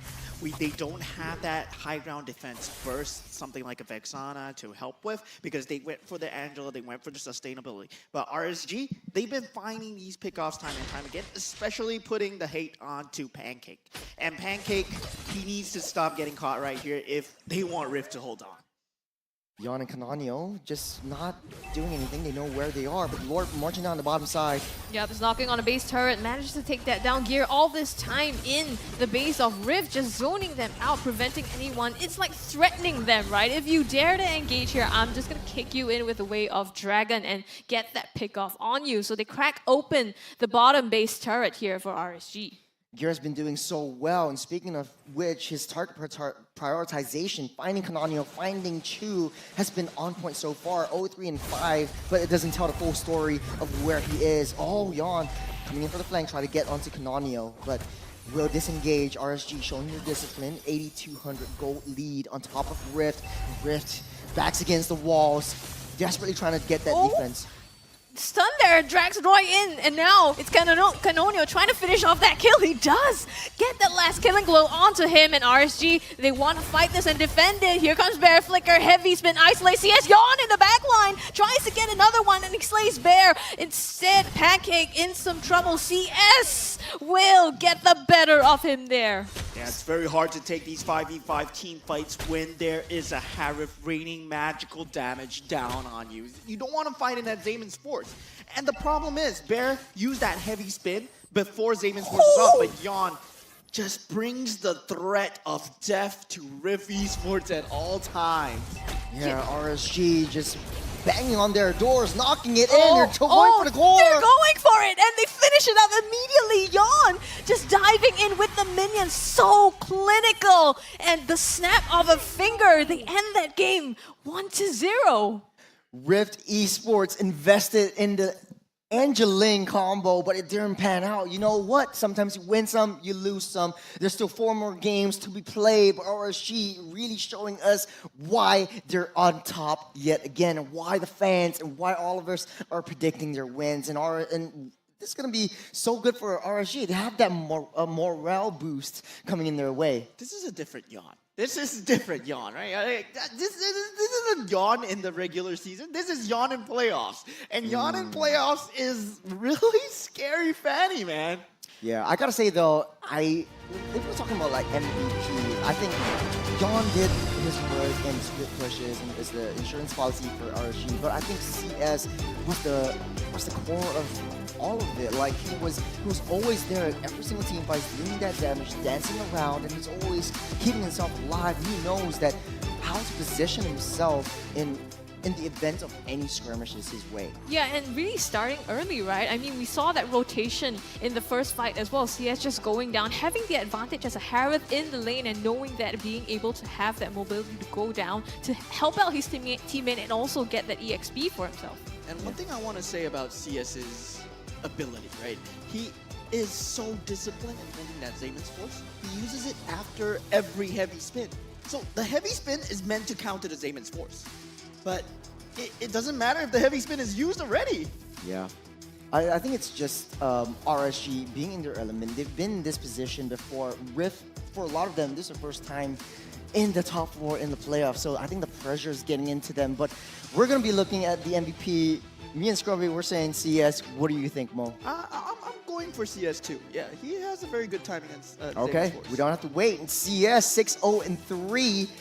getting a lot of these GPMs and 90% kill participation. He's in every single fight except one.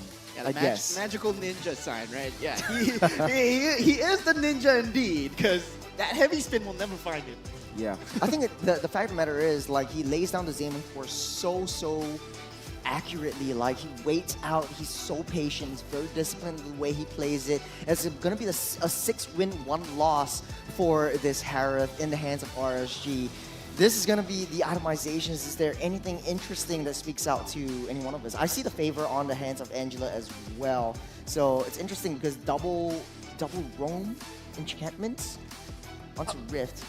Yeah, I mean, in terms of itemization, right? Pancake really couldn't find that third item. He just had that damage mitigation going. He did not have any form of sustained healing, no damage at all, and as well as no way to really enter the fight. He was just basically the body bag, and that's something that Rift Esports was lacking, having that frontline, right? Not having that frontliner, because Bear is there as a frontliner, yes. But that heavy spin is not going to be the one that's helping you tank the damage. The main thing that's going to help you tank the damage is the hard guard alone. But if you put that on Canonio, if you put that on Chu, they are not frontliners. Yeah. I gotta say though, like, for Rift Esports, I think they drafted perfectly towards their favor. They want to play how they want to play. It's towards that late game. They want to be a little bit more passive. They want to wait for the team fights and try to go for a counter re-engage with Bear with the heavy spin. But RSG though, their aggression is really coming to play, especially for Gear, knowing who to go for, knowing how to play around that map, how to go for mind games instead of just playing Mobile Legends. They're playing chess. Yeah, the way that they play chess too, right?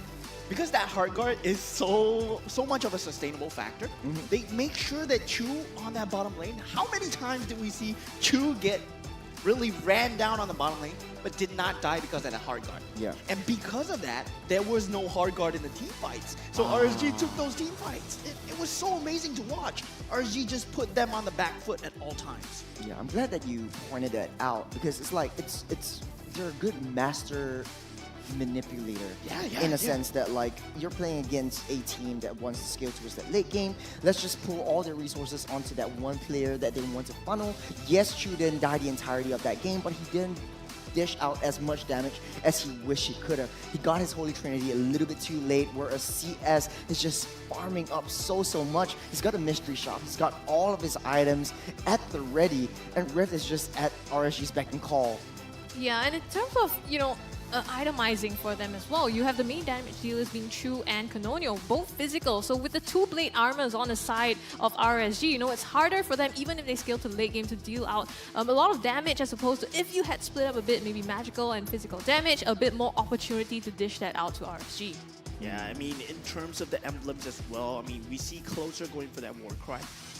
That was really scaling towards that late game. That Primal Wrath is gonna shred your Archive. Yeah, yeah. I think it's interesting for how Rift plays it out. I mean, I'm always thinking like, okay, if I was in Rift's shoes, how would I better execute the game? Because they really can't, because Melon and Pancake were always hungering down the mid side. They were taking too much damage from Roy, too much damage from Gear, that they weren't able to rotate around, especially in the early game. It's interesting because look at the statistics. They've got all 3 turtles, but they weren't able to convert this turtle takes into kills or objective takes, and then RSG's is scaling off and popping off every single big skirmish. And I think that's really RSG recognizing that they don't need to take the objectives or the turtles, right? Because with the heavy spin, with the I'm Offended, it's so difficult because they have so much crowd control if they try to enter that pit of the objective. But instead, you take the fight outside, you clean up after the fight, or get a pick off elsewhere on the map. And that's really utilizing and maximizing the draft that RSG has picked for themselves. Yeah, the pick off, that mobility comp, and the way that they use that hard guard. They use that hard guard of Rift to their own disadvantage, right? When they pick off Pancake, the hard guard wasn't there to save Pancake because you want to save it for Chu, you want to save it for Canonio. And then, yeah, they just put the hate onto Pancake and make sure that he's always the one that's dying. Yeah, it's like, okay, let's just take out your setups. It's fine. You want to be in the face of RSG. Let's just take you out. Let's just punish you. And then now you don't have any setups. All you have is counter engage from Bear. But like if you use that, then we'll just go ham on you. So RSG really reading Rift like a book, especially with the early game engages and gear, knowing the limitations of that Cho. Take a look at the turret damage. They're always converting all these objective takes. And yes, Rift took the turtle, but RSG always converting all these objective takes that goes in the hands of Rift into their favor and taking down the kills and just slowly but surely sifting them off. This is the top 4. Rich Guy, 826 gold per minute. That's going to be a really, really high average. And him doing a lot of damage. So I really like the way that CS is playing. But of course, Gear being the best wingman, and of course, our invisible MVP for this matchup. Yeah, I mean, Gear, he did an extremely good job. But I want to highlight Yon as well, right? I said Yon is a completely different Yon. And this Yon is not a selfish Yon. He is handling all the split push that is available from the likes of Chu, from the likes of Canonio as well. So he's always on that duty of getting that split farm. And while he gets the split farm, he skills at the same time. That's amazing. Yeah, it's interesting how they want to play around this. We'll be taking a look at the highlights really soon. So we're going to be breaking it down, how everything plays out from the early game to the mid game, and then they got their win. So CS. The highlight is the picking stage, apparently. So yeah, it's all right. Yeah, but CS feeling really happy. He knows what's going to go down. It's a really cute photo, right? I mean, come on, look at him. He's so happy. Okay, we're in the real highlights right now. Take a look at it. All of these objective takes, like they're toying with death, and RSG, they're still alive at this point, and just baiting Melon out into that base, and Roy using a pepper spray to pull him in underneath the turret, and they're just taking out one member after another. Yeah, what I want you to see right now is where the hard guard is on Chu, and he's not in that team fight, right? Canonio is running away right now. He's taking the brunt of damage, and that could have been used for Canonio, but they initially put that brunt of the damage onto Chu, so that Canonio does not get the hard guard. Speaking of Canonio, this is the paper bags and plastic cards. It's the great escape, right? Like he tried to juke everyone out. I thought he bought a lot of time, but like Chu wasn't right there. Couldn't convert a lot of these to the turret objectives. And yes, they had a little bit of turret damage, but taking a look at the T1s, the minions were pushing in, and RSG, they didn't respond just because they had CS with that damage build.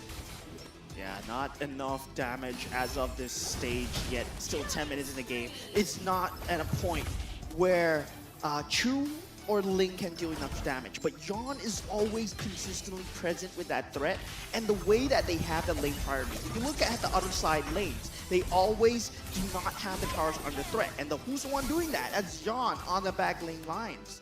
Yeah, the fact that CS dances around, the way that he dances around the Zayman Force is always after Bear pops the heavy spin, because he knows that there's a constant threat of Bear just knocking him out of position and then he can't do his thing. But Roy is just so busy. Okay, this is a very good outplay right here. Yeah, this is the last fight here where I feel that CS's control of that Zayman's Force, he had it at all times. He could have popped it right now. But look at that. Heavy spin is used first. He purifies away, goes into the team fight, then uses Zayman's Force to re-engage into the team fight, making sure that he has it up at all times. This is amazing. Perfect icing on the cake. It's really interesting how this plays out. But yeah, this is a top 4 game, the winner of which, and now RSG is 2 games away from going into the lower bracket finals where they'll be facing up against Evil. So it's going to be a quite tough match, and there's a lot of stakes. What do you think of this? And how do you think RSG is going to, Rift is going to come back on this one? I mean, it's definitely going to be a bit of a nail biter. And they've been at the 3rd place, right? So we know that they have it in themselves to be able to do that. But I'm kind of interested to see whether they will double down on their strategy or to change it up a bit. And right now, talking about advancing in the competition, What else do we have? What's after this that the players are gunning for? We're going to M6, man. There's only one spot for Singapore, and it's going to be M6 using the Swiss format. So for all of you guys who've been living on a rock back home, in the upcoming M6 World Championships, we'll feature the newly introduced Swiss stage that will be happening from 28th November to 5th December. So hopefully I'll be able to go down to KL to watch it live right in person, because there's going to be a lot of new teams as well. The first Swiss round draw will be held on 3rd November after the MPL MY Grand Finals, and subsequent rounds will be drawn after the previous rounds have ended. All of the Swiss rounds will be played in a best of 1, with the advancing elimination rounds being a best of 3. So get your tickets on Ticket to You before they sell out. So in short, in summary, it's going to be, if you win 3 times, you're going into the playoffs. If you lose 3 times, it's going to be, you're going to be eliminated. But if you want to find out what the entire Swiss format is, we have it best explained in our M6 format video, so you can check it out on our socials. So it's interesting because, like, do you think that this is going to be like a better format than what we currently have? I don't know about better, but it really puts the teams, like, it's a test of their mettle, it's a test of their abilities shown on one single stage, right? So you have that one chance to shine and prove it that you can advance. Yeah, speaking of prove, advance, and shine, let's throw it over to Deadeye for the analyst segment on Off the Desk.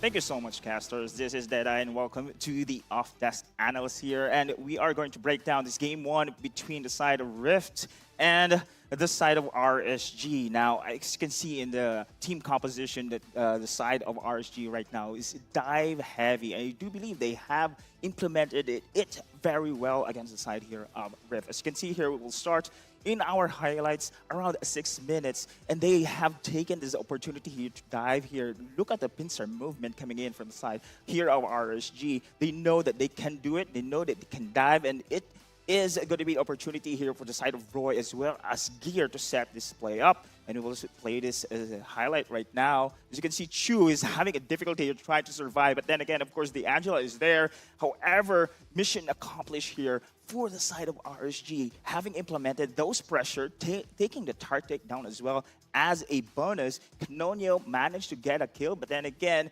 he will soon be dead here with a chase coming in from the side of Rift. Of RSG rather, but here again, this composition coming in from RSG not only is dive heavy, they are pressuring him, forcing the side of Rift to use their skills. However, in this sequence, Pancake is out of position. They have used already their skill set here.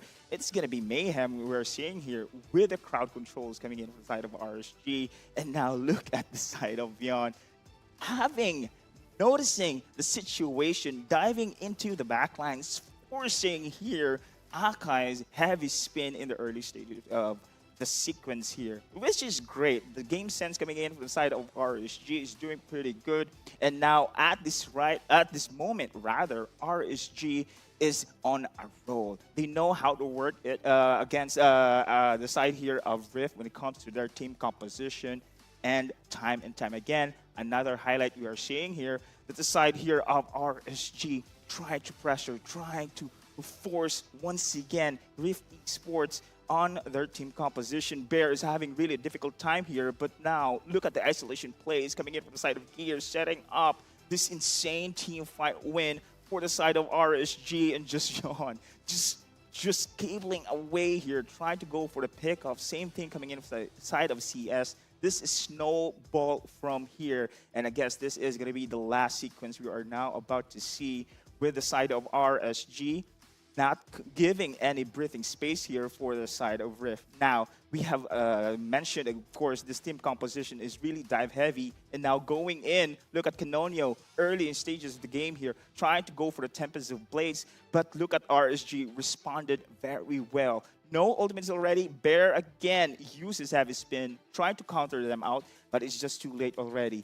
The sustain is there, and they have been cut off here in this game. Salmon Force, and look at Yon. Perfect timing in the later events of that sequence. And I guess, man, RSG, their dive-heavy composition, they're able to utilize this one. The opportunities that have been given for this team is able to outdo the side here of Rift. So, man, this is still the game one we're seeing here, but with RSG's momentum right now, they have still winning games after games. Let us see if they can continue this momentum in this match against the side of Rift. Back to you, casters. The biggest thing that I've noticed out of the entire analyst segment is how Yawn is always going from that flank. He just waits till like CS deals a lot of damage with the synchro fissure and the basic attacks, and it's just so deadly.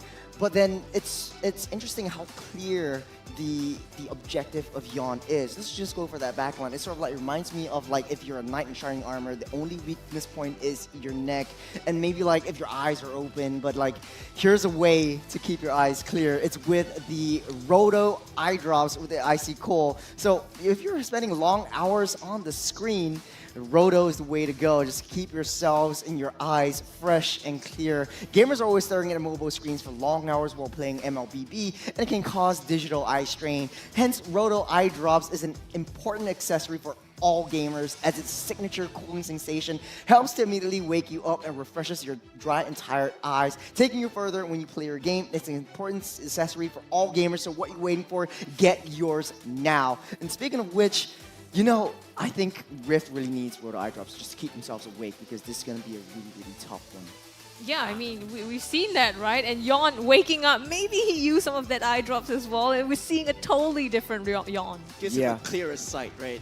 Yeah, but speaking of which, let's put ourselves in their shoes, because JD Sports is one of our sponsors for MPL Season 8 as well. Up your game with JD, get 500 diamonds when you win a minimum of when you get a minimum spending of $110 on jdsports.com.sg. This is gonna be a lot because, like, you know, hey, get your shoes, get your sports accessories, and why not pair that up with Roto, because it's a very good accessory when you're playing your games as well. So look your best, dress your best when you're winning in the land of Dawn with JD Sports. I almost said JD Esports. The deal is so good that you just can't get the words out, Maybe right? they would come up with a team, you know, like maybe Oh, the man. next season we will have JD Esports. he just foresaw the future. That would be so cool, you know, walking Yeah. in with their cool cakes onto Oh the my stage. God. Wow. The only player that like reminds me of like, okay, you have like a full esports drip is Diablo. It's like when he comes in, like he's got like the headphones going on, he's got a nice jacket going on, he's got the hair. finger gloves as well, so all the cool accessories coming in, and like I gotta disagree, man. I think Vanix has that swag. Oh. Well, man. Vanix got that Papa swag. Okay, fanboy, we got you. But hey, that's enough from us. We're going into the draft for game number 2 between Rift and RSG. Will RSG clinch a 2-0 up on this game, or will Rift be able to come back and take one game away from RSG? Yeah, first things first. The Ling is out of the equation, and so is the Cho. There's so much respect going on from Team RSG to not give the Ling back to Canonio. They felt the threat, and they know that all Rift Esports need to do was that they probably did not find that synergy with that Angela, right? We saw that Melon really had that hard guard available, not able to use it on the correct targets at the correct time, but RSG were really forcing it out. Meanwhile, Rift, do they ban the Fanny here? I think there's a lot more threats coming in from Rift, especially from. I would like, ban the Fanny. I would ban the Fanny. The way that Yawn is playing right now, I have to ban that Fanny out, man. Yeah, but I don't think Yawn is the issue. I think it's Gear and Roy being the mid lane duo and having so much pressure, so that like so much so that the mid lane duo of Rift cannot do much to prevent the engage onto the early game skirmishes and the fights. Phoveus is available. So if Rift Esports does not ban out the Phoveus, RG are gonna snap pick it up. Or Harith, you could very well pick up the Harith for CS yet again, and then just getting another win in under the belt for Harith. This is their most picked hero anyways, and CS is super comfortable with that. I So mean, we'll see right here. They have to make a decision as well, right? The high walls is still open, and that's something that they've banned in the first phase as well. So I think Rift having to really choose between some of these prio picks that they want, or that have been critical to the game plan that they want to go for. Okay, they're opening up both, so Hylos and Harith open. Pick one, pick the other. Phoveus 2? Phoveus. The only one bound by these chains. That's gonna be the Phoveus, I think. Yeah. RSG would really prioritize the Phoveus. I mean, with the Khalid out of the picture, right? What's the second best? High loss. You just pick the high loss as well as the Harith. Then you got zonal control, and then you can do an NIP flash if you're Rift. Yeah, Rift Esports right now, how do they answer back to this Phoveus pick, right? Obviously, you won't pick a 1-1, so yeah, we got that out of the equation. But definitely for Rift Esports, they have to go back to some form of comfortability. Having that support mid lane in that first game really not really providing that dividends for them. So they go for the Harith, high loss, zones of control, what they know best. Yeah, I think it's interesting because I think now Youngin could very well pick up the Lunox just to counter the Harith and the high loss because that's opening on the tables. There's going to be Alpha and Matilda. It's going to be a very, very scary combo in and out, especially with the Spear of Alpha. You get the true damage build as well. It's one of Yon's signature picks. It's one of the only few that plays that Alpha in RSG. Actually, it's sort of like RSG's MO. It was when it was Bray. One of his comfort heroes is also the Alpha. But right now with gear on a Matilda, you're able to source for information. You can recon for intelligence, and you can get out safe with the Guiding Wind. And I mean, with the Harith on the side of Rift Esports, if you Guiding Wind out of Zalman Forest, it kind of takes you and the team out as well. So being able to time that to get away from those key ultimates, and it's so targeted. It's like Youngin led through the high loss and Harith in order to build this true damage and mobility against them. Yeah.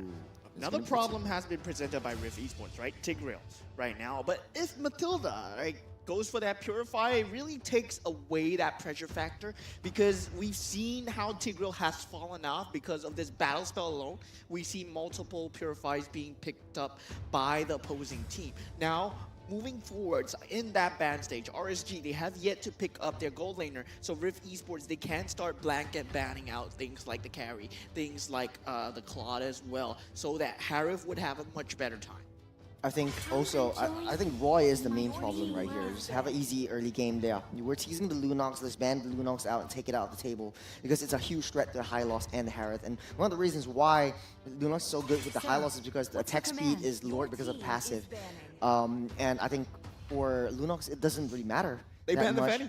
Yeah, RSG bans out the Fanny, so no Fanny for Canonio, no Hayabusa as well, no Lings. Suyo's on the table. Canonio could very well pick that up, and then you got a tertiary engage mechanism.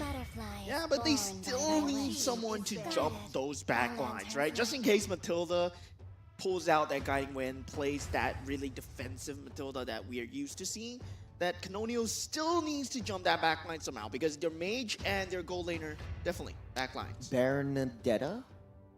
Bernadetta. Sure. Might be a possible option right here, but we'll see what RSG wants to pick up. So they ban out the Nolan. So that's all the assassin bans. There's 4 assassin bans. Signature picks all taken out of the pool. Yeah, you don't want to pick that Joy because it's going to be really crowd control heavy. It's going to be a very, very huge risk factor. Not knowing who your enemy marksman is. If you want to play it safe, you could always go Suyo at this point. This fairy tale ended with There's going to be Vexana right here. Not revealing their jungle pick till the end. Vexana Tigreal really strong in terms of having that crowd control, right? RSG, usually what we see teams do against this, either you have that counter mage to go control for control, you either bring out the Eve, you either bring out the Aurora, or you bring that defensive utility mage in, something like a Faramis, something like a Valentina. Oh, fun fact again, the last time these two teams faced off, Rift Esports came out with a 2-0 victory in the regular season, and RSG right now it's a 1-0, so RSG actually redeemed themselves in this series, but it's the best of 5. R19 will have things up his sleeve, and it's going to be, okay, RSG gonna pick up the 1-1 and the Valentina. It's a huge frontline opportunity for them, and facing up against the Hylos and the Tigreal, it's easy to proc your weakness points, fly in the air and get the crossbow hang. The last pick, that's going to be a jungle. I think Suyo will be the best one for it. You could one-shot that 1-1. Yeah, really, Rift Esports only have one viable choice. Like, you really want to go for that Suyo. The Vexana, I mean, you give that Valentina to Roy. I would much rather they have that Zeusit over Roy's Valentina. It's going to be extremely scary, but this is going to be the first time that we see CS on that 1-1 as well. Yeah, I think you just want to play zone control with your Rift Esports. And so it's going to be that Bane with the zone control with the deadly catch as well.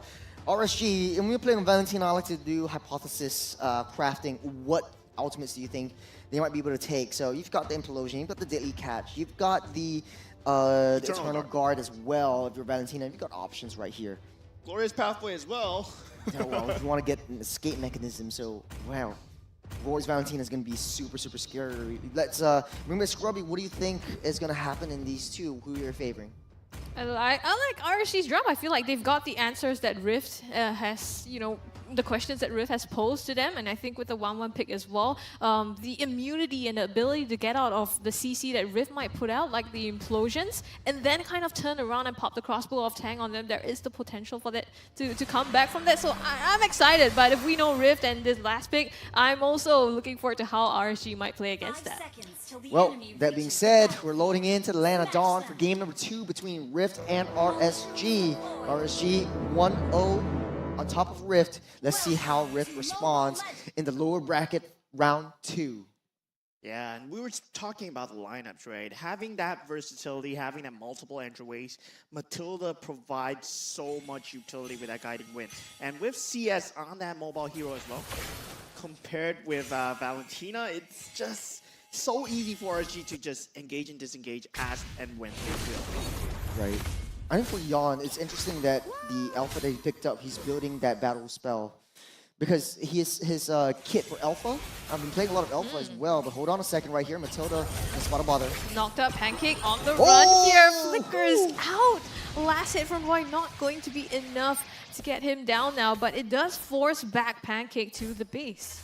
Yeah, RSG really likes smashing Pancakes, right? The previous game as well, and now Pancakes, he's just a victim, man. Yeah.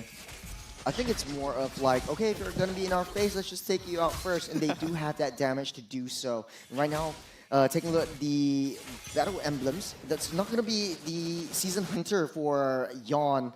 This might be a fluke because it's usually a Season Hunter, but he wants to stay in the midst of fights. He thinks that the Yon's damage will come through. Pancake. No longer has the flicker though. Yep, again, taking all the damage. One last hit, the flicker this time from Roy. Will to cure first blood for himself. Canonio comes in for the backup here. They do take care and trade out roam for roam in that fight.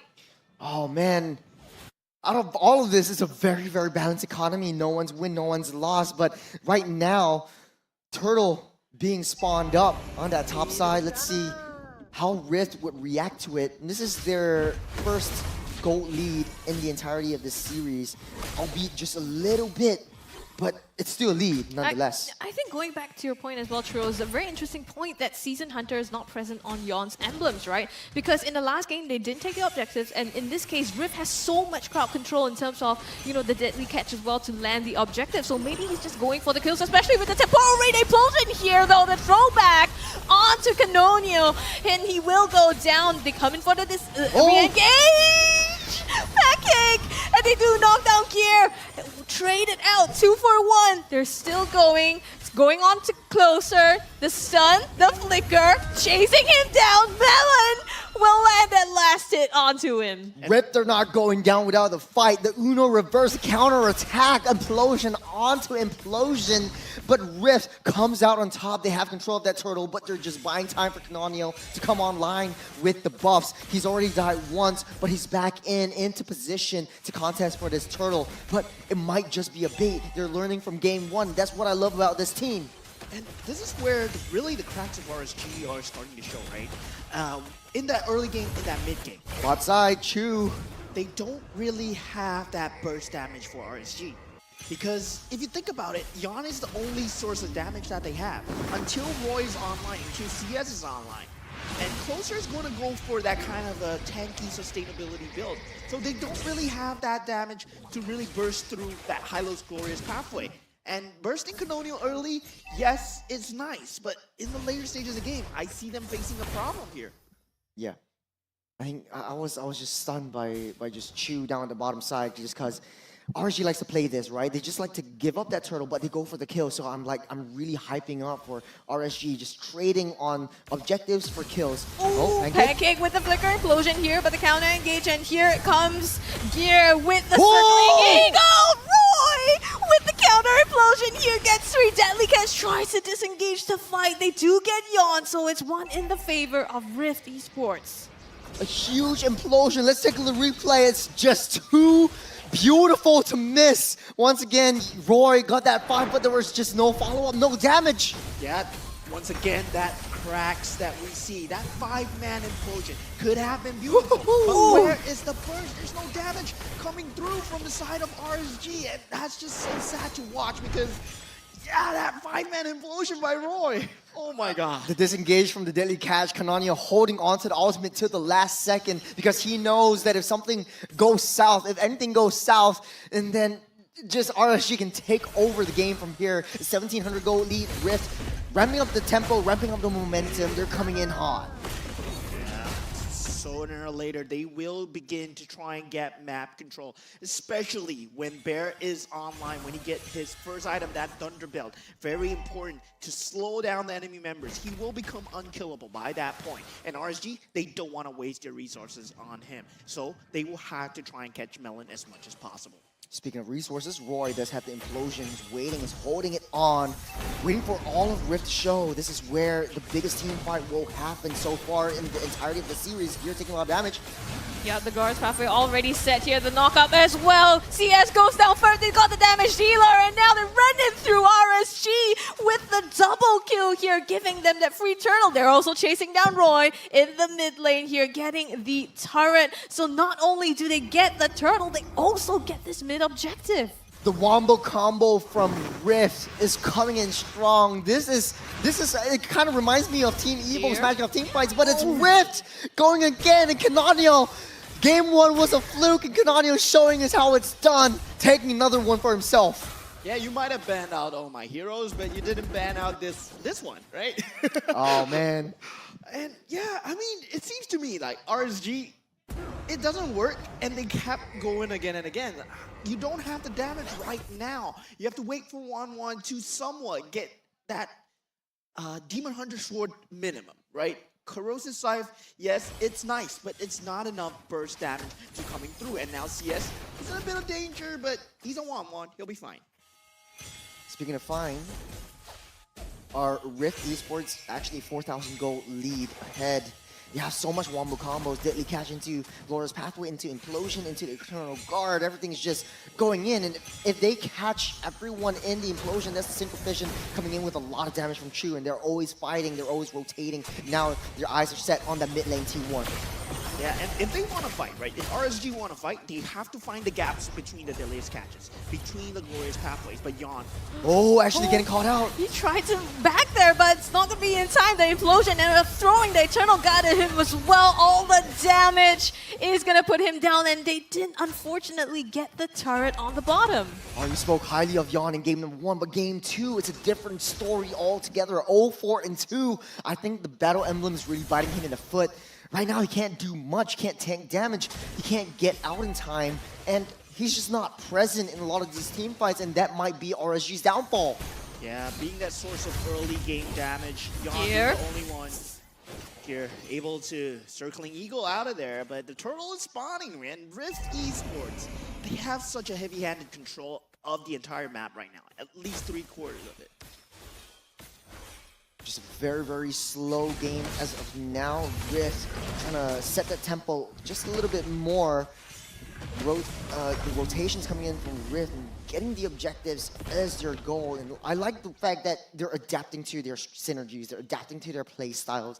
They're just getting, like, understanding how RSG likes to play around, how RSG rotates around that map, and they're adapting to every single one of them. And I like the fact that Rift, they do have a lot of insurance policies in the late game as well. They could very well send Bane up on that top side or on the side lanes just to get that push down. Look at how fast Cananio is farming up. He's level 13. Yawn is 2 levels behind, and he's got the Season Hunter as well. Well, RSG, I mean, they do need to go into that mid-game, late-game scenario, right? And when we go into that mid-game, late-game scenario, RSG still have a chance. Because 1-1, if he gets that crossbow tank on the correct target, he's going to deal a lot of damage. And if Roy manages to get a significant amount of farm, that's a lot of magic damage as well. But the wild card here is Yon, because Spear of Alpha, he needs to land it onto one key target and one key target only, which is Melon. Speaking of which, right now it's 60 seconds or less than 60 seconds till Lord spawns up. Rift really pushing down all those T2s, starting with that top side. But they're playing a 4-1 composition where Bear is trying to keep that off lane at bay.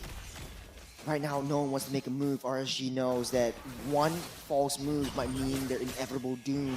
It's Rift trying to contest for this purple buff. Glorious Pathway already laid down.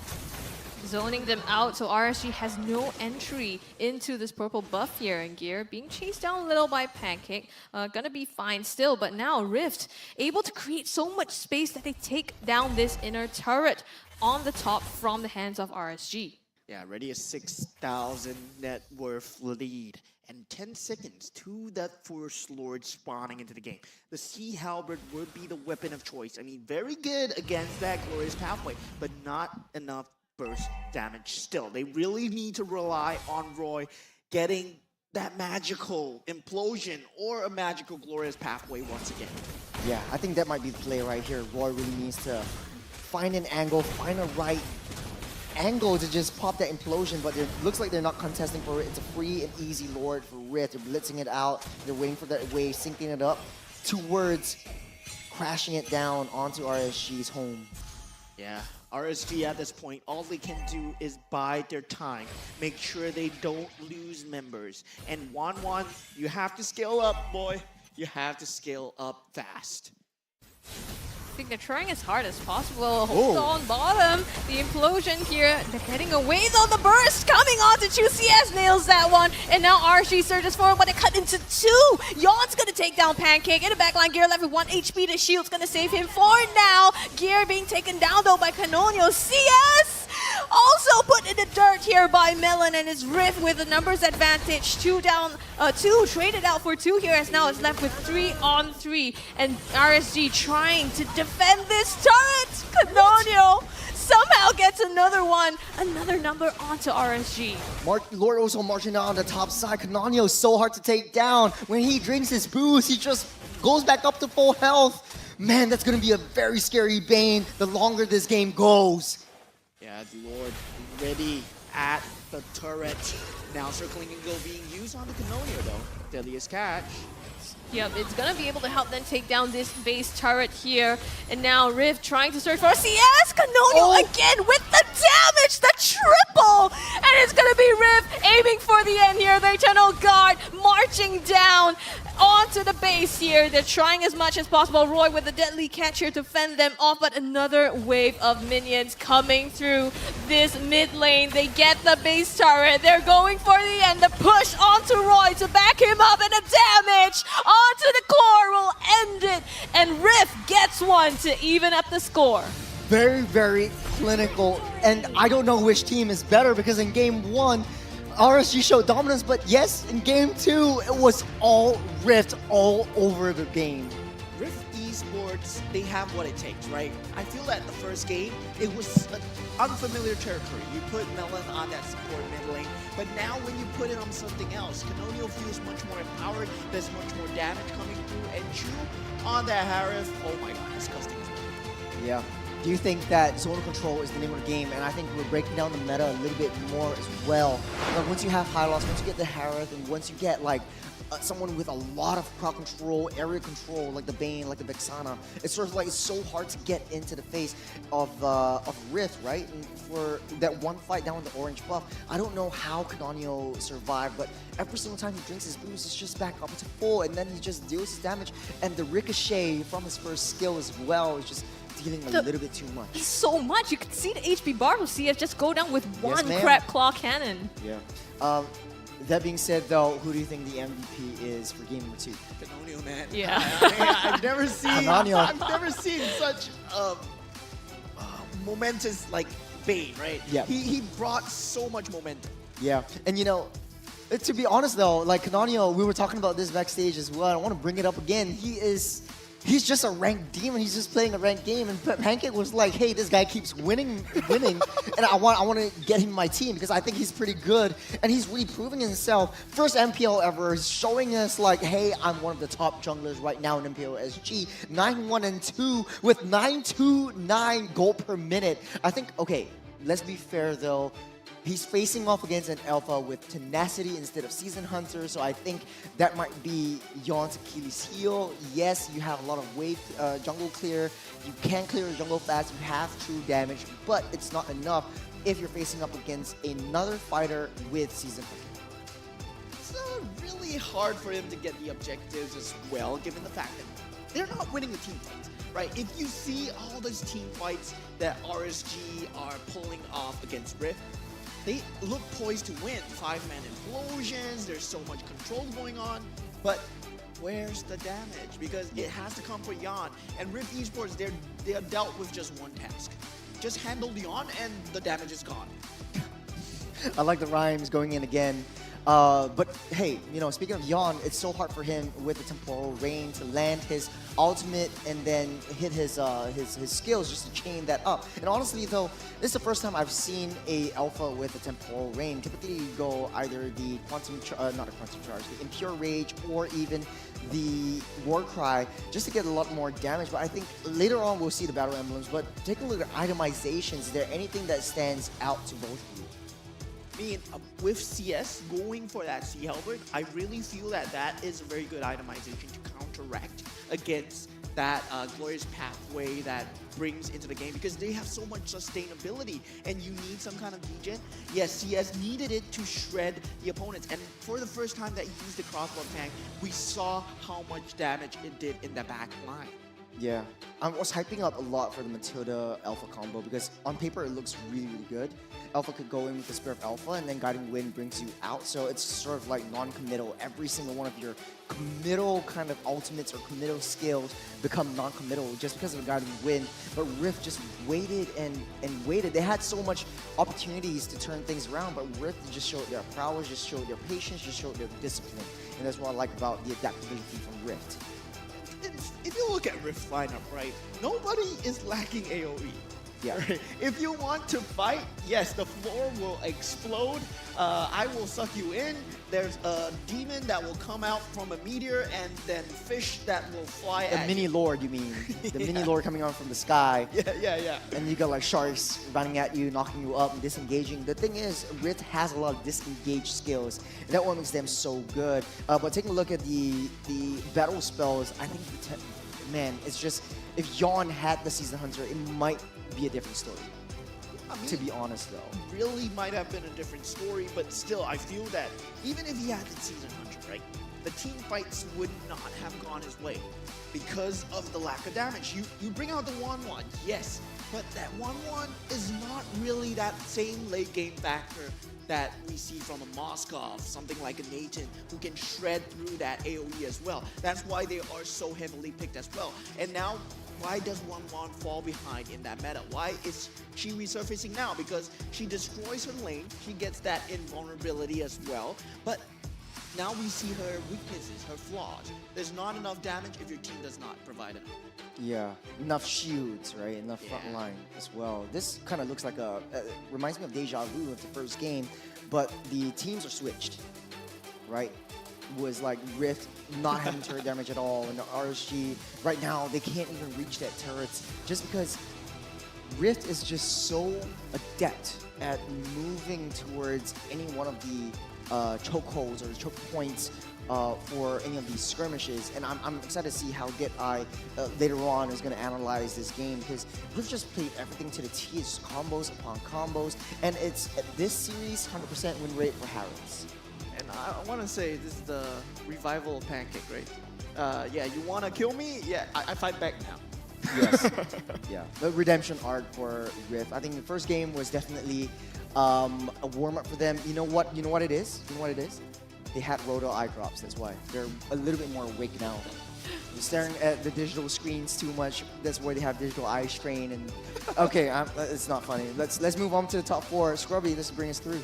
Yeah, I mean, we have the rich guy, the carry, all being Canonio here. Damage taken, Sandbag is Bear, and Pancake as the best wingman. Like you said, a bit of a revival here. But really, all throughout, Rift taking this top 4, very dominating game. And I think like you pointed out earlier, Moment, when, you know, they can do the setup, but where does the damage come from? Interestingly, we saw earlier the damage dealt being quite even against these two teams, despite the kills being 4-16. So it's really being able to set up and dish out the damage, but just not enough to close out those fights. Yeah, Hylos pony from heaven because he's healing you. You know? True. He's neither an undead, but like he's sort of like from that same lore-wise or canonically, no pun intended. Okay. It's like the same sort of like area from where Tigro is, the Lightborn thing-ish. I don't know how to say that, but like hey man, you know, props to Rift. They really went back to the drawing board. R19 winning out the draft this time around. Everything just went so smoothly. But let's go back to the highlights to see what really went down. Moment, can you take us through the highlights as well? And this is RSG, right? In that banning drafting phase, taking out almost every single assassin in the game. And Canonio was forced on this bait.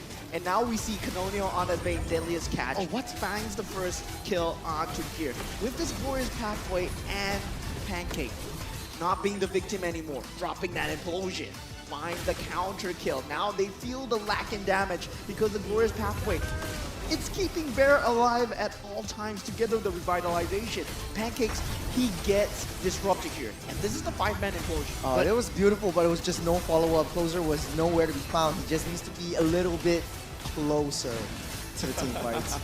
And now with that sword on the floor, that is a no-no zone, especially with that fish all coming out. Oh, he was just, honestly, John was one frame away from recalling out of the way. But it was just so unfortunate that the Hylos' ring just had that damage onto him. I think this was a possible turnaround for RSG. Yeah, the crossbow tank coming out, it nearly got the better of Melon. He flickered away, but Canonio, at that point, he dealt too much damage. And CS, he had nowhere to go, right? He would have run into Bear, he would have run into Canonio any other way, but the creeps just finished him off. They lined up for him. So Gear was trying to save CS, but now the Ricochet does a lot more damage when it bounces off the first person. So when Gear acted like that wall, it sort of like just decimated CS out of oblivion, to oblivion. Yeah, I mean, Bane? Is Bane the answer to Matilda? Because you actually line up when you do that guiding wind thing, right? But honestly though, I think Bane is a better disengage than Akai. The Deadly Catch does a lot more damage, a lot more knockups than the Akai's heavy spin, and I think like they do need that insurance, they do need that like sort of a disengagement insurance as well. Yeah. If you shoot in a straight line and you're retreating in a straight line, you get hit. Okay. I mean, same thing as Moskov as well, you know. Maybe Nathan? Yeah, the stars align, and the planets align. It only happens once in a blue moon. But Canonio found it. He found it with the Deadliest Catches. He found it with that, what was that? Yeah, his skill. His crab claw cannon. Crab claw cannon. Crab claw. Speaking of crabs, man, I'm feeling so hungry. No, I'm just kidding around. Okay, things to, you know, moving forward from this, game number 3, what do you think is going to happen for both teams? Well, I think it's interesting that, you know, in this case, RSG didn't have the answers to the questions that Rift posed, but each game so far one apiece, they've been very dominating. So it was either, you know, quite in RSG's favor the first game or quite in Rift's favor a second game. So I think game number 3, in the drafts, I think we can see a lot of, you know, where they intend to take the strategy or if they're going to shift it. This time, Rift having that huge combo and the zone of control really was to their advantage. But that's just game number 2. It's just one game. It might be a little bit different for game number 3, and we'll just see how we break this down. But yeah, any final thoughts about this game? I feel that both teams were experimenting, right? The Angela Ling, Melon, really first time playing Angela, and now the Matilda Alpha as well. We don't really see Yon on that fighter as well. So now we might have a truest clash. But hey man, that's just your theory. Let's hear from the expert, Deadeye himself, on Off the Desk.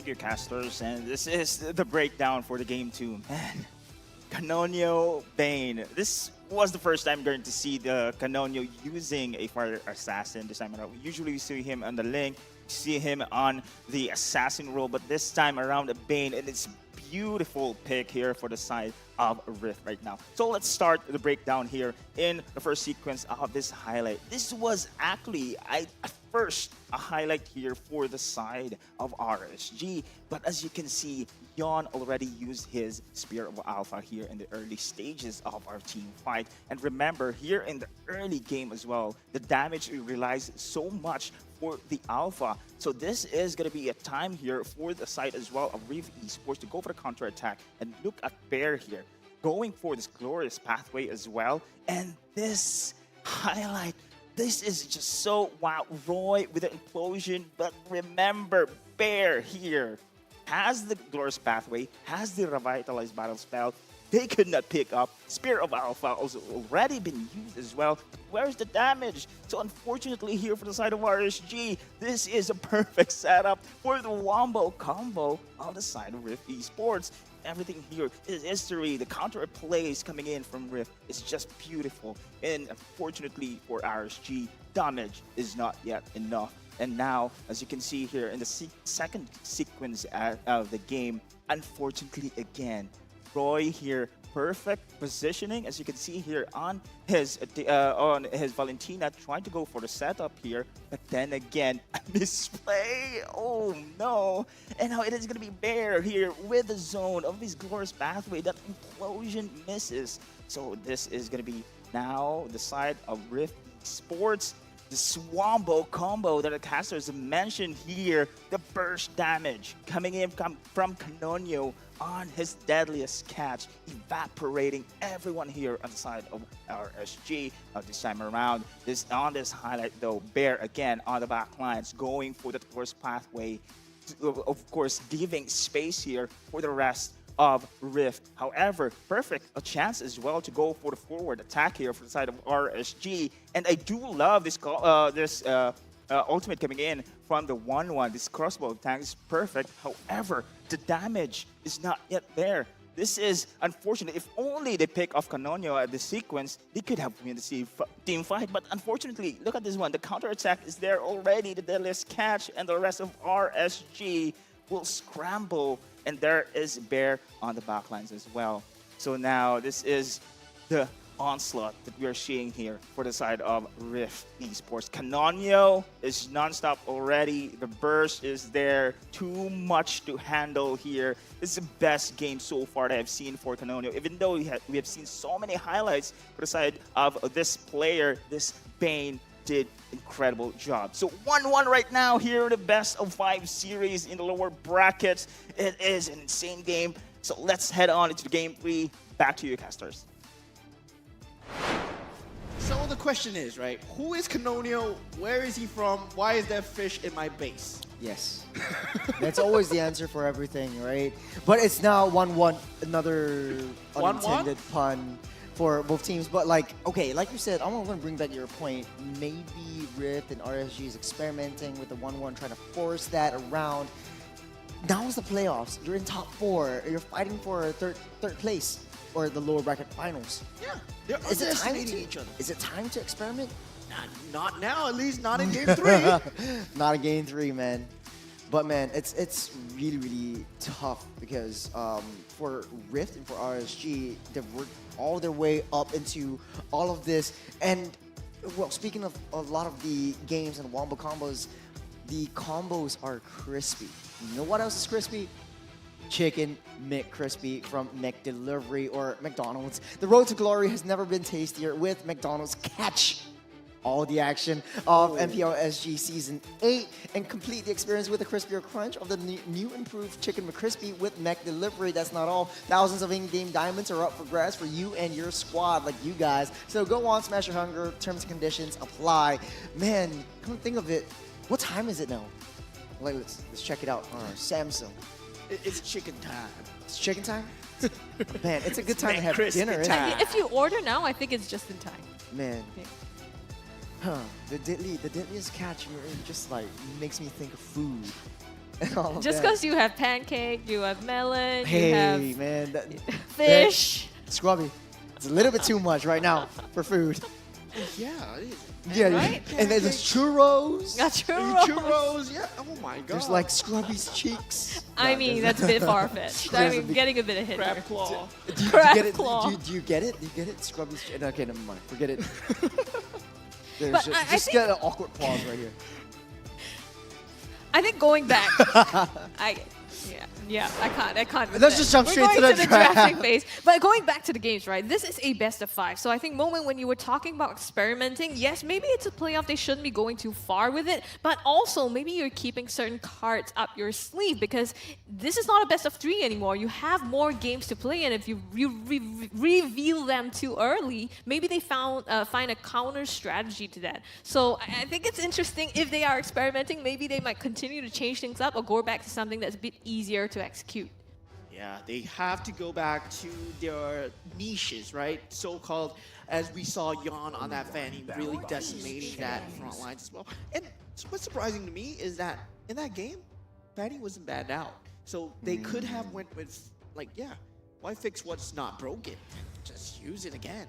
But it's easier to catch the Fang if you have a Tigro in your arsenal as well, because if you get a flyby, you pop the implosion just on the right time, the right pixel, Fanny gets trapped in, it's really hard to get out. The Phoebus will be banned out along with Cho as well as Chip. R19 might be looking to ban out the Harith, so both teams might not get the Harith at all, or the Juicin, which is a huge problem. Let's take a look at another fun fact. RSG SG has never been knocked out of the lower brackets. Can they make it to the grand finals? This is tough. I mean, This is a death flag, man. This is a death flag. You don't show this kind of facts. Is this a threat? Is this a threat to RSG? Yeah, this is a threat to RSG right now. I mean, with that, I think, yeah, 3-2 Rift. What? I mean, all of us voted 3. I mean, I voted 3-1. You guys voted 3-2, RSG. But yeah, if they don't get knocked down in the lower brackets, then, you know, Rift has a very, very good shot. But right now, the respect coming in from the Bane, they're going to ban that out. So Canonio won't be able to play his Bane. But Assassins are on the tables as of now. There's the Ling, there's That's a a lot of Hayabusa. respect. That's a lot of respect. Because you take out the Bane over Hayabusa, Ling, Fanny. Wow, that's just a lot of respect for Canonial. And this is a player out of the ranked game that Pancake met in a ranked game during the transfer window and said, yeah, you play for Rift Esports, and now they're top 4. Yeah, every time you say that, it's such a interesting and so it's funny because like it's true. Oh, Khalid actually went through, so they're gonna pick it up. Closer will be playing the Khalid and provides so much opportunity. I like Khalid's kit. You have the passive along with the objective takes as well. You move a lot more faster. You have a lot of damage in the early game. If you're Rift and you play an assassin, beware because your jungle is in shambles as well. So Ling will be picked up as well as the high loss. The Harith is still open as well. Harith, you might pick it up. Fun fact, again, Harith has 100% win rate in this series. Will they be able to make it? Keep it 100. Yeah, that you can't say these kind of things, right? It's always a death flag when you say these kind of things, right? When you say Harith's 100% win rate means it's no longer gonna be 100% win rate. Well, am I doing the caster curse thing once again? Yeah, So and here we go. Now we know who loses because RSG has picked it up. Oh man, as well as the Fanny though. Okay, they do have a lot of early game damage. Harith's skills very, very well. All you need to have is a little bit more cooldown reduction just to get your Zeman Force online, but you got the Tigro and high loss yet again for Rift. Yeah, I really like this adjustment that they have made from Rift Esports compared to Game 1, right? Game 1, they went for the Ruby, and Pancake was just a victim. So now with that Tigreal, right, you provide so much more. If you ever get targeted by Fanny, if you don't have that implosion, that Sacred Hammer is also a controlling tool that you can use to actually push that Fanny towards your team as well. And that just locks the Fanny down. Well, Vexana's open. Haven't picked up a mage yet. RSG might pick it up just because, you know, you got Tigro Vexana combo.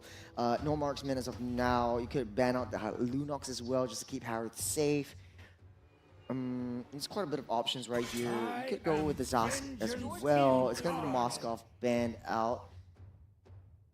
I mean, Chu, in terms of having that gold laner flexibility, we've seen him on multiple gold laners and still be able to do well. Usually, he's never the problem, right? He's never the problem. So it feels to me like, yeah, you ban out the Moscow.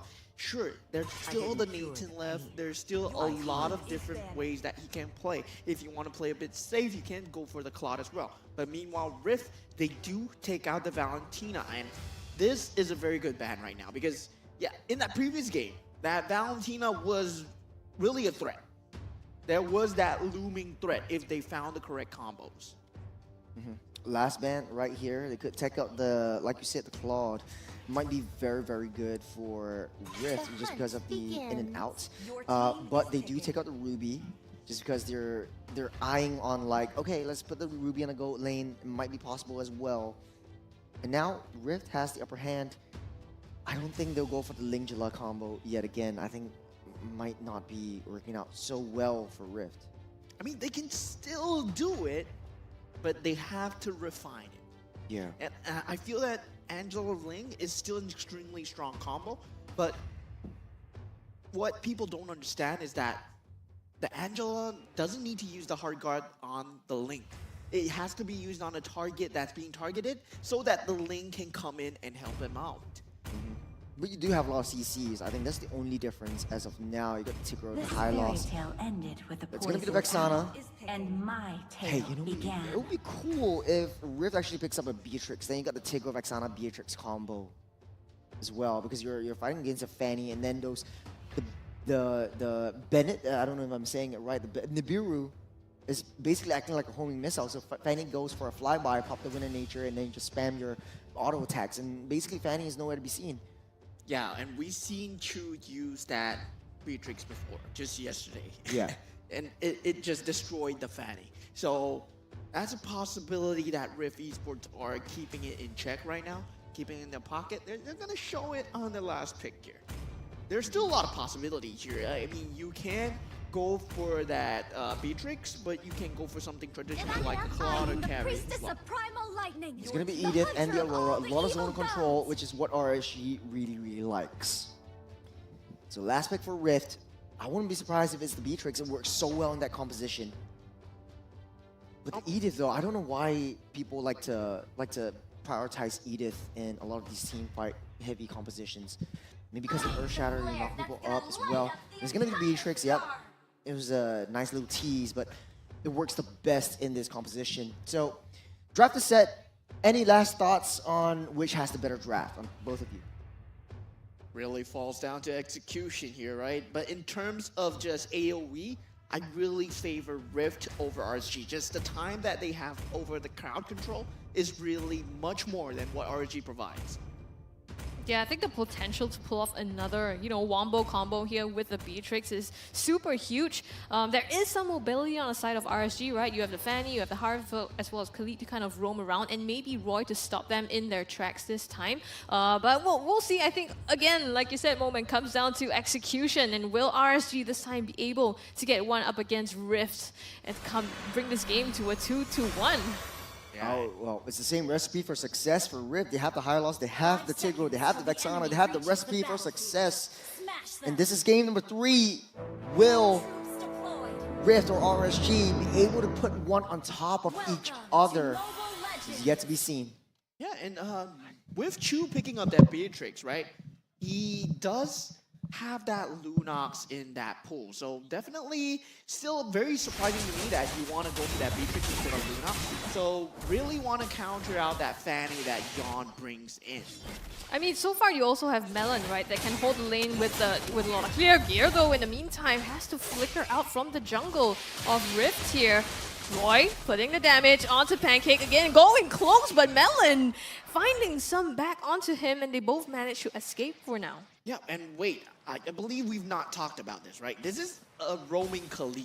So Edith will be on the EXP lane, and this is really one of the first roaming Khalees that we've seen in the entire MPL SG season. So that means that, yeah, this Khalid has a lot of pressure on his shoulders. He has to find a very nice early game pressure and still not able to do so far. I mean, he tried to go into the jungle, right, of Rift to put that pressure on, but I think 3 members there was also too difficult for Gear to kind of come up against that. We'll see if they find any consolation here. Damage out on Pancake. Bottom lane here pressured down, but they are here. Yondo forces the flicker out of Melon. That damage already right at level 4. Yeah, and Yon really not showing that he's not to be trifled with, but we know what Canonio can do on this Ling as well. And now, with Rift Esports looking much better than Game 1 in terms of having that AoE, they can go for that comfortable playstyle that they're known for. And with that Glorious Pathway of Bear, he might have what it takes to pull it off. We'll see if they do. In the meantime, they are posturing around this first objective, the first turtle here. Bear laying down the Glorious Pathway, all ready to cut off any escapes here. Yon coming in, but Canonio wins out the Retry battle. And now stunned out, here comes the Eternal God as well, trying to fend them off, and RSG forced to disengage from the fight. Yeah, they do get the turtle, and there's so much sustain coming out from Bear with that revitalization and the Glorious Pathway that, yeah, there's no way that RSG are bursting them through without the help of the Harif right now. Yeah, I mean, so far they're kind of counting on, both CS and Chu to come into the fights, right? So I think that's going to change a lot of the dynamic and the way they take that as well. A huge, combo potential coming in once both of these gold laners are farmed up enough. Yeah, this game has all the hints of a bloodbath, right? A very good bloodbath. That Raging Sandstorm, that Implosion, and you just count the number of AoE that's available. Wow, Yon, you have to pull the game of a lifetime here. It's a much harder game than Game 1. Yeah, with the Khalid as well, it gives a lot of options. Yeah, and I think right now, with the AoE damage as well, the setup is there, but Yon might have a dual role, right? Even if you don't kind of go into that AoE, you might be able to play the role of cleanup. So I think, or either to kind of whittle down the HP bars of Rift here. So different, I guess, potential entrances for him to take, and we'll see how that pans out. Yeah, Bear still not really facing any difficulty on this top lane. And really, both teams, they are banking on this bloodbath of a battle. So we will have to see who wins the first few team fights, because this roaming Khalid from Gear is extremely interesting. I think we've seen this a lot before, that the roam is supposed to give a lot of vision, a lot of intelligence to the rest of the team, and provides a lot of damage. It gives, in theory, will give a lot of damage and a lot of annoyance towards the assassin junglers, which is what Gear wants to do. But then again, the kit needs to be coming in, because Gear will not have damage in the late game. Early game is where you want to scale. Rift knows this. They're playing towards that late game. It's still 0-0 is the kill score, and Rift wants to keep it that way. And something that I've identified out of RSG is really, there's a very big lack of frontliners, right? You're really relying on Gear and Closer being on those fights at all times. Meanwhile, Rift has that pseudo frontliner, that Eternal Guard, and Tigreal is a very well-known frontliner with that Hylos. Bear on the opposite side of the Closer map. going in, the implosion, well, the knock-up here. Now the Eternal got laid down as well. First blood lands onto Pancake here. Melon on the retreat. CS in the backline putting out the damage. They do force Rift out of the turtle pit here to secure that first objective for themselves. Well, it's all good and dandy, because Rift got a trade on the top side for himself as well. It's a 1 kill over RSG. They got first blood advantage, but Rift is slowly seeping in. Just scale up Chu and just protect him in the late game. It's 4v1 down on bot side. Bear just getting sandwiched here, and nowhere for him to go except back to the base. But yeah, like I said, I think in that time, Chu has already secured even the BOD for himself. Pancake onto Closer, the knock-up, and Chu will blast him down. I'll buy so much time for Chu to get into position before blasting him off with the Bennett. But this Chu or Matrix is getting stronger by the minute. He's got a BOD already.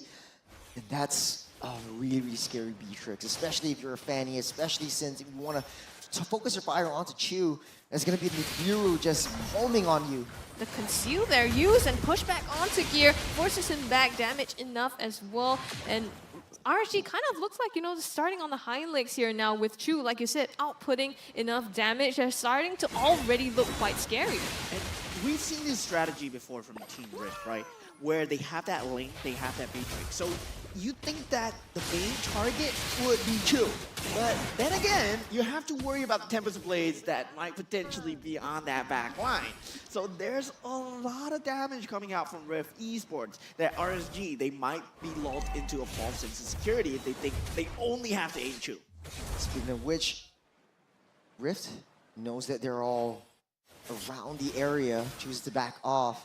I said, we just want to play it safe. Chu knows his power spike, and they're just waiting for him to come online. He's always on his benefit. He hasn't switched into Nibiru just as of yet. Oh, Pancake comes in with the flicker. Implosion nails 2 there and immediately blasted down. It's 2 down on the side of RSG and Rift with that play here. Oh, that was so beautiful. Implosion into the Eternal Guard, into the Bennett's, and then Nibiru's passion.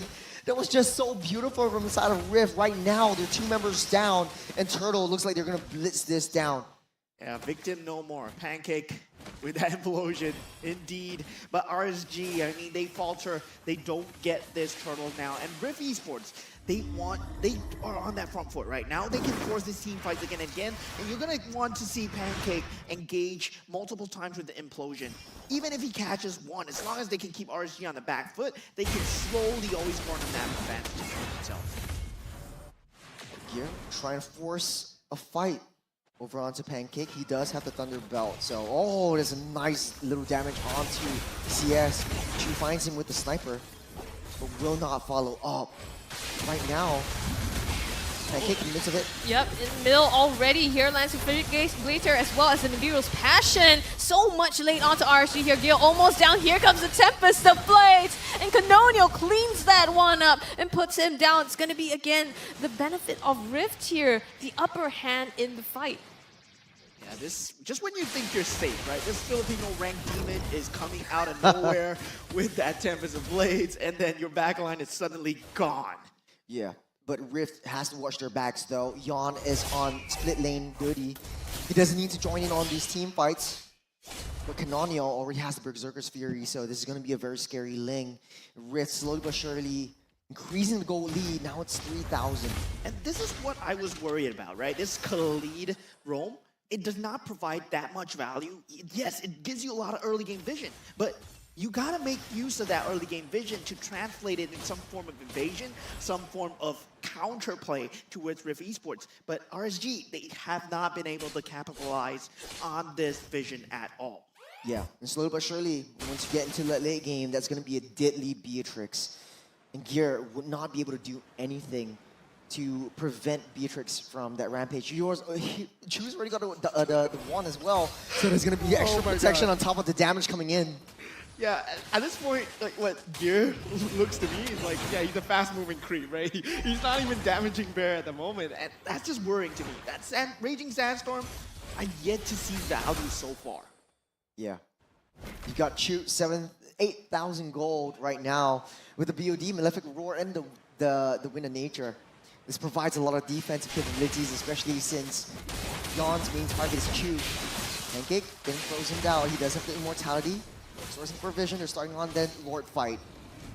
Yeah, but RSG, they do have a recipe for disaster, right? They have a lot of AoE in their arsenal because they just need to find the perfect timing, and this Lord dance still going on. Glorious Pathway being used by Roy. Roy flickers in the backline with the Frigid Glacier, and now they explode Rift and tear them apart. Is it going to be enough? Chu with the Nibiru's passion and the counterplay closer, landing a triple kill for themselves. RSG finding their opening here and going down this mid lane. Chu, the only one left standing here. It's gonna land the snipes on. It's not enough damage. It's still gonna be RSG taking this inner turret in their hands. Just like that, the goal lead is just diminished completely. Let's take a little replay. Focus your attention on Roy, flickering in. He knows where Canonio is, takes him out immediately, and the rest of the team just follows up. The Lord is just bait. They get that reset, but Chu just dealing so much damage, enabling him to keep himself alive and at bay. So that's really just the saving grace of Rift Esports. Yeah, and RSG, they have to be on that front foot at all times if they want to win against Rift Esports lineup, right? They have to be the one initiating. They have to pull the trigger first. Because if they get pulled on, Pancake with that CC, with Melon on top of that, you aren't going to be able to save that team member of yours. Yeah, so now the question is, do I engage or counter-engage? That's the question. Because I think for Rift, they're sourcing for information, taking the brunt of damage, trying to force something out, and keeping the Lord away from the turret. Pancake, gonna find Gear though. Yeah, Gear finds him there, forced to use the Sacred Hammer, but the knockup into the Nibiru as well has enough damage, and he goes down. And now Bear with the Glorious Pathway is soaking up so much rifts. Now they have the opportunity to counter-engage. They split up. RSG isn't enough. Canonio gets away with just a sliver, and Chu shuts down closer. It's 3 down on the side of RSG. The counter-engage from Rift, and Chu just popping the combos after combos. There's the Bennett's Rage, just the Nibiru's Passion, and then he just goes wham, drat. Yeah, it feels to me, right, at this point, Pancake can implode on anybody, and that target is dead. And that target was Gear just now, the worst possible target out of RSG. So it's worrying to me to see what if he finds others. 3-man Raging Sandstorm. Gear starts set up Glorious Pathway together with the implosion. Frigid Glacier locks them in place, and now RSG prevent Rift from taking this mid-outer turret. It's very good, right? Because they still have their T1s. They're broken down all the T2s on all sides. The jungle map control is on RSG's favor. Taking a little atomizations, it does look like the Rose Gold Meteor has been built for this Beatrix. Looking to go for another Sea Halberd, if I'm not mistaken, right there, just to mitigate the healing factor coming up from Gear. Yeah, both teams really neck and neck in terms of net worth at this point. But if you think about who has that late game, who has that split push factor, it's Rift Esports. But now, Yon, it's always that wild card on RSG, right? That Fanny having that mobility, that being that wild card that he is, whether they can really bait out that utility. Yeah. Very easy charge. Mid lane, they're going for it, but Pancake frozen in place there by the Frost. Gear tries to fend them off, and Rift don't find an entrance so far. I think right now it's interesting, right, that you expect Gear to be the one engaging, but Roy coming in with that flicker as well as the Frosty Breath is the one to start up that fight. So now maybe Rift have to look out for different options that RSG might be using to initiate these team fights. I agree. It's kind of predictable when Bear goes in, you know the rest of the members are into fray, and Pancake always tries to find an option. Oh, he gets that implosion. There you go. The Frigid Glacier as well locks them in place in the backline. Closer finds Chu, forces the flicker. Glorious Pathway lane as well. And RSG surging forward. Chu finds Closer. It's 1-3, and Yon lands a double for himself. Another window for RSG now, and they get the Lord on top of that. It's a final shutdown onto Chu. No Beatrix for just a little bit, but RSG, this is the window that they need. Forcing that shutdown. RSG, I mean, in terms of forcing that fight, they did an extremely good job. They know their win conditions are being that first foot in. They have to take the fight to them and force Pancake to use implosions in scenarios that he should not be using these implosions. That implosion was onto Gear again, and that was the worst possible target. Might have worked once, not gonna work twice. Yeah, Pancake, yes, in the early game, he did a lot of work, just giving space and time for Chu to come online. But right now, it's kind of predictable because Pancake likes to dash in, and once he dashes in, you got Roy with the Frigid Breath just to stop him in his tracks. Now RSG, they have the upper hand. Yeah. Rift needs to defend. The good thing is they have the high ground. They really need to face down this enhanced Lord together with RSG's Wompo combo, right? It's gonna be very hard to fight, but if Pancake can land that implosion, all is well for Rift. I mean, like you said, it's turning out to be a bloodbath. Right in the backline, though, Yon with the cut through almost gets Canonial, pops the Templars of Blades as well to get out of that. In the meantime, RSG cutting open the base of Rift here, the mid base turret being taken down, and it looks like they're happy with this, just hovering around, waiting for the next wave to come in here in the front lines, and Bear as well trying to front as much damage as possible. Trying to push the minions out of the way. Pancake, concealed play, gets spotted out by Roy. Doesn't make the play, doesn't make the call.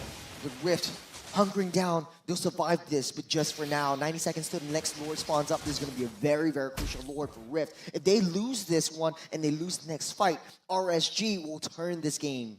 Yeah, the intensity from Rift, they really need to step up, right? You've seen them winning the first engagements, but now they are not engaging anymore. It feels as if they've been neutered. They want to stop this aggression from RSG.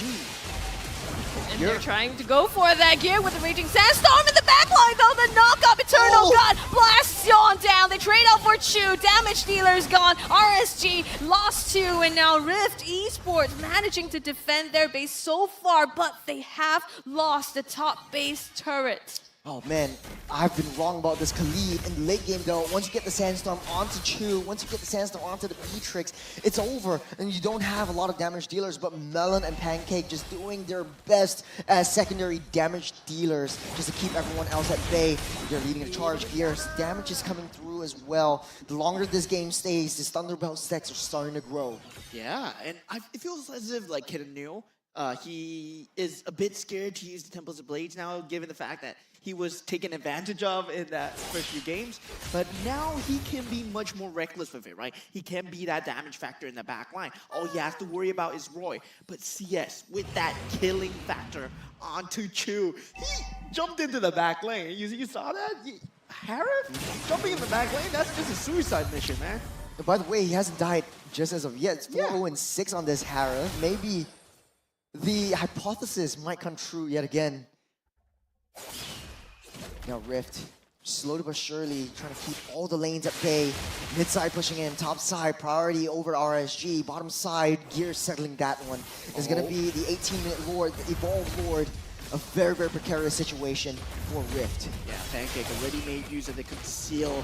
This Lord is going to be one chonky Lord if both teams want to fight for it. The reset is up, but the vision is still the way of RSG's favor. It's inevitable. The Lord getting the reset once again, but Gear zoning everyone out. His target is Chu. The win condition is Chu, but the waves are pushing in. Rift finding it very hard to come in. The Glorious Pathway, curtains open. Going into the back line, Glorious Pathway implosion in the front, and the knockup onto 2. They managed to get closer down. Will go, CS as well. And Rift has got 2 people. They're low on HPs, but the sustain keeps them alive enough to take this Lord firmly in their hands. Yon and Gear still alive. Gear, at the very least, just pushing up on that top side. Chu, all this time, found the right position where he was just untouchable. One already initiated by Chu. But Yon, it was just a bait. They want to go back. Yon on the back, onto Melon. Not enough damage. Canonial will be the one that puts him in the dirt. And now they've got time though. Rift, they cannot yet take down this mid-base turret. They're waiting for the wave. They have got the Lord as well. So RSG need to find a way to defend this. Pancake making beeline down to the mid side. They at the very least need to take down this T3 mid. With the Lord marching down that top side. Rift needs to find it in them to just synchronize all 3 waves and just get a nice final push. It might not be the last, but as long as Chu's safe, Rift has a shot. Yeah, and this is the power spike of the Khalid, right? This is where he starts to shine, when he reaches this late game scenario. What we've seen in other regions as well, Khalid Roam will only power spike above that 15-minute mark, and this is where he starts to bring his value. So Gear, it's up to you now. Rift, just getting a little bit more information. They might have a game plan right now. All T2s are down. The mid side is barren for RSG. Lord marching down the top. Yon tries to take down as much health as he can for that Lord, but Rift not making any calls. Pancake, 15 seconds till he has that flicker. They're just waiting and buying time for Pancake to come online with that flicker play. They've synced up the waves though, Rift, and all 3 lanes, they're planning for this to be a huge siege now. Yawn on the bottom side doing as much as he can. Gets stunned out there by Bear, and one by one, the base turrets fall. Whoa! And now Rift have to defend this, but the knockup onto 2, the Nibiru, the damage is gonna be enough to put them to RC trying to fight this though. They fend it off for now, but CS goes down, the damage onto the core, and Rifts secure themselves game number 3. There was so much discipline coming up from Rift Esports. Pancake, he knows how to win this game. Waiting out for the right time, waiting out for his flicker to come online is where Rift is able to just clear up shop. Rift 1 game away from securing a spot in the top 3. Defying all odds, defying all expectations, right? RSG was favored to win this series, and now it looks like the shoe is on the other foot. Rift Esports, they turn things around. Man, Rift Esports, and I gotta say, R19 with the draft and with his mind, playing the zone control, playing the sort of like the front to back composition that always existed, but in a different with a different twist, was just what Rift Esports needed to get into the fray. Now, we're 1 game away from all of us losing our predictions. How do you feel about this? I mean, anxious, definitely anxious for RSG. I mean, remember, this is competition life we're talking about. If they lose this next one, they're out of MPL SG Season 8. Yeah, it's just 2 more days left. I feel great, man. 1 team's going out. You feel great? You like Rift? I feel great, man. I like being proven wrong. You can't rest on your laurels for too long. But you voted for RSG though. How's it for you to almost be wrong to be almost wrong? I guess. I voted for RSG, so I'm nearly wrong. Yeah. Okay. You know what? Whichever team wins is yet to be seen and yet to be decided. But you know what's decided? The MVP. Who do you guys got? I think it's Canonio, man.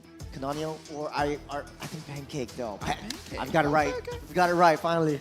I've got one on the board. But Pancake just is so disciplined, so patient, especially knowing the power spikes that he needs, the skills that he needs, waiting for his flicker to come online before making the right move, and just telling the rest of the team to just, hey, let's just be patient. Let's just wait for the right opportunity. I will make it happen for you. I will make that moment happen for you. I feel like we've been using moment a lot through the entirety of today. It falls on the execution, right? Really, if you think about how that Tigreal needed to play in that entire game, he could catch anyone free of charge. In the first 15 minutes, right? As long as he does that implosion, someone's dead. Yep. Yeah. And I think the fact of the matter is the way that RSG almost came back into this game was just so clutch. I think losing MVP definitely Roy, just identifying like, okay, this is how Pancake likes to play. This is how Bear likes to play. So if Bear comes in, I sort of can guess what's going to happen. So let's take a break. Let's take a little itemizations down on both sides. I like the fact that Chu actually sold his boots to get the house claw so that he has a little bit of sustainability through that late game. And just, I think the one could have been better timed instead of getting the banning coming in. But actually, he played really well. A heck of a game. The positioning from Chu, the positioning from Pancake to protect Chu was just so well done. Excited to see how much damage is dealt. But yeah, what are your thoughts? I mean, I really like the idea of the Rome Khalid, right? But the way that RL19 drafted this, it just makes sense because it defies whatever that roaming Khalid wants to do. And it's like he saw this coming, It's like he saw this coming because what a roaming Khalid wants to do is you want to be engaging and disengaging while baiting out your team so that your Aurora can flicker in, land that perfect freezing breath, land with Yawn coming in as well, CS, and Closer coming in for the rest. But it's unable to be done if you are locked up and chain CC'd. And that's what the Tigreal, that's what the Vexana brings to the board. And with that added Tempest Ablaze as well, you're gonna be knocked up for days. Like Poisson says, you're gonna be playing bouncy castles, man. Interesting. I think the Khalid was a right idea, but wasn't executed well, especially since Khalid is very, very, how do you say, committal kind of committal pick. Yeah. Very committal hero. Once you get the Sandstorm in, Basically, it's all in, and It's go time, man. It's go time.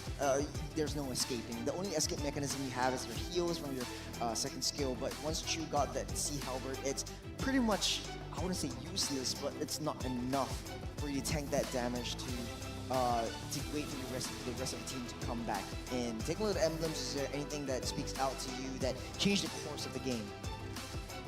Not really much. Pretty standard emblems across the board. Like, this is what you expect concussive blast out of that roaming Khalid, right? Well, I do have to say though, this is the first time that Harith has lost in the series, so I think this is the Caster's curse. Yeah, we called it. Yeah, we called it. Yeah, from I think it was 7 wins, 1 loss. Right now it's 7 wins, 2 losses, or 6 wins, 2 losses for the Harith. Based on the fun fact that came up. Somewhere around those something stretch. like that, or something like that. Yeah. And so, Scrubby, what do you think of this game, or the breakdown of the statistics so far?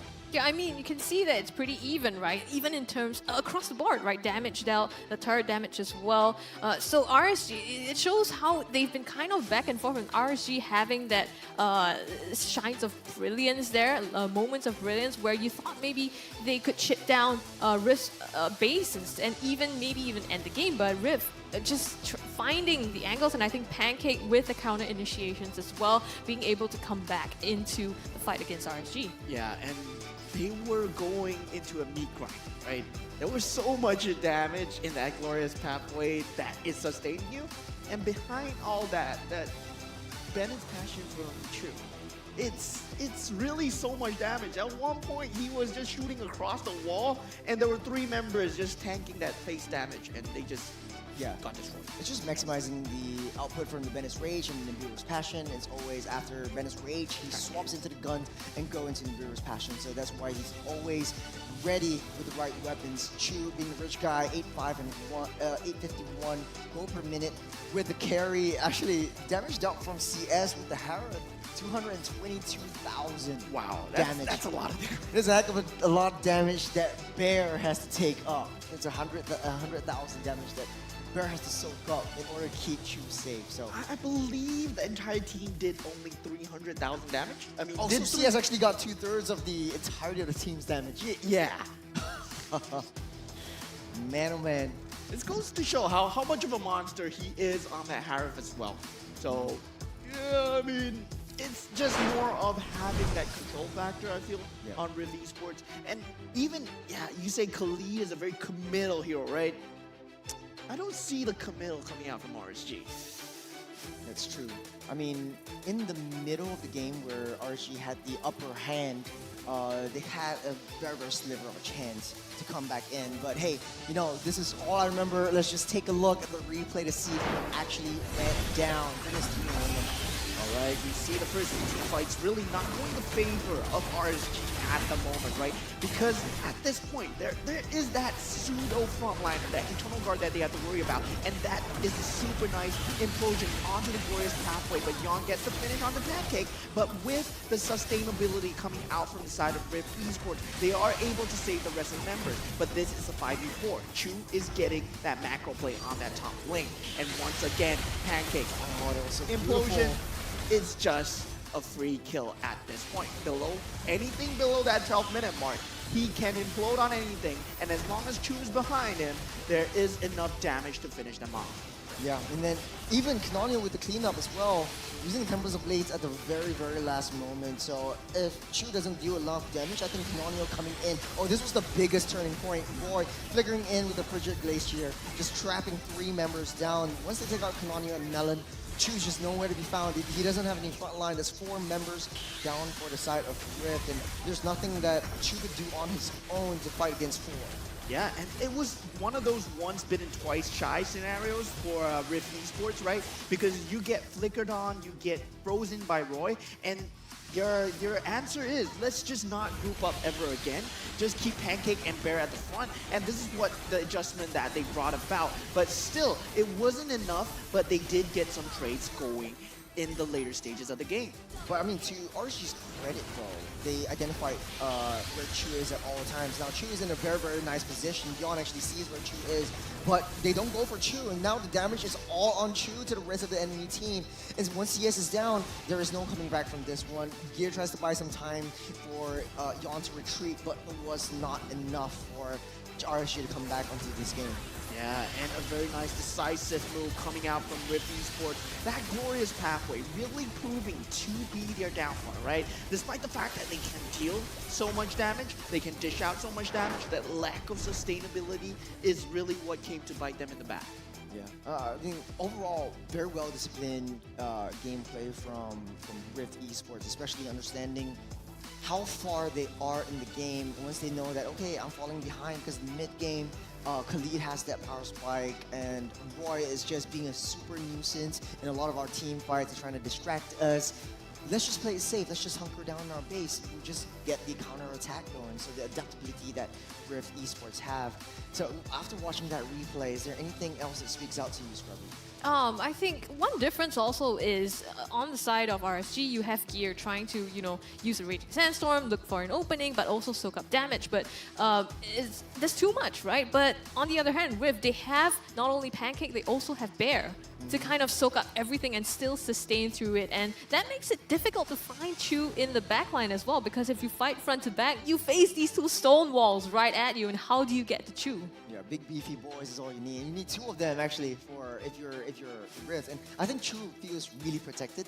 You have like two brothers just coming in. It's like, no way, Jose, you're getting into my little bro at the back. But yeah, this was just a very, very crucial game for Rift. One game away from going to top 3. And then this is the first time in the entirety of MPL SG that a team from the qualifiers, actually they came from the qualifiers up towards this, and then coming into the top 3. Or ever since like Evil made it to top 4 in season 3. In the previous seasons? Yeah, I think Evil was the only one. Their debut in season 3, they were the only team to go into top 3. So I think this is the second time that a team from the qualifiers actually made it through the top 3 in the entirety of MPL SG. 8 seasons altogether.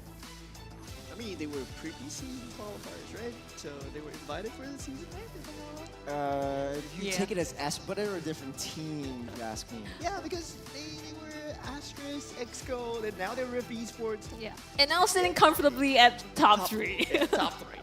Oh, so okay, I'm mistaken. So it was Homeboys and Front Yardigans. Okay, Yeah. okay. So Rift was actually coming into that one. But And yeah. now they're strong, right? Second season already, and with new roster, new add-ins like Canon Neo as well, really upping the level that they're playing at right now. Yeah, it's really. I really like this game, and I like to see the stats that come up throughout the entirety of this game. And to keep us company, we do have the Samsung Galaxy Tab S10 Ultra to keep us busy here as well. Say hello to Samsung's latest Galaxy Tab S10 Ultra, your intelligent studio on a massive canvas. In fact, this is just launched in Singapore a few days ago. What's special about this new Tab series is that it comes pre-equipped with the Galaxy AI. It's a perfect work and play companion to maximize your productivity and fun. Immerse yourself in unparalleled clarity with this massive 14.6-inch screen with incredible resolution. Enhanced with Vision Booster and anti-reflection technology, it reduces glare, improves visibility under any lighting condition, keeping your screen bright and clear in any environment. Moment, can you bring us through some of the extra features that you have as well? You know, this has Galaxy AI, right? You just said it has Galaxy AI, and one of the things that Galaxy AI has is called Circle to search. Circle to search with Google, right? So you can actually circle something, anything that you want on your screen. So for example, I'm circling tough boots, right? Interesting. Yeah, so what happens is boots appear. Yeah, so if I go to the exact word tough boots, and they actually show you the pictures of the tough boots or boots. Interesting, let me try it So right it's now. so cool, right? So try it whatever you circle, it actually appears on your Google search history. So don't circle anything bad, guys. And you can do that on images as well, right? If you have the camera open and you take a picture and you just circle it, they can even recognize that as well. Oh, that's cool. Okay, so you Like took here. a photo in the middle of game. And And it so tells you is. Samsung Galaxy. So it's interesting how the AI actually identifies and recognizes some of the images and some of the forms that exist in your tablet as well. But yeah, thank you Samsung for sponsoring us in this playoff season because it's been really helpful as well. But yeah, to talk more about the game, we're going to our analyst Deadeye. Take it away from off the desk. Thank you so much, casters. And now, Game 3, game analysis. Wow, what a game, what a series.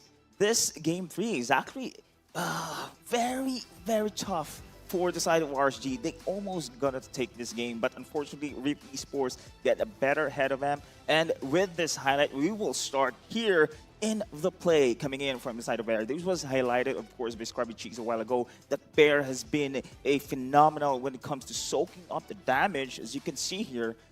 This is a pretty good job coming in from Roy, and his Frigid Glaciers stopping the initiations here coming in from the side of Rip. However, this revitalized battle spell and as well his kit here to soak all the damage, the glorious pathway, not enough. Unfortunately here, CS still has his ultimate. Unfortunately, it was not yet ready for them to commit in such situations. Now, it will be punished by the aggressiveness coming in from the side of Rift Esports. Now, this is one scenario, similar thing we see here today. And now that is going to be Chu having this burst damage. And look at the positioning here of CS. He's way too far. And now it is going to be the same thing that Bear procs here.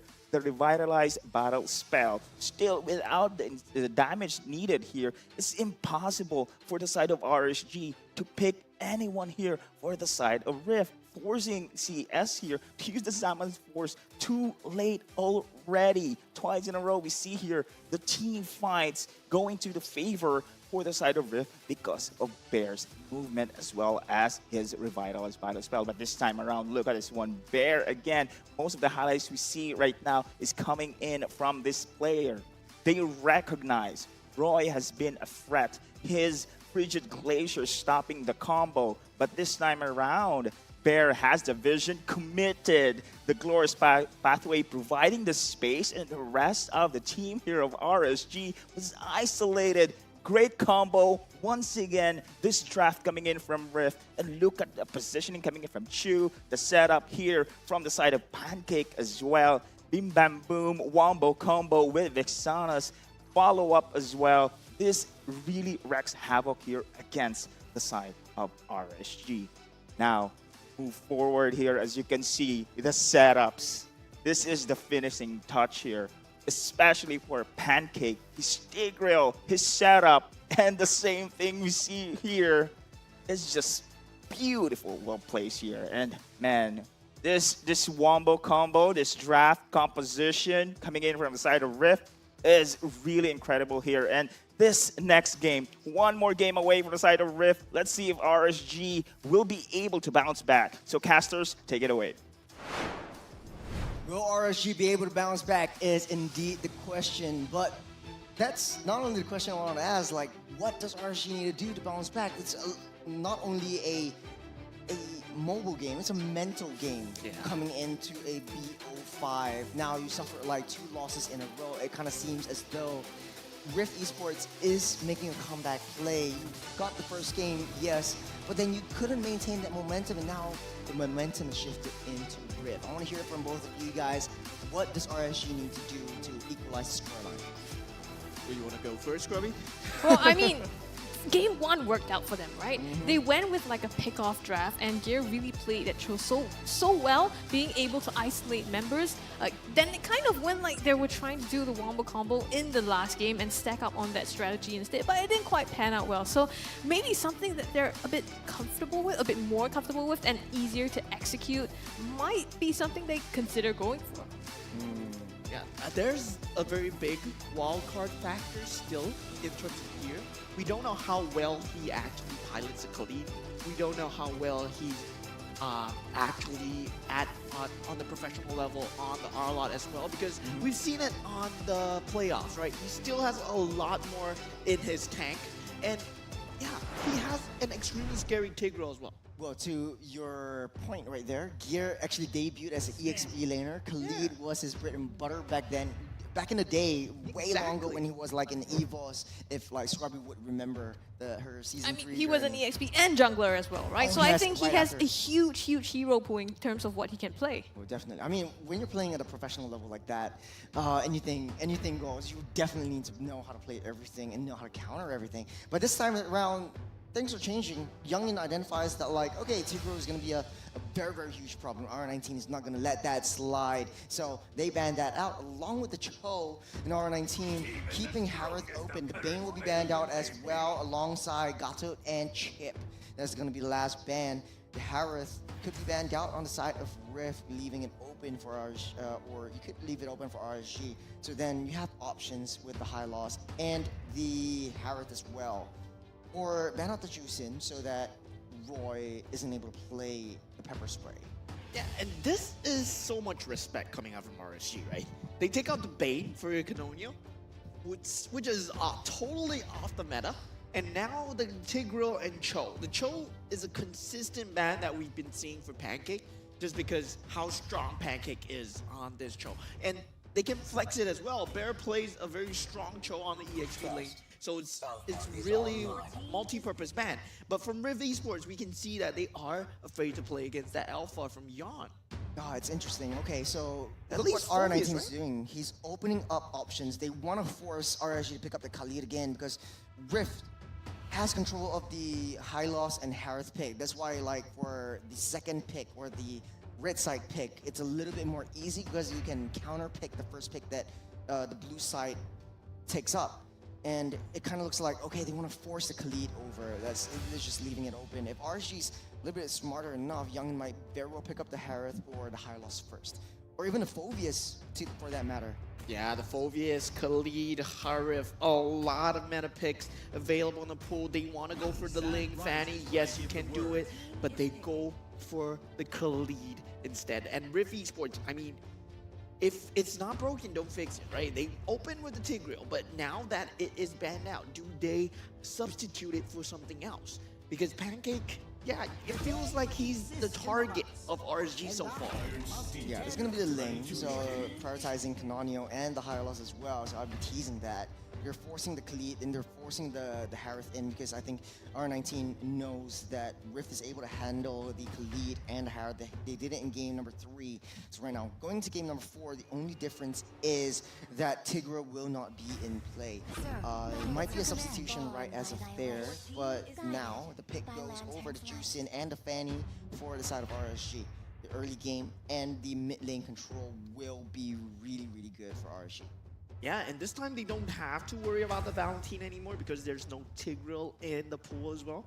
So, I mean, still going for that Fanny for Yon, yes, it's still a very big threat. And Rift Esports, I mean, they have not shown what else Pancake can do, right? So far, we've been seeing him play on the Tigreal, we've been seeing him play on the Cho, but nothing else. So they will have to pull it out of the bag right now.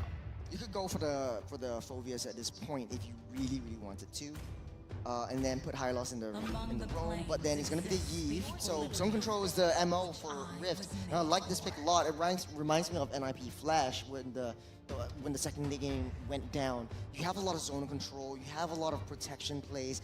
Harith needs to be banned out for the side of RSG to prevent it going over the side of Rift, just because it's gonna be so good if they played it around the Harith. Yeah, and it feels to me, right, like the Hayabusa was still open as well. So nobody is prioritizing the Hayabusa anymore, and they really are confident with that Fanny. See, I mean, to add on to that, no one's prioritizing Suyo at all. Yeah. I thought like, okay, a new hero comes up, everyone's gonna be like, oh, I'm gonna grab my hands with Suyo, it's gonna be 100% banned, but why isn't people picking up Suyo? Is it because like he is not really reliant in the early game? Is it because it's very committal? Once you go in, if you don't have your skills, you can't dash out. It's sort of like a Julian. That's why it's been falling off the meta just a little bit more. But I don't know. I don't know about you guys, but I do like the Suyo. You have a lot of versatility. You have a lot of like jungle control, and you beat any assassins hands down. You're able to one-shot a lot of heroes. Yeah, it feels like teams are still at that experimental stage where they have not found that perfect matchup for Suyo, that perfect thing that Suyo is good for. Yeah, possibly they don't know what Suyo counters out in the current meta of this professional scene. That's what it feels to me. Yeah. So, I mean, it could very well be picked up right here and going to the EXP side for either of these teams. But then you're forcing the high loss to be in the wrong position. I don't think Pancake likes that because it's a single target initiator. You want to have a crowd control initiator, an AoE crowd control initiator. Sort of like a Minotaur might work out well. Maybe the Edith might work well too, now that you don't really have the Tigreal to counter engage. Or even better yet, might be the Grok though. Grok might be interesting right here. So you can deny the Fanny and deny the Khalid. And the Tushin as well. Because you, as a frontline roamer, right, you are very susceptible to Force out Tushin. the ulti. Yeah. That's gonna be the Grok ban. Oh man. We called it, bro. Yeah. I was teasing like, okay, Harith definitely needs to be banned out. The Grok definitely a very, very nice pickup for Rift because Pancake also plays it as well. But right now, without that, they're teasing out, okay, maybe I'm going for the Edith or the Minotaur. It might be the best option for both these two. Because if you want to go stick to the MO, stick to your strategy of zonal control, then either of these two might work. If Yeah, not, now? High Loss Roam and then Terizla in the EXP side. It could always work out well. Yeah, Rift, I mean, in terms of picking, right? Pancake's hero pool we put to the test right now. Yeah, you go for the carry for Chu once again. So this time, he does not have that Angela. And carry is extremely susceptible to this Fanny here. So it's very worrying for me to see them go for this carry because it does not have that survivability in terms of having that goal lane, just able to BMI out like a Claude or something along the lines of just having that added survivability. So as a carry, you have to hug the tower. Right now, what's open is the marksman lane. You could pretty much use the Ruby, but then you're putting all your eggs in one Fanny. I don't think RSG wants to do that. You face up against the carry, you could always go for a Lunox might be good over here, facing up against the high loss, but Edith will be picked up along with the Claude. And I like the Claude though. Yeah, this is CS's bread and butter, right? The Claude.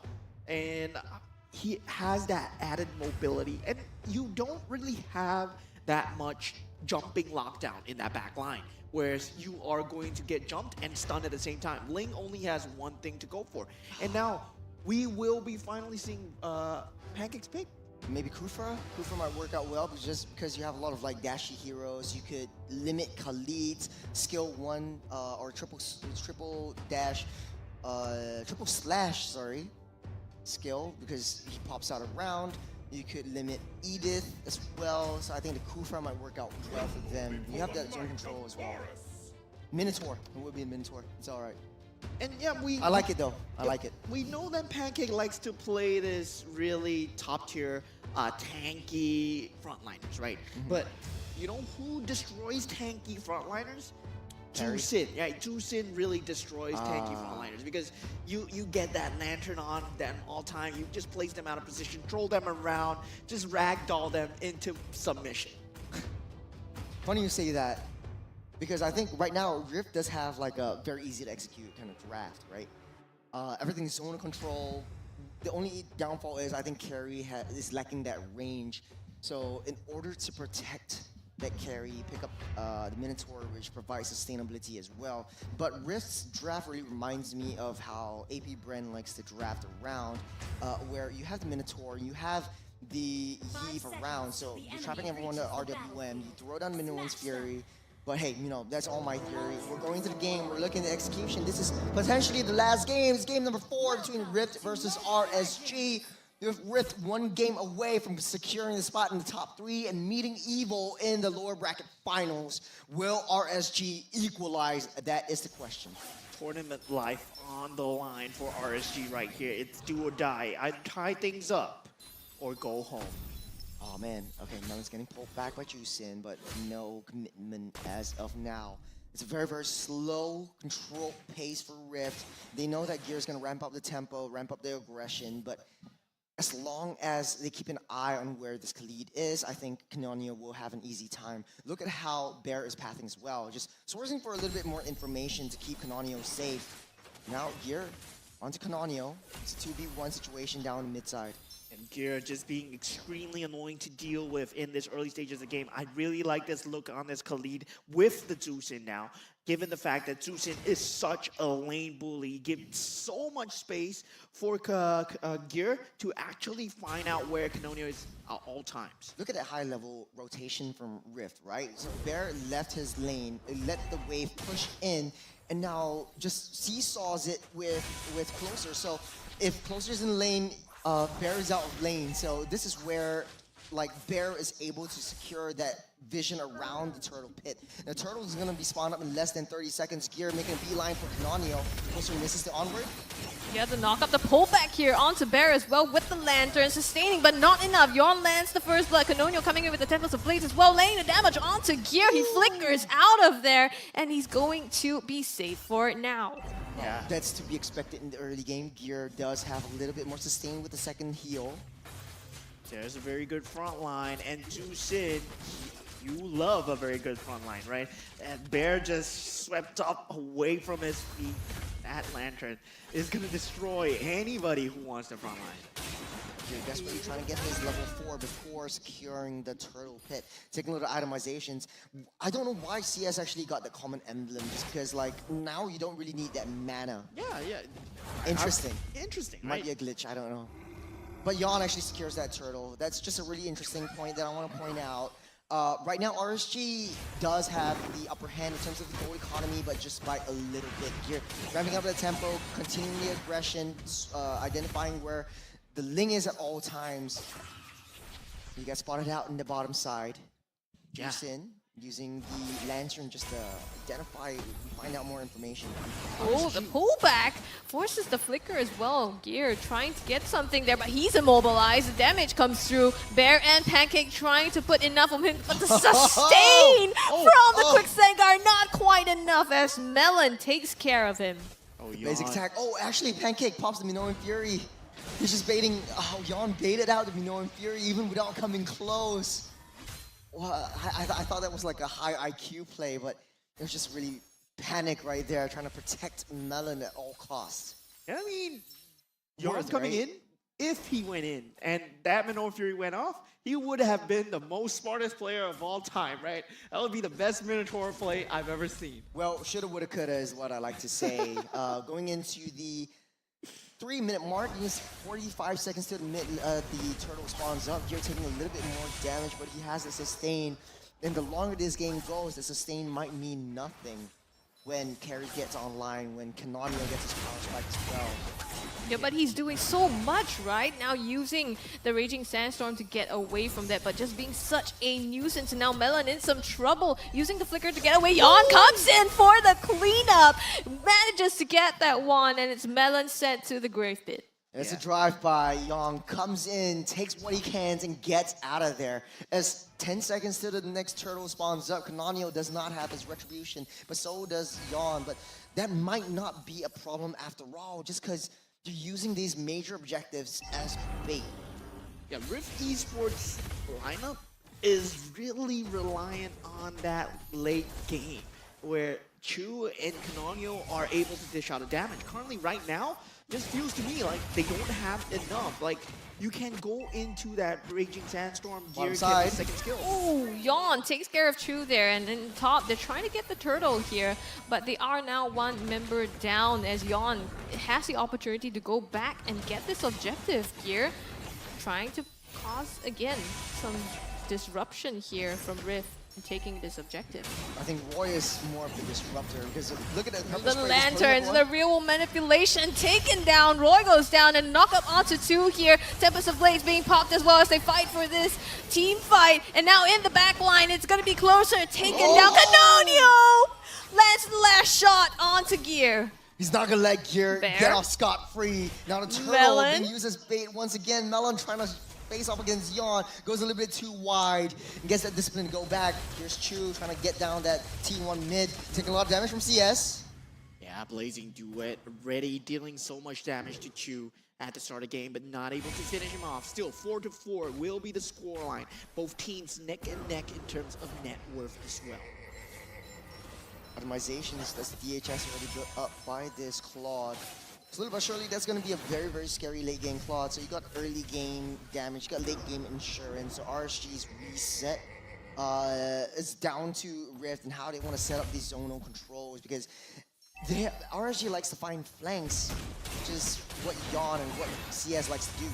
Yeah, mobility-wise, I feel that both teams, they do have that mobility, but yeah, that lockdown factor, there is no Tigreal anymore for Rift Esports, so I'm really favoring RSG at this point. That Raging Sandstorm is much more potent than that Minoru.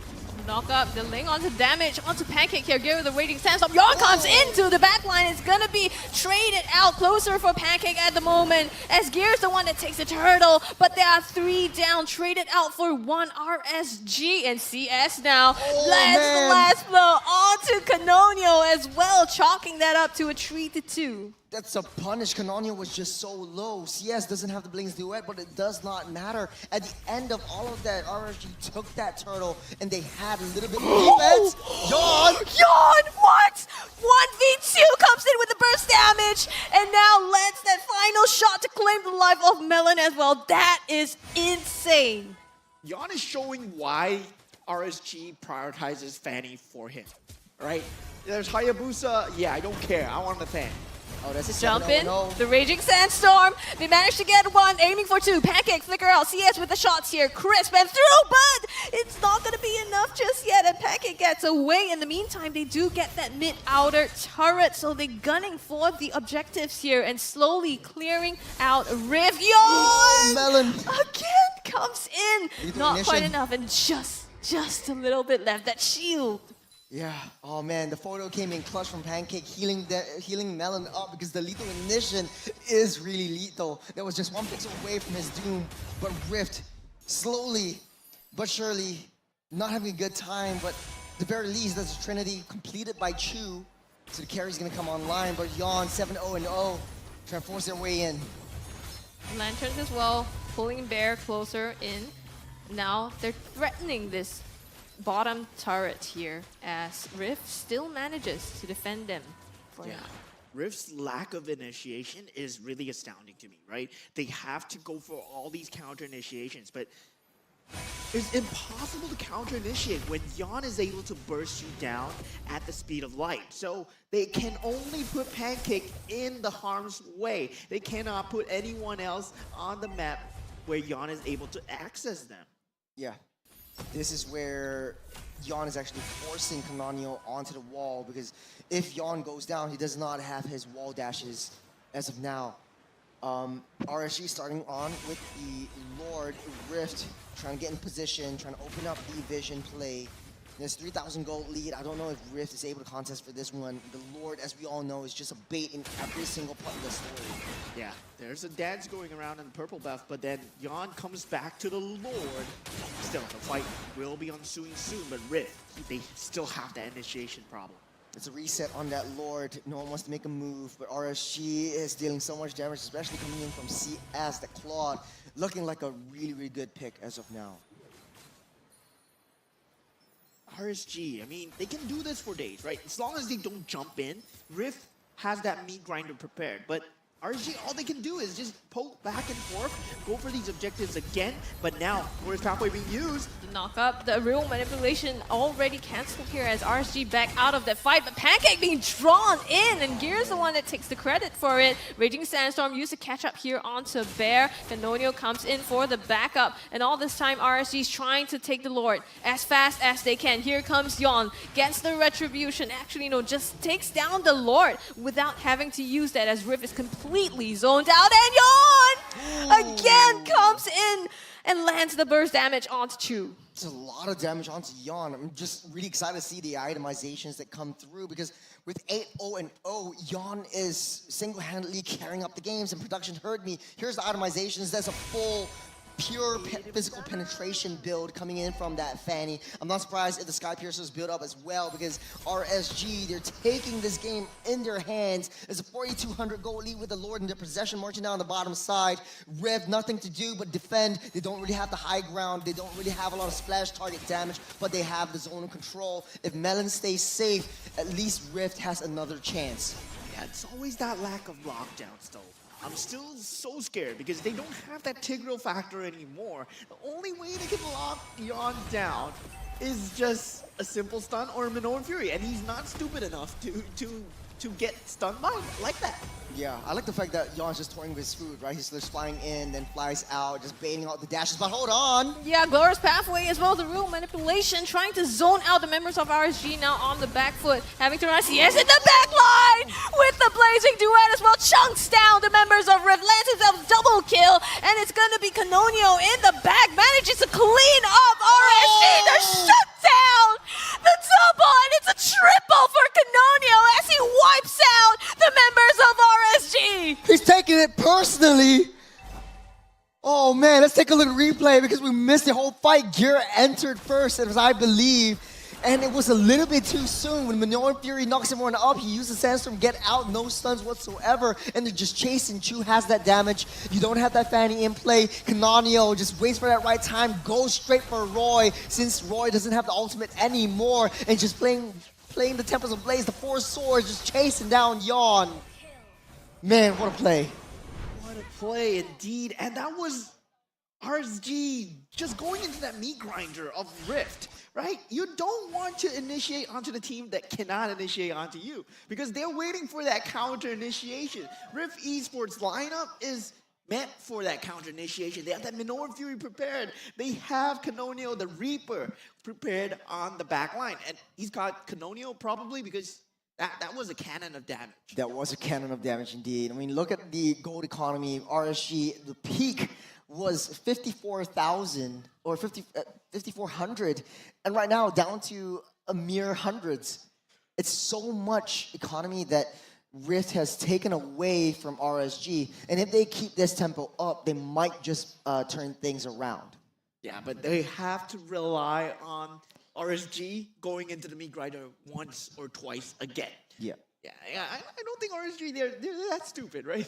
Yeah, I think there was a problem or issue with the breakdown because Gear went in first and then he was forced to use the Raging Sandstorm to get out. And just because of that, he didn't have any counter re-engage, and that's why they were able to turn things around and everyone was just running away. Yon made a bad move right there just because on the top side, if I remember correctly, there was a minion wave pushing in. He might have just been able to take one T1 down, at the T3 down on the top side at the very least. But right now, I don't know. They're trying to sort things out. We do want to have a very balanced game, but man, oh man, that turnaround just changed the course of this story. Yeah, it did indeed, man. They're showing the amount of late game damage that they can do, right? This is a Rift Esports MO here. They want to go for that late game. They know Link can bring the damage. They know Carry can bring the damage as well. They just need to set the fight that they need. They are at advantage at. And RSG, surprising to me, Gear went into that and Raging Sandstorm out of that. Then with that Glorious Pathway, trying to save Gear, everyone just fell apart. Mm-hmm. I mean, that being said, I mean, for Yon, I mean, looking at the screen right now, he does have the Sea Halberd, so that's going to be a healing degeneration factor coming in from the Fanny itself onto the Minotaur. So the healing from Fanny, once he dashes in, is not going to account for any of those additional healings. But at this point, though, I'm looking at, like, interesting itemizations or interesting builds. Like, for example, Bear doesn't finish the Clock of Destiny before going for the Thunderbelt. He goes straight for the Thunderbelt and the Dom Eyes before finishing out the Clock of Destiny. We're going to be jumping straight into the game yet again to see what breaks down. Gear, again with the aggression down the purple buff. That's where we left off. And Yon just pepper spraying the heck out of Rift. Yeah, it's going to be a hard fight now for the side of RSG. I mean, Rift, they have racked up the items needed to actually deal the damage. But now Bear in a bit of trouble though.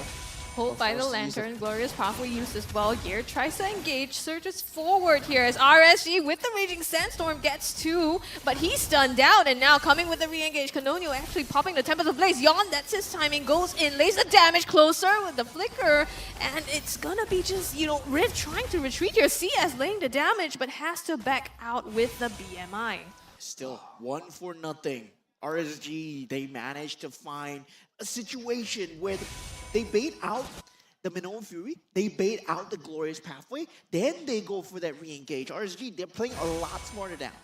CS is a late game monster right now. Have you seen the damage he done onto Bear? It basically, the passive that Bear has on the high loss is non-existent. You don't have attack speed mitigation facing up against the Claude. You take a little bit too much damage just because you're not facing up against just that Claude. You're facing up against Dexter himself with the added bonus damage from the glowing staff. Now, Lord being forced up, Nanyo in position, trying to make a beeline towards that Lord. Oh, gets spotted out by Yawn, forced to use the Tempest of Blades.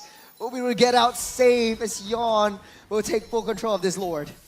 They're going for it now. The glorious pathway, but Yawn still takes the kick. Closer in the front line, trying to throw back with the onward. The Minoan Fury and the zone of control here puts the damage and the pain in the back line. Canonio slays Roy to get gear as well. Traded out 2 for 1 at the moment, as now Closer is left to fend for himself. It's gonna be Rift that seals the deal. 3 for 1 at the very least. More Lord favoring the side of RSG. They took it down before Rift actually made that call. But at the end of the day, Chu was just safe. They weren't able to find an angle to take down that damage dealer. Oh, but Yawn out of nowhere almost takes down Canonio. Chu next on chopping block will be safe as of now, making a blitz onto that Lord. When RSG Rift right now it's even Stevens gold lead negligible. 15-15 is the kill score. As both teams, it's anyone's game. Yeah, right now, really, initiation from RSG, very important, right? That Raging Sandstorm used from the side of Gear, not really able to find its mark. Rift Esports, the main key damage here, still coming out from Canonio. Chu, yes, he can pump out the damage, but he will never be in a nice position because RSG is not allowing him to. But if Rift Esports, they do find a way to set Chu up, there will be 2 avenues of damage coming through. What's the play now for RSG, Mo? If you're RSG, what will you do? Because right now CS is definitely the clear win condition, but Rift likes to counter, re-engage. How do you deal with that? Yeah, the 1-2 combo coming out from Gear and Closer needs to be on a key damage target, right? Once you get Chu or Canonio out of the fight, then you can take that team fight whenever because you don't have that combo damage coming through. Only one source. Oh man, CS is just dealing way too much damage. Pancake taking a couple shots and he's down to 1/3 of his health. But Bear slowly just waiting under that bush. They don't know. Oh, Yawn actually finds him out. Oh, in the back, but Pancake engages with the Minoan Fury, forces Gear back 1 HP, flickers away, and he's still safe for now as RSG take the jungle of Rift. Yawn finds Melon in the bushes, slices and dices, but takes too much. Has to back out, manages to The get out immortality safely. actually popped in the end of the cables. Yeah, he bought that immortality just at the nick of time, right? Oh my god. Precarious situation. That's a gold lead just teetering on the breaking point between RSG and Rift. Both of them, as they're pushing in and out, 15-15, still the kill score. They're not letting up. But it does look like RSG has better control of that map. Rift looks barren. No T2s to be found anywhere. As the Lord spawns up in 15 seconds. The play right now for Rift is to try to find a backdoor opportunity. Yeah, just trying to find a chance, trying to find a mistake, a slip up in the RSG players, right? If you can find RSG in the correct place, you have that lockdown for that Minoan Fury, but that's going to be a very short frame of time that you have to work with. So they have to group up as a death ball. Meanwhile, Canonio is still on the top lane. Can't see him at the top lane as well. Gear going in there, being chased down by 4 members as they make quick work of this Lord here. Roy takes it, and now Rift is looking for their opening. Stunts out CS on the run. Tempest of Blades narrowing this escape path for him. Gear with the Raging Sandstorm, and now Melon with the real manipulation as well. 3 down on the side of Rift as they are trying to clean up here, but RSG makes an escape. This might be it. It's 30 seconds on the clock. The Lord is marching. It's marching slow, but it's certainly marching down to the base of Rift. Will Rift be able to find some time or buy some time for the rest of their friends to come back online? The lack of frontliners from Rift still alive would not be looking too good for them, especially if RSG want to just rush things down. It's a bit tight. I mean, 10 seconds here. They're gonna try to take off the base turrets here with the Lord coming down the bottom and making their way through the creeps as well. Just as we say, the rest of the boys are back online. Here comes the Goon Squad. They can hold on for now Yep, with the- the real world manipulation. Defense is there. They're trying to take down the Lord. Surging forward, onto closer. Do they find anything? The Lantern pulls Bear back into the fray, and they're going to pop his head off. RSG still pushing forward onto Rift here. How does Hylos in 18 minutes die like that? It's just Claude, late game Claude, man. It's Claude. Not only Claude, but Dexter as well. I mean, His monkey. Yeah, it goes to show, right? That's a Claude with a common emblem, and he's still dishing out that much damage. Imagine if he had the Marksman emblem. That would have been even way faster. Interesting. Yeah, here comes Yon, flanking the cables, but they're not making a move. This is RSG again holding up to the economy lead, 2,000. Rift barely hanging on, but they're still hanging on. It's a very precarious situation. RSG really desperately needs this game. They're fighting for 3rd place, down to the lower bracket finals, and they're not going down without a fight. As RSG dominant the entirety of this game, and Rift pushed into a corner, backed into a corner. CS, Yon taking control of the carry role. Yeah, if RSG win here, we will have our first 5-match series of the day. They will tie things up 2-2, but still, Rift does not want to let that happen. Oh, this might be where the final fight might happen. The purple buff. Canonio desperately trying to find that one. Pops his retribution, take that away. 30 seconds to the next Lord spawns up. Will have his retribution by then. But do you contest, do you not? There's 20 minutes in this game so far. This gear leading the charge. Roy with the pepper spray trying to push everyone back, trying to pick up something, trying to fish out for someone. But Rift not giving them a chance. Still, the Lord. This will be the Radiant Lord. 18 minutes. Lord spawn at 20 minutes into the game. And this will be the super buff Lord, and both teams would have to prioritize it really heavily. But the lane priority really not looking good on Rift Esports right now. Roy as well as Gear on zone duty here, pushing up the waves and forcing Canonio to go back and defend this. But it looks like RSG, just biding their time as well, clearing, getting a bit more control off the waves. Yeah, the lack of AoE, right? True being that single target damage versus what CS brings to the table. It's really coming to bite them back, especially in these team fights. Canonio knows this, the bottom wave pushing up. RSG has lane priority. But the longer that this Lord dance goes, it goes into favor of Rift just because they do have the extra sustain coming in from the Minotaur. As Bear sourcing for a little bit more information, they don't know where Yon is. They don't want to commit onto any moves. They don't want to pull the trigger. It's a very, very tricky situation as Gear tries to find a flank onto Chu. He does, but he's not committing onto any fights. The wave pushing in is in the base, is in the house on the bottom side. Lord, a third of their health. They spot just gonna give Canonio in the base, and that's the cue, right? Trying to rush the Lord here as Yon slays it. The glorious pathway laid down here, trying to find some form of compensation, but it's going to be the damage onto Rift instead, getting blown up. So far, still alive, sustaining themselves, but Gear knocked up. Real manipulation, forcing them back, but the objective is in the hands of RSG. Lots of damages, lots of ultimates, but no one died at the end of it. RSG took that Lord just on the nick of time, knowing that Canonio, like you said, Scrubby, was on that bottom side. The fact that Roy is able to just pepper spray with that lantern time and time again, and he's not punished for it. Yeah, Rift Esports have a severe lack of really lockdown at the moment. Like they have nothing. They only have damage. Lord marching down, top side. Pancake just got his ultimate, is holding on to it. They're giving up that T3 mid. It's a very precarious situation, getting pulled back by the Lantern. Pancake. Down to There. the line here. Yon Oh, slicing Canonio. and dicing, pops the immortality of Canonio here. And it might be a breakout as Chu is in some trouble. Raging Sandstorm goes in and they're aiming for the chorus. RSG look to close this one out and manages to knock this up to a 2-4-2, bringing us to a game number 5. RSG looking very happy with this win. They had a very dominant game, the entirety of that game. Just one blunder, but they never let go. And we're moving on to a game 5. Yeah, game 5, first of the day. First of the entirety of the playoffs, if I remember correct. Actually, this today is the only BO5 day. But that being said, man, both teams, they have a chance to go into the lower bracket finals facing off against Evil. Whoever wins this one is going to move on. Really intensive stamina at the moment, right? Winner takes all. This is really the culmination. Yeah, I was gonna predict like, okay, this is gonna be a 5-game series, but hey, 3-2. You guys are still in the running for it. I voted 3-1. I don't know what I was thinking. 3-1.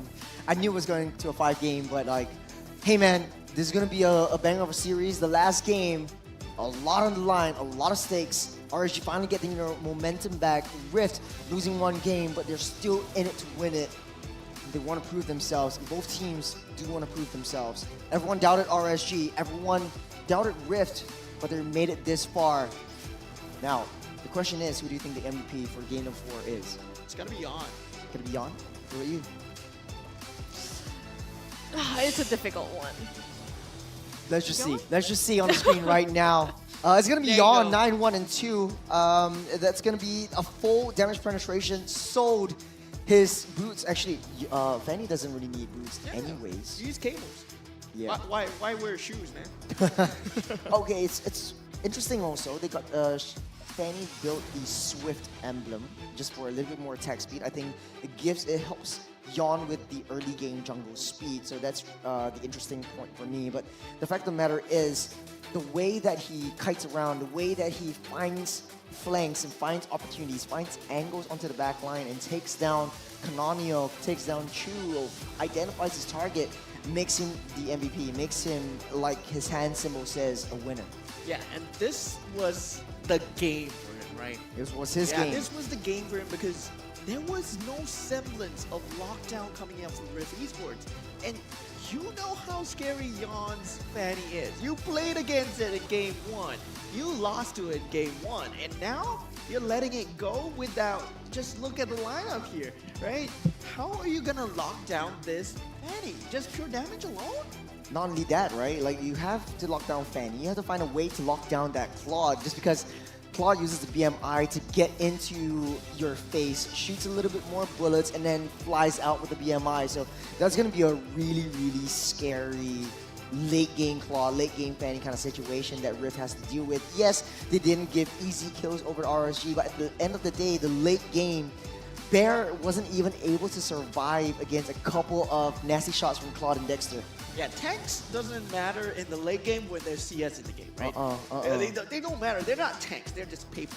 No Harris, no problem. That's what CS wants to say. But looking at the statistics, it seems as though Rift finds it very, very hard to get the turrets. And one of the main reasons is because once you pick up the carry, you know that your range is going to be an issue, a very, very big issue in the late game, no matter how heavy your damage is. And yes, you got the win of nature if you're CS, but you sell your win of nature to get a little bit more sustained items like the immortality, and I think that creates another layer of defenses on top of CS. The only thing that I'm confused about this page is the common emblem. Apart from like the mana and the HP regeneration, I don't know what other benefit it brings now that Claude doesn't have the mana regeneration. I think, if I remember correctly, it does have a little bit more movement speed. I think that's pretty much about it. Pretty much about it, right? Does win him that early game versus the Chu versus the carry, so it kind of worked out. But still, like Rift Esports, now I really see it. There is a very clear lack of initiation. Like, really, just look at every single one of the members. Who goes in first? Who takes the team fight first? There is no answer for me. So for Rift, I think Minotaur and High Loss actually is a very good engage. It's just that whenever Pancake hits the Minoan Fury, he doesn't hit onto anyone, and I think that's the problem. Yeah, but that's just because RSG, they are so mobile, right? You see that AoE indicator coming out, you see that glorious pathway, you see that circle, and you just run away because there's nothing holding you there. There's nothing that holds you there. That's really a lack of lockdown. Yeah. You mean like single target lockdown, like a suppression, like a lockdown and a burst onto Claude, onto the Yawn, onto the Fanny. Yeah. Yeah, it's Rift fought really hard. This is by no means an easy victory for RSG. This is going to be going into the game, a game 5, but then again, RSG actually, they have the macro control, and I know that Rift is able to get the macro games done. And as much as Canonio was MVP in game number 3 or game number 4, game number 3, in this game, it was just macro games all the way for RSG. Just macro upon map control, upon aggression, intelligence that Gear's given onto Yawn to find the next best target. Man. And really, Yawn is so good at dealing with the split pushes because you just look at the turn damage, right? They have Canonio and Chu who are expected to pull these macro plays off for Rift Esports. But yeah, no form of feasible damage. I mean, I think that's Yawn doing so much work, right? Yes, you have Canonio trying to maybe do the split push, but then this time you have Yawn as well to be able to make sure that they don't have that plan B in store and kind of then forcing them to make decisions, right? We saw Canonio having to go back to the base in that last fight to defend the base, and that gave RSG the opportunity to take the Lord as well. So forced decision there, helping RSG on their way to this victory. Yeah, take a look at the top 4s. You've got Canonio, Bear, and actually Bear on the damage taken and as well as the total assists. With RSG, even though they won the game, it's only 1. So at the end of the day, Rift actually had the better independent player statistics. Like, they're up on every single scoreline, but it doesn't tell the full story because CS, Yawn was doing so much damage. CS, taking a look at his damage, 272,000. 746. I'm still gonna be real here, man. I mean, I think Rift players, they played their hearts out, right? Yeah. But it just feels like a very, very big draft. Man, like almost 300,000 damage from CS on that Claw. It's crazy. Yeah, that's a lot of damage. It's a lot of damage. But CS does a lot of damage on Harif anyway, so. That's true. That's true. I mean, we're just remembering what we see in the game, but we're gonna take a look at the replay really soon, or some of the highlights of the game, especially coming in from Yawn. I want to know how Yawn is able to scale himself up. So let's just take a look at replay. Moment, why don't you bring us through the entire bit? Yeah, I mean, in the early stages of the game, right, we see that glorious pathway being used together with the conjunction of the real-world manipulation, and yet Gear is so hard to bring down. They really clearly lack the damage early game because they don't have that similar damage in terms of having that Vixana anymore, having that suppression factor anymore. This is just slow damage coming through at a slow period of time. And they need to scale up Canonio to have a lot of farm before it gets into fruition. Now, we see, yes, Canonio takes out closer, double kills onto Gear as well. But this, when we bring it into the actuation of the team fight, Yawn is now involved. Yawn is dealing damage, and Canonio takes out Roy. But Fanny can do the same as well. Oh, this was the fight. It was a 1v1 between Canonio and CS. CS actually has the DMR just to get out of there and do additional damage. And this was the 2v1 from Yawn. I think at this point he was just way too fat. He was level 11. The rest of the team is like 3 or 4 levels behind him. It's gonna be a really scary thing. Yeah, and just the fact that there's no one-to-one solution towards him. Like, I feel that, yeah, beautiful. Canonio could be that factor, you know? He gets that triple kill. But this is off the one blunder that they made. And after that, RSG never made the same blunder again. They made sure that, yes, we're never forcing the team fights on your grounds. We are forcing the team fights on our grounds.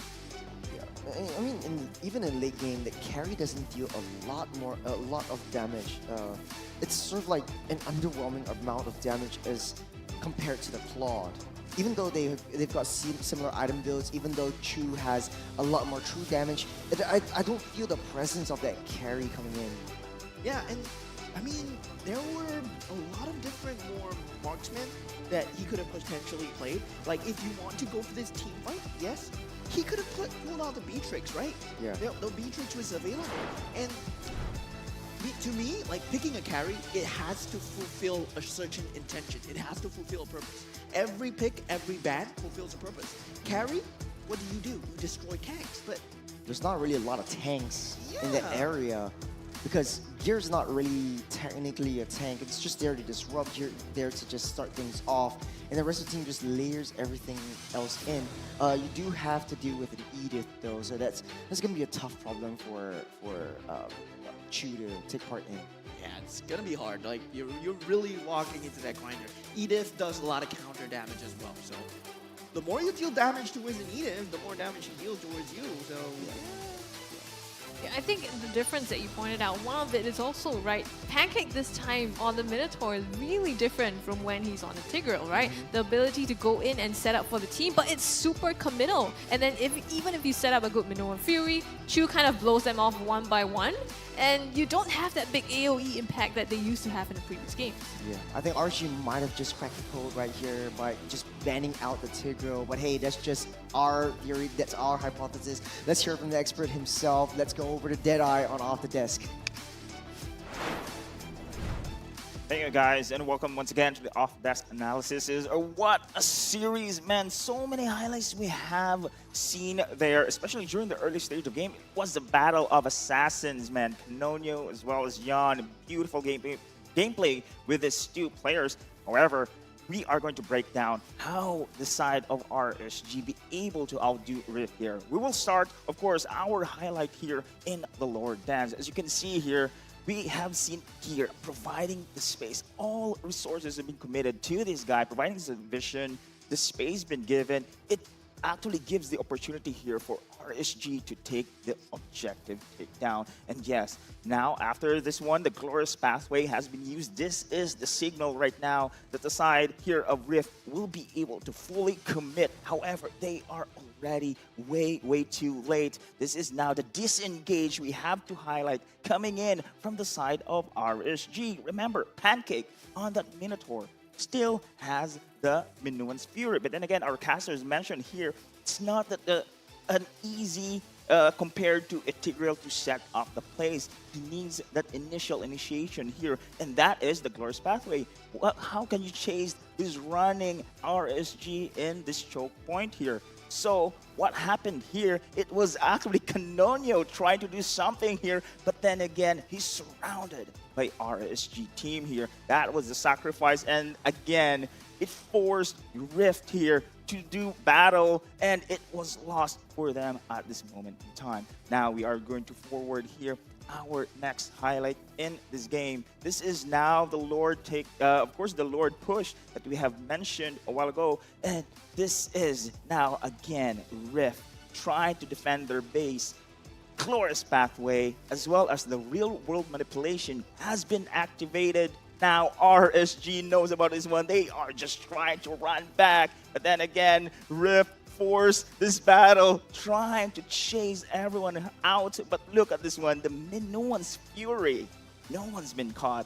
This is somehow the bane here for the draft coming in from the side of Rift. An easy way out here for the side of RSG.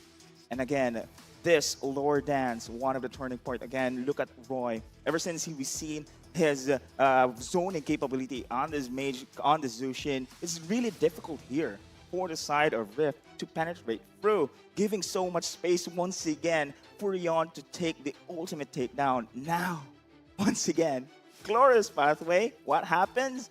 All disengage. You have the BMI coming in from that Claude. You have the cables from Yon to initiate out. And now this is again Rift trying to do something, trying to do their best after those full commitment. The counter plays, however, for RSG is there.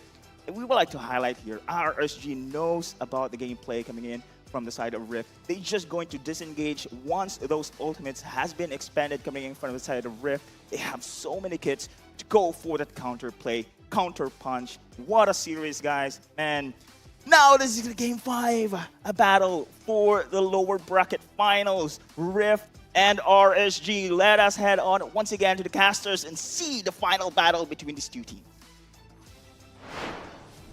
Before we go into the final battle, I have a question for both of you. It's not regarding the draft. It's not regarding like the game itself. But if you're one game away from going into the next stage, and you're neck and neck, it's do or die. What do you do? How are you feeling, and how do you cope with that? Scrubby. I mean, I've never been put in that position as anxiety-inducing as this, right? Yeah. I don't know how the players are feeling, but it's a lot of pressure. RSG, these young, players with such a huge flag on their shoulders to carry. RSG has never lost a lower bracket battle, right? We saw in that fun fact earlier, but now they're down to the line here where this final game is the make or break. It's such a tough mental battle. Yeah, Riff might be able to change that away. What about you, Woman? How do you deal with the amount of pressure and stress that's put onto you, the final game, knowing that you're about to, I don't know, I wouldn't say lose, but like... Maybe potentially move on to fight potentially evil? move on. Yeah, I mean, both teams, take a deep breath. There's a reason why you're here, right? Yes. This is the finals. You are playing your hearts out. It is still a 2-2. The closest series we've seen so far in the entire MPLSG. Yeah. And yes, you made it. Yeah. Whether win or lose, you still go down in history. That's right. And to their own credit, right? I mean, Riv so far throughout the season, they've been battling so hard and gotten that top spot, that top 3 spot for themselves. And RSG on the flip side, they've been at the bottom, but they fought so hard to get to where they are as well, and meeting here in this fight. Yeah, I remember like RSG's starting out the regular season. They're struggling a little bit, losing games left, right, and center. And Pancake coming in the midst of the transfer window, just playing with the team. Maybe a couple days before the last, the next game of the transfer season, he's come to Singapore a day before he actually plays on the main stage in the regular season. So lots of props to these guys for making it this far, but there can only be one team that moves forward in this game, and we're down to the draft. Cho, Tigro being banned out by Youngin. No changes right there. Youngin knows that Tigro is the main reason for their downfall in games 2 and 3. He doesn't want to make the same mistake. For R19, that might be in the Khalid, but I don't know about you guys. What do you think should be changed up in either of these teams' drafts? Rift Esports, they've been letting this Fanny through, right? And 2 times in a row, Fanny has been destroying you. So maybe it's time to ban it. And this might be either team's last draft of MPL SG. So it really falls down to your decision right now. Do you still want to play against that Fanny? Because I'm pretty sure, yes, you've done it before. You can play the Beatrix. And I'm surprised they didn't choose it. Yeah. For Youngin though, banging out the Bane might be the bane of Rift Esports' existence for this one, because right now they're lacking a lot of heavy damage. I'm so happy, man. I'm so happy that we are at this stage. And yeah, BO5, man. And then we have a Bane being banned out. Like other regions probably watching and like, what is this coach doing? Like, why is he banning out Bane? But you have not seen Canonio play Bane. Yeah, it was a lot of respect and understanding how Youngin likes to play. He respects the players themselves and the overall synergy that the hero has with the entirety of the team. So Bane being banned out is really crucial for RSG's success. For Rift though, the final ban, I think Jusin was a very, very smart ban over here. I think it might be the Khalid because then it gives Canonio an easy time, but no, they will open up the Khalid as the Khalid. They'll ban out the Gacha Gacha as they did before. The only change is the Jusin not being in the pool. RSG might be able to pick up the Khalid for themselves.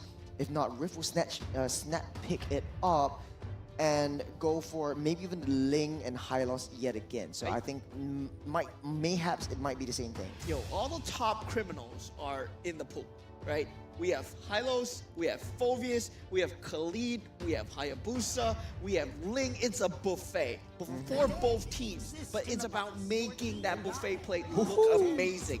And RSG, they want to go out with a bang. They pick the Ling for themselves, denying it away from Rift Esports. You know, they're doing this thing like, oh hey man, if it's your last game, your last ever competition, what do you want to go out with? And like, Ling is one of Yon's signature heroes. They don't have to worry about dealing with a Fanny anymore, just because Fanny does have some limitations of the cables. It's very difficult to play under high octane scenarios, but they open up the Harith. It might be the high loss right there for Rift, and then play around the zone of control yet again. It might work out better this time around. No, it will be the Khalid not giving over the hands of RSG. I like what they're doing right here. I like what Rift is cooking.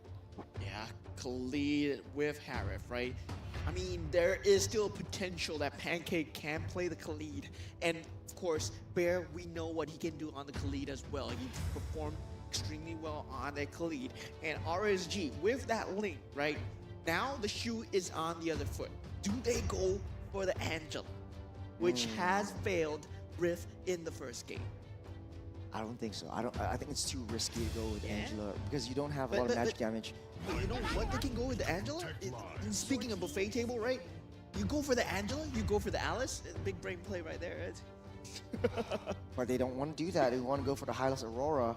So a lot more zone control. Yeah, I think that's the MO for both these teams. Whoever takes control of the team fight area first is going to have the upper hand.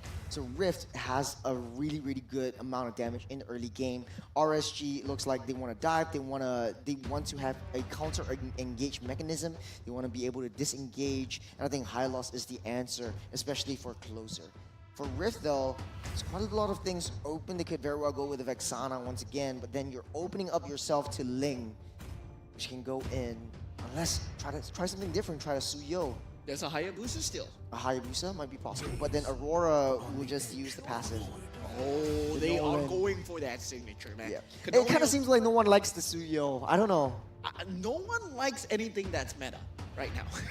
Interesting. The only thing that's meta is picked up. Hey, Khalid, yeah. I like to beg to differ. We can agree to disagree, but every single time a new hero has been introduced, like remember back then when the Amon was introduced, everyone was just banning it out. When Nathan was introduced, everyone was banning it out. And then the Jusing came in and the Zask rework and stuff like that.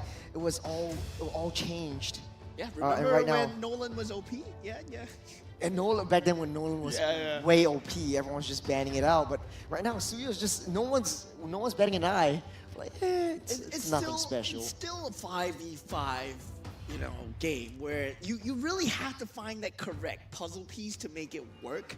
And it feels like teams haven't cooked up that perfect four for Suyo to work with. And that kind of, it kind of grows with time.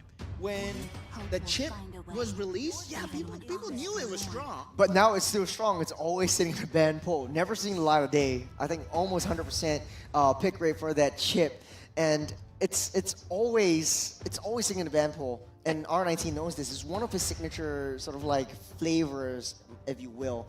Luno's getting banned out in second phase, as well as the Vexana. Both teams are eyeing onto the Mage and the Marksman. So R19 just bans out Lunox just because to keep Harith safe. The other ban could be the Claude, just because it's such a nuisance. But then again, not a lot of like tanky frontliners overside Moskov is a good choice. RSG.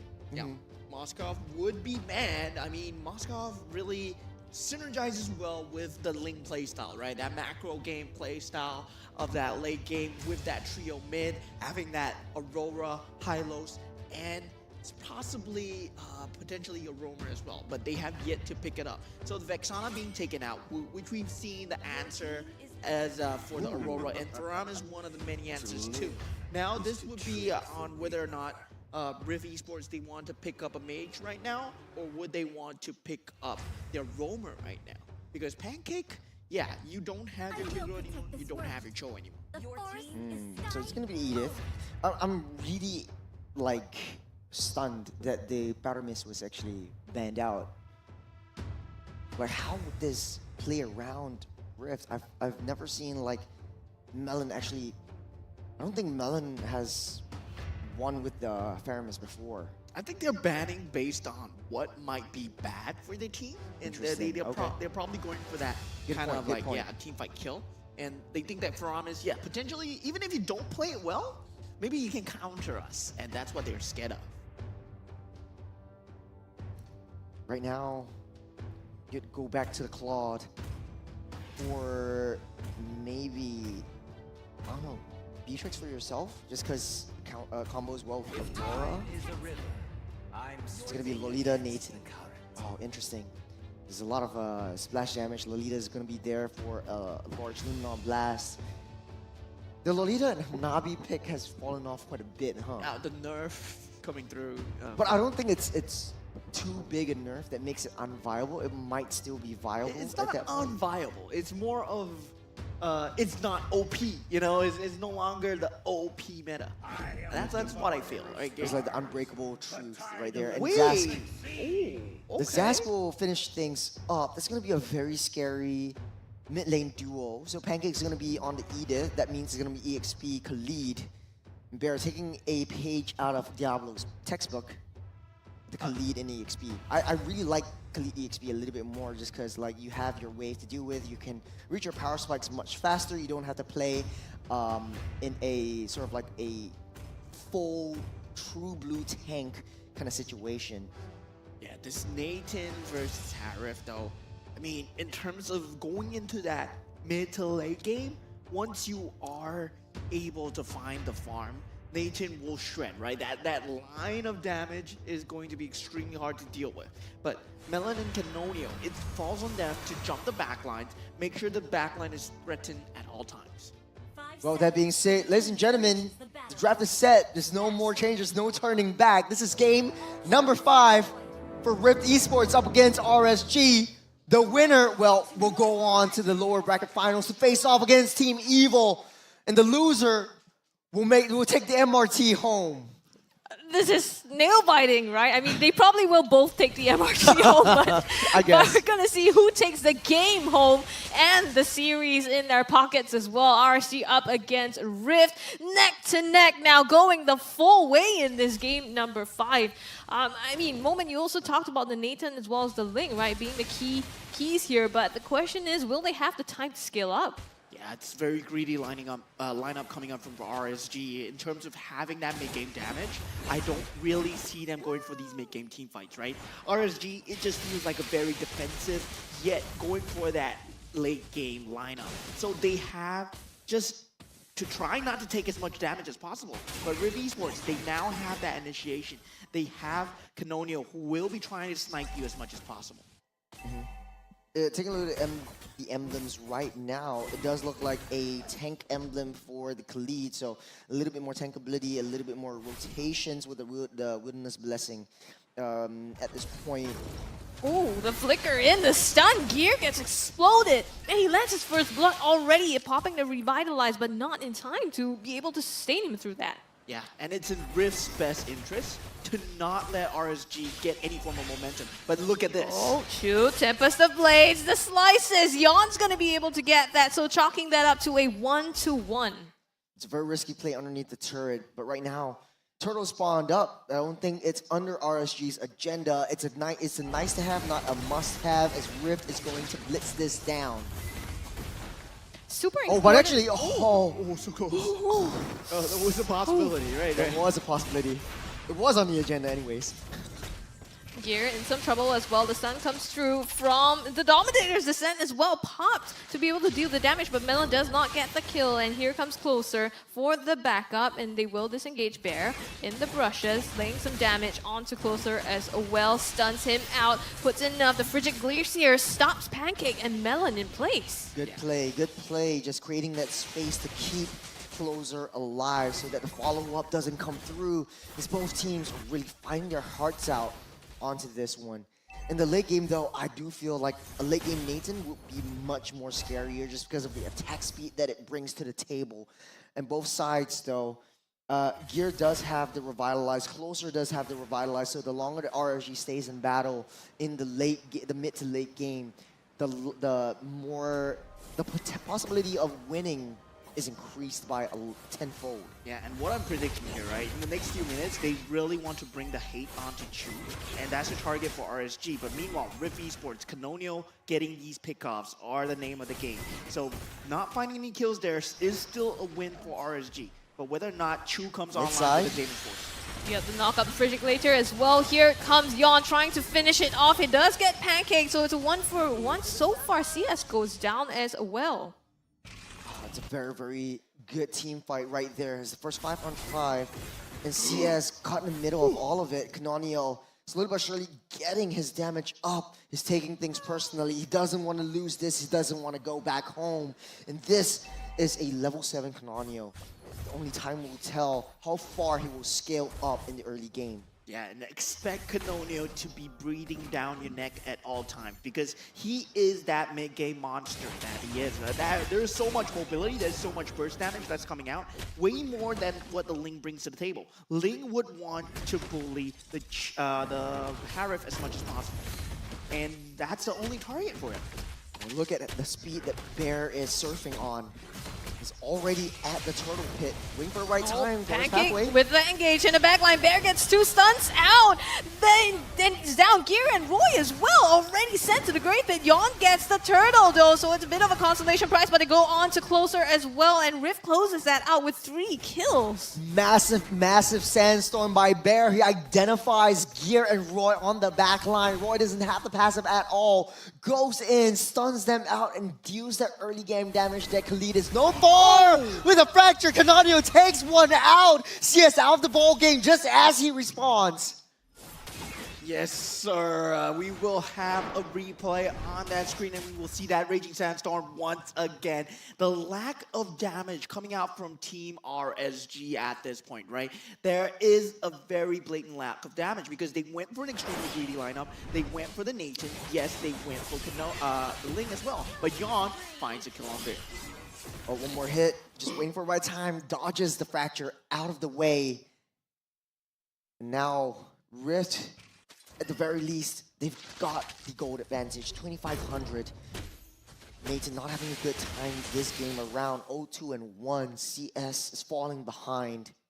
Yeah, but the silver lining for RSG is they really have that late game damage. If it falls to a state where we are at 18 to 20 minutes, their lineup is extremely favored. But meanwhile, Rift Esports, they have to deny it as much as possible because I don't see them losing any team fights. They have so much zones of control. Zaven's Force, they have that Dominator's Descent as well. And together with Canonio with the burst damage, Raging Sandstorm as well, there's no fight that they can lose if they're together. On the bottom side, Bear, Gear rolling that out. Canonio finding CS again, and the Rapture closes that one out together with Bear. It's 2 down on the side of RSG. This is not looking good for them. They are putting CS down time and again. Roy, a brawl there on the bottom side, fending off Bear from taking that inner turret. Rift is scaling all the way up. Yon might be the final hope. His 3-0-0, still in the game though. But he's just waiting out for the rest of the team. Roy taking front of the damage. Bear just zoning everyone out of the orange buff. They're fighting in the mid side. Chu, wide and open. Limit on Blast ramping up. Yep, trying to find something, but it does not land. In the meantime, Bear comes through the back line as well. Tempest of Blade lays down from the damage. Yon tries to slice and dies with the Frigid Blaze here, but he takes too much. Shut down by Canonio, and they lose 3 in that fight. Bear knocks up a double for himself as they crash through this mid lane turret. CS barely surviving, barely making it out with a sliver. They're making a beeline to this turtle. Take this turtle out. That's 2 turtles in their name. And just waiting for the next lord, next big objective coming through. But Rift gotta be feeling super good, super happy about their progress in this last game.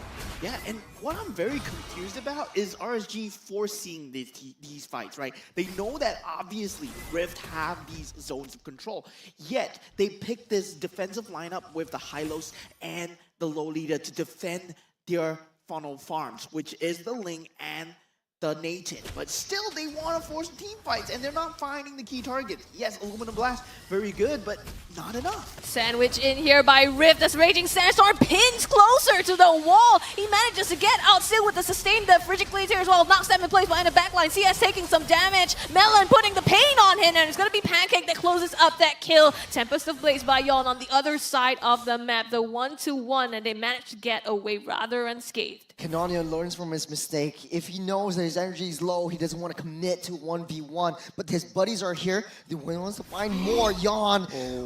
One more pixel, one more frame before he gets out. 3 members chasing after him, hopping from wall to wall right onto Melon, but still being able to get out of that. A precarious situation, but Canonio understands the limitations of this Nolan. He's 3-0-5. He wants to keep it that way. Melon also having a perfect game. Bear leading the charge. Raging Sandstorm onto Gear! Vaporizes him immediately, and it's Canonio taking that one. And now, one member down, RSG left to defend this. Rift is going to get this bottom inner turret. Top and bottom, no more T2s. Map wide open for Rift. They want to push down that mid side before the Lord comes in the next 20 seconds. Yeah, Rift Esports, they know that they have to take full control of this map advantage. Yes, they have that mobile lead on that EXP lane. Raging Sandstorm, you're free to initiate just guilt-free at any time because you know the rest of your team. They're fast and they can roll in super fast as well. Yeah. Saving grace for RSG. They do have high ground, so if it really comes down to that, Rift really has to play it safe. Don't be over-committal into the turrets. But take a look at where RSG is. They don't want to commit for this one, but they want to look for all these trades that come up. Yeah, potential chance for the retribution to happen, but Ling is all the way on that top lane, and still, Rift Esports, right? They want to keep pushing on the advantage. They have to convert though. They have to start getting this tri-lane push with that lane priority and get that inhibitor turret. Meanwhile, RSG, they can defend for days, but if Rift play this correctly, they will get inhibitor turret. Waves all synced up. Rift, it's all according to plan. As Lord marches down the mid side, the turret still has the protection. They're waiting for it to pop. It does. Canonio waiting for the right time, the right angle to face off against CS and the rest of the crew. Waiting to pull the trigger, and now mid lane and bottom being sieged down as well. Yon manages to fend that off for it now. So a bit of damage here on the mid side, but another wave of creeps coming through. Chu taking that Holy Crystal is going to start dishing out a lot of damage. Now Dominator's Descent popped as well. They crack through that mid lane.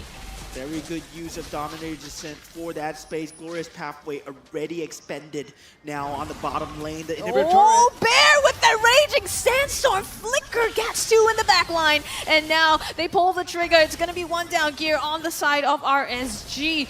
Rift looks like they're happy with this take here. Mid and bottom. X-World's one kill taken down. They get what they can and they get out. This is a very disciplined Rift. I thought they could be, they were able to cycle through RSG, but knowing their draft, once you have the Glacier Prison, once you have the Numenon Blast, and once you have Nathan that comes up online, that's going to be a huge problem when it comes down to base rushes. So Rift, they're just waiting for the next Lord to come down. It's going to be a very crucial one for RSG, leading them out and just fight away from their homes. Yeah, what RSG have to do now, right?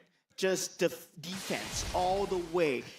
Nathan has to be that damage factor. And the fact that CS has already died 4 times in 11 minutes, it's just not a good look.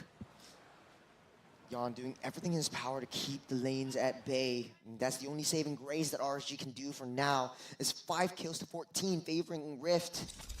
Rift doesn't want to push the issue. They just want to pick everything that they can, play very, very disciplined because they know that one false move, everything can go into the hands of RSG. That's the beauty of this game right now. Yeah, but this is the turning point, right? This is the turning point where Canonio, he cannot be the main initiator anymore. If he is alone and he's trying to pick someone off and he dies, that's a lot of farm, a lot of damage gone from the side of Rift Esports. So this is RSG's silver lining, right? They're reaching this 12-minute, 15-minute mark. If they can hold this final Lord push, this will be the final Lord push that they might potentially need to hold because the Holy Crystal is out on CS right now. They might not want to wait for that Lord because they're fighting around the purple buff. Was, I think, Canonio who actually got that purple buff away from Yon, who's blitzing up this Lord. This very, very fast Lord take. No contest from RSG. Rift will snatch this one up. Still, RSG, they are running down the clock. This Lord push, they just have to defend this. And then suddenly, their lineup looks amazing because they can take the rest of the map. Lolita at the front, there's so much front to end back damage. And with Yon being online, already on that link, there's going to be presenting a lot of problems to Pancake and Canonio as well. Lord is coming through the mid lane now, and it's up to RSG to defend this one. If they manage to, it might save the game here. The conceal by Pancake, Melon, and Rift here trying to make a play. Lord comes in. The flicker by Pancake with the raging sandstorm. Numenor Blast to fend them off, but they're trying to aim for the core. So far, Glorious Pathway able to keep them at bay. The damage in the backline as well. Yon doing so much to shut them down. Chu does get the return on him, and now they're hunkering down on the base. Half of the HP chip. This is all on the line here as RSG tries their best to defend this. Melon with the flicker. Chu with the Salmon Force does not get it as CS cooks up a maniac for himself. The last hits though, the Nightmare spawn will be taken down, and the last minion, RSG, somehow lives to see another day. So close, but yet so far. A full wipe from Rift, and from 9,000 gold lead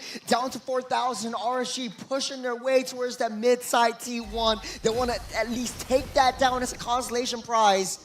Yeah, now it's now a 50-50 team fight from both teams, right? That Frigid Glacier being used by Roy, not able to find any value so far. This is where RSG's lineup is suddenly looking so good, right? They have bided their time. It's now 15 minutes in the game. Yes, they might have super creeps, but they have the ability to deal with that with a Link. But Rift, they can still play this perfectly if they bide their time and wait for the perfect creep push timing. So the conceal play already used up. That's roughly around 1 minute that you don't have a conceal play to engage against RSG. But at this point, protecting their base and their base left barren, it's going to be a very risky position for RSG because Rift at any one point in time, Canonio could very well go for a backdoor play like he did yesterday. Yeah. It's going to be... It's not I think it's the same hero that he used, right? Hero. Like Nolan. Same hero. It might happen, so... yeah, keep a lookout. Precarious situation for RSG, but they're coming back online. I think they underestimated the amount of damage that Nathan could do, but just because CS had a very, very hard early game. Now, 15 minutes on the clock. Let's take a look at the itemizations. The one already built up for that Nathan. And it's actually CS, just with that Maniac alone, coming back up with 2,000 gold ahead of Chu. So it's going to be a very, very scary Nathan coming into play. I don't think they'll be able to contest for this one. They would rather play around their base. Chu snatches up the Lord. Oh, RSG trying to find that opening there. Going in, but here comes Bear. Glorious Pathway stops him in his tracks. Flicker used as well to get out, but still, Lord in the hands of Rift, and RSG has to somehow defend this yet again. And that was an extremely good call by RSG to take that team fight, because if Rift fought that was not in their best interest, right? They would have lost that team fight, given the fact that RSG just are dealing so much damage right now, and they don't have the skills needed. They don't have the utility needed. Yarn trying to push the waves, trying to force the issue. Canonio doesn't know that he's there. It's a 1v1 up top. Tempers of Blades used up. Oh, Yon might get this, pops the immortality and runs away. That's crucial. Now, Canonio does not have that second life, but he has to back out. The Lord is crashing down on this base here. Mid lane, Raging Sandstorm. Bear goes in, pops the Winter Crown. Frigid Glacier as well used just on him. In the back line, it's going to be closer, trying to make as much work as possible. CS outputting the damage as well to fend them off. And Roy pops off Melon. They're going to be able to get two to force Rift to back off. RSG with another base defense. RSG are not giving up without a fight. They're not going down without a fight. And Rift has to work for their win.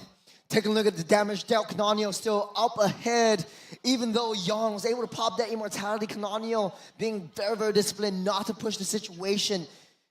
Rift is having a very, very tough time closing things out, and this might bite them in the foot later on in the game, as all of their turrets are still standing strong. They don't have Melon, they don't have Bear to push the issue. The early game power spike is all gone. This 18 minutes next Lord will be a big one. And this is where Yon's decision making will come into play for RSG right now, right? Yon needs to play within an arm's length of his team if they are going to win a team fight, because Rift, they are going to force a team fight down their throats. And if they can find that opening and Yon isn't around, might potentially spell doom. But Riv Esports, of course, they are smart. They will wait for the creep pressure. They want that split push to come through. 30 seconds. Next Lord spawns up. Rift just looking at the map, not making a sound. The first one who shows their faces would spell their inevitable doom as Pancake tries to get a little bit more information around the map. The entropy already used up by CES to try to understand where the enemy is. They're all playing on the opposite side of that Lord. 10 more seconds until it comes back up. Rift definitely needs it. They lost a 9,000 gold lead to RSG, and right now it's tipping over the side of RSG. The scales are tipped over just because CS, this is a late game Nathan that we're working towards. Late game Nathan, late game Link, with that all-encompassing Lolita, who had that Luminal Blast just to defend. And with that shield as well, I mean, it just counters out so much what Rift wants to do. But they had to reach this stage of the game.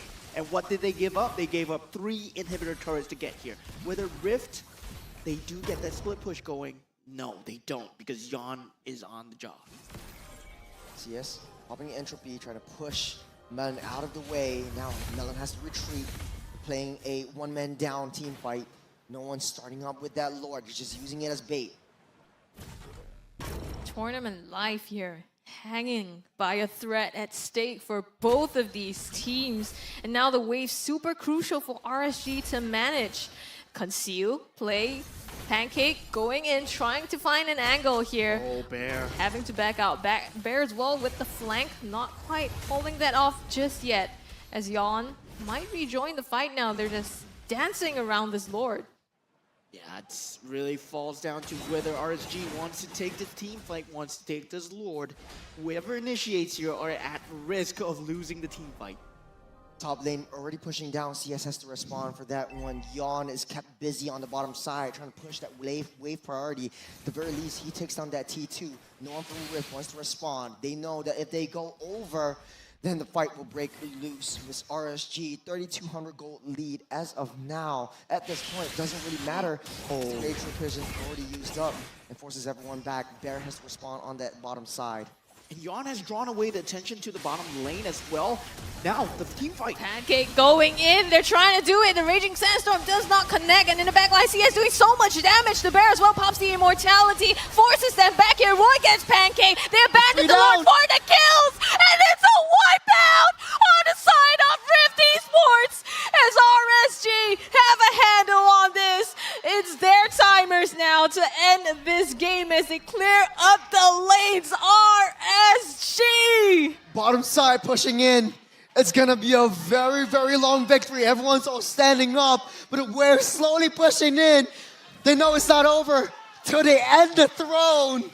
But it very well might have been. It's 30 seconds. There's no way Rift can make this. As RSG let blow after blow to secure their position and through this lower bracket. Everyone doubted them in the regular season. They've made some changes. They've adapted to the gameplay. RSG will keep the streak going. They're not going down in the lower brackets. They're going off to lower bracket finals, facing off against Team Evil. Oh my god. This is gonna be epic, right? RSG versus Team Evil tomorrow, and RSG just been through hell. They literally been through hell. That was hard. That was a hard game. But I mean, it's also hard for Rift, right? Like, it's 3-2, so both of you got the predictions right, and I think the audience as well. Most of us are predicting a 5-game 3-2. But for RSG, though, not an easy fight, but it was all intended just because they have that Nathan. But Rift, they just had so much trouble closing out the games, and that was the main reason for their downfall. That first Lord take, forcing the issue, forcing themselves into the thrones, and just everyone just decimated. Everyone taken down. Maniac given over to CS. And just RSG keeping their dreams alive at least for one more day. I mean, they did exactly that. Kept their dream alive indeed. And you know, the key, CS, scaling. We said it was greedy, but they did. And that was the key. Greed worked out. Just be greedy. Green is good. Insane. But both of these teams played their hearts out, you know, and unfortunately Rift had to go home, but man, RSG. Yeah, I think everyone has to go home after this game just because it's game 5, but I understand you. Oh, but honestly though, I think it might spell the end for Canonio and Pancake because they have to go back to their actual homes. But congratulations to both teams. RSG, you'll be making it into the lower bracket finals. Oh, tomorrow. But Rift Esports, you gave us a great game that everybody will remember. This is a best of 5, like fully 5 games, and nobody knew who was gonna win. So close, but yet so far, man, for Rift Esports. But after all of this, let's just focus on the last game. Who was the one, who was the MVP that brought them to their dreams of making it to tomorrow? Who was the playmaker? Who was I gotta say it's Yon. Once again, I gotta say it's Yon. Despite the fact that CS, yes, he did pop off, but it was inevitable because of Yon dealing with the lane pressure so well. Right. I think in the early game, right? Having those kills and being able to also manage the lanes across, doing so much work. Yeah, just buying time for CS to come online, get his power spikes. Let's take a look at MVP on your screens right now. It's going to be finding the right targets. He might have well been. He's so crucial in a lot of these team fights, a lot of these glacial prisons, and that last gameplay, that last fight that won them the game. It was Roy who initiated everything. It was off the map just because of Yon trying to maintain that pressure on the offside, but it was Roy who kicked things off. Yeah, I saw that in the background as well. Like Yon just froze 2 people while Roy just froze 2 people while Yon was rotating in. Oh my god, that was a cinema, man. That was a cinematic scene. Like, yeah, Roy, I'm coming. Well, I mean, this is it's a really, really scary moment for RSG right now because looking forward, you have to face up against Evil, and you just played a heck of a game this time around. It's a best of 5.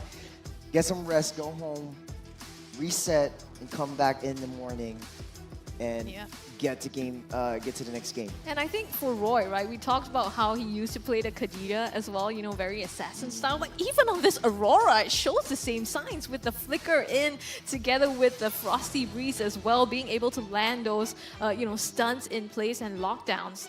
Phenomenal play. So kudos to him landing that MVP. Would you say that Aurora is sort of like a pseudo artillery mage? No, he's Aurora. Aurora. Aurora. Oh man, production, do me another solid and help me get another Photoshop done. Thank you. He is Aurora now, right? Yeah. And I think Yon just played his hearts out as well, and they never gave up until the very, very end. I think Gear. Here's the thing about like these pseudo enchanter tank roams, like the Lolitas, like the Minotaurs. In the early game, you're definitely gonna suffer because you're not tanky enough to tank the brunt of the damage. And for the side of Rift though, they have very, very high rotation speed, very high damage. It just wasn't enough. Especially for Chu, he's got 1, 4, and 7.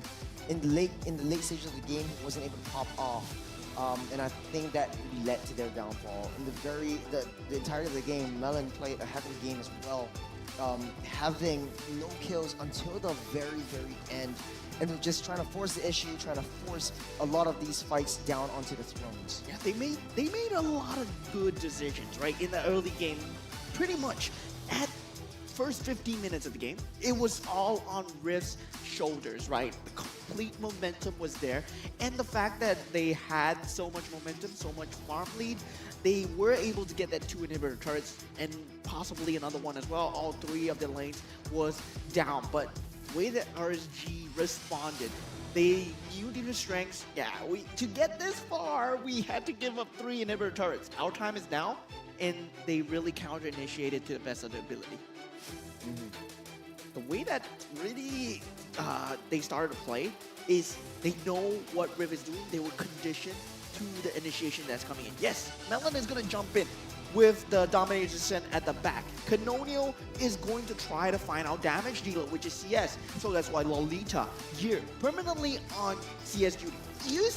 Did you see the aluminum blast they used? He used it only on Canonio. Like he made sure it is just to keep away Canonio. It's never for a team fight. I think it was closer as well in the late stage of the game when they're doing the Lord dance. Canonio was just standing in that brush. Once Closer seeks him out, he's just preventing Canonio from coming close. And I think he did a heck of a job. Even though he got no kills, he did what a Hylos is supposed to do. Just stay in front and be that horsey from hell. Yeah, that horsey does. Just when you bring up that farm, once you reach that level of farm, if you are equal in levels, if you don't have the ability to sustain as well as a Hylos, which you will most likely not be able to, unless you are a Yutong or something else that you can fight one-on-one, but you enable the team. That's why Hylos is such a meta pick right now. That's right. The turret damage here, 18k to 42k, all the odds stacked against RSG with their base completely stripped. Just all 3 lanes and still, you know, managing to put up the 2 defenses of their lifetime there to come back in that one fight at the Lord Pit. I think if I was Rift and I could change anything that I want in the fight, I wouldn't force the issue. I wouldn't force it in. Because you have to do with CS, you have to do with gear. And once CS got that one Maniac, it was all over for Rift from that point onwards. Because CS just had so much damage, had so much attack speed, and he was dealing so much damage. This is the 3rd time that CS had been on screen this entire series. 877 per minute, 140,000 damage dealt. And it's just all red at this point. RSG deserves it and deserves the win. And I mean, tomorrow will be the battle of RSG versus Evil, right? These are the lower bracket gods. Like, interesting. Yeah, they are the lower bracket gods of their old era, right? Now they have come together and through time and space, and tomorrow it will be the clash. Yeah. You know, I just want to say, this is, apart from the game, RSG had an interview in the right after the transfer window in the middle of the regular season, and Youngin was he took the mic off of Cheryl and he was like saying, hey, to all our friends out there who's constantly disappointing us, we're so sorry, we apologize, we didn't do well. And he's actually proved himself this time around in the playoffs, going back to top 3. They're doing well now. Yeah, have you seen, like, if you can see Youngin's esports resume, it's all like, okay, first place, finals, grand finals, top 2, top 1. Man is stacked. Man is stacked, and like I think he is a superpower right here. Yeah, he has a superpower, but I believe Gear brought that superpower along with him as well. Really a much different approach that RSG took towards their roster, because I felt that, yeah, CS, Closer, everybody, Roy as well, they are such mechanically such gods, right? They are so good at their respective roles. They just never seem to fit well together. Bray really brought it together, but now it seems like Gear was the missing piece. Missing Gear! The missing Gear. The Gear that brought it all together. Oh, you need. Oh my god. He's the Gear. And I think that needs to fit in the cogs. So I'm trying to find a way to string that together. the Gear that made it all I do click. that, yeah. You know, I'm super interested though to hear. I mean, we talk about how Gear comes in with the shot calls as well, making, you know, the communication so smooth. I really want to hear this game and how that went down. Well, we don't have to wait anymore, because here is the mic check. I zoning carry. I stun. Okay. Just try. I zoning the carry not there, guys. Carry coming. Angel not D. I'll go still check. My way. Akai can now. Yeah, knock out. He stay. Can fight. Akai got the na. Slowly. I got. I can peel you CS with my kick. Angel not D. Nice. I got peel for kick, guys. I went on the carry. Nice, yes. Continue. I still got free. Can try. Yeah. Hey, just pinch out. I'll kick it. Carry. Nice one. Nice, guys. Can back. I need help. I can try. Hey, watch. I'm not there, bro. It's okay. Wow. Too kanchong already, bro. 5 seconds away. I think hard, bro. Yo, might need throw life for this. Dominan. NT. We can try fire. They doing loot. This one. So yeah, can tiga. I freeze. Can or not? Relax ah. Tiga no RT. Ling. I bet ling. Wow, jibai. I freeze. Ready or not, guys? I freeze. Tiga. Wow, I'm trolling my bad. Go, come back, guys, come back. Help CS. I freeze, yes. Yeah, they on me. Hey, Wow, my bad, I'm trolling. Go. Out there! Hey, back, slowly. I freeze. Okay, nice. Ling, cut the link. Nice one. Yep. You see, guys. Defendable. Yeah, freeze me. Hey, pressure not flicker. Nice try. Yeah. Find you don't let the carry free. One of us need to do the job. Nice fire! Hello! Nice. Hey, can we try, guys? Back cross, wait for me.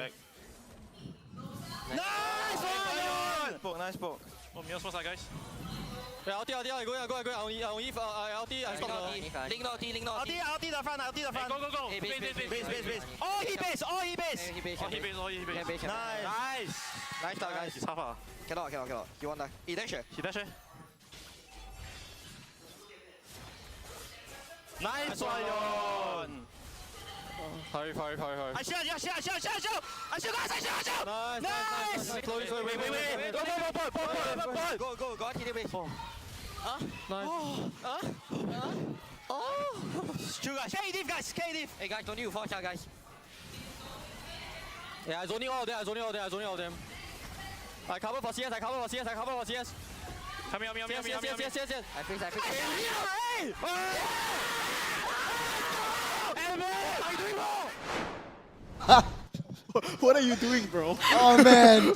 What are you doing, bro? I love that, but okay, you know the last time I saw that, they actually came back into the game. Yeah. But this time around, I think RSG deserves to do that. Remember that time where like they celebrated a little bit too early and then This is different, Flash. alright? This This is different. They knew they got a wipe But I out. gotta point out the last shield. fight, the shield The from Gear shield. was so clutch. I didn't even see that. I was like, hey, how come there's no minions? How come the base wasn't hit by Chu? But it was Gear standing in front of the Harith and was like, I shoot. And then we can see like the tone keeps rising. And Like, then, he knows that. Yeah, he knows that. Oh my gosh, the jitters are coming in. Oh man, okay, but yeah, I love how like even if they lost, they still had like that morale that came through. A reverse sweep. Reverse sweep, man. Yeah, they have the tenacity, right? That stamina to bring us into that 5 games. Who loses 2 games and reverse sweeps? Like, RSG, only them. They do this all the time. Yeah, man, what a game! I mean, this has been a very, very fun series. Thank you both for being here with me. As always, I'm Churros. This is Scrubby, and this is Moment. I got mixed up right here, but we're going to head over to the analyst with Deadeye. Take it away off the desk.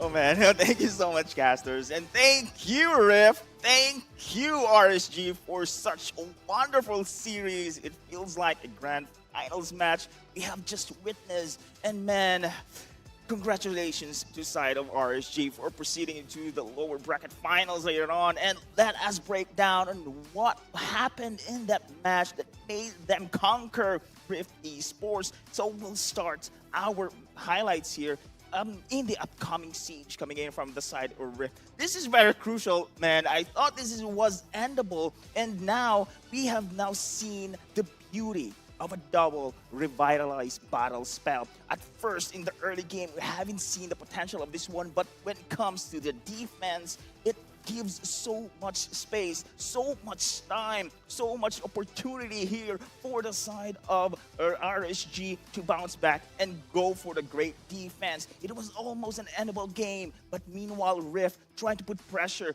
They had the advantage when it comes to super minions, but look at this one. Great, of course, positioning here for the side of Roy, as well as CS. And unfortunately here, Pancake was been taken down. Still, Rift trying to end this game. They saw the super minions moving forward here, and I thought this was also the game where the Zaman Force has been laid down. But look at CS here, and Res here, RSG going to go for the body block. Remember, the minions are still there, but where's the damage? This is an incredible defense here by Gear, by CS. Oh my goodness, this actually turned the battle around. Here in the next sequence, I do love how Yon here tried to do his best, trying to give Canonio a hard time. Now it's going to be difficult for Canonio right now. Here in the second siege, the defense, look at his positioning here. He's far away out because his life is in danger here. Commitment already coming in from Bear, trying to go for this call already, to go for this siege right now upcoming, but then again without the burst damage coming from Canonio. Look at this one, his positioning, he's just standing back lines here, cannot do anything because of Yon's damage a while ago on his link. Another successful defense from the side of RSG. And again, here on the following sequence, give highlight once again to Yon here, fighting the space coming in from Bear, because Bear is the fastest hero that could respond. But now they are going to commit this one. Look at the Raging Sandstorm, and automatically here the battle spells has been activated, coming in from Gear, from Closer as well. And now CS. This is the beauty of his positioning, going into the backlines at the right moment here. He has the Purify battle spell, negating those stuns already. And Gear, and Bear rather, trying to pick him off, but the Wind of Nature has been popped as well. Mechanically been executed very well by the side of RSG. This was the beauty, this was the game changer, and this was the game-ending play that we have seen for the side of RSG. Man, what a story coming in from this team. They had been very, very wonderful, and they have still no losses here in the playoffs, and especially on the transfer window as well. This is a great run. This is a great storyline indeed. RSG coming back to life. Is Gear the question? Is Gear the answer, rather, for the side of RSG? And I do believe he is. With a beautiful addition here for the team roster of RSG. Oh, man.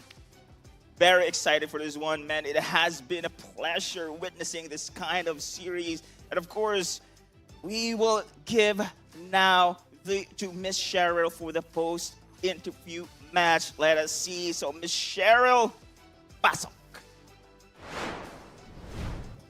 Thank you so much, Deadeye. Now, here I have Youngin beside me, and true to his promise, he mentioned that he would definitely see me again, and hopefully, of course, leading RSGSG into grand finals. Congratulations once more.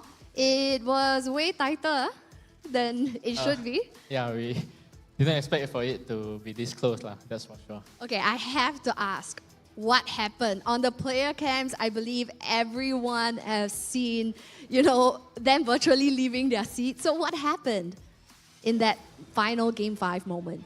Yeah, so I think for us, because I think we lost to Rift 2-0 in the regular season, and then some of my players didn't really take it well. And this was finally their time to revenge.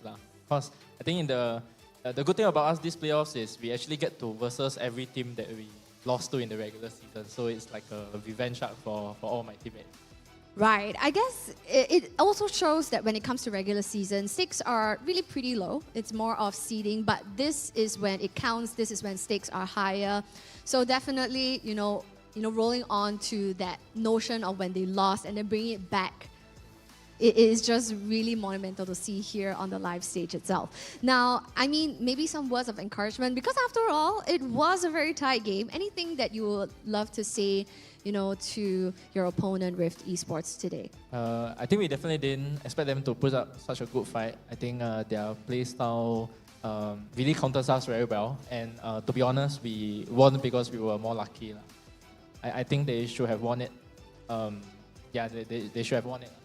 Right. So really, really balanced play overall. But of course, congratulations on this win. Now, moving on, this is going to be the lower bracket finals that we're about to see. And you guys are going to meet Evil.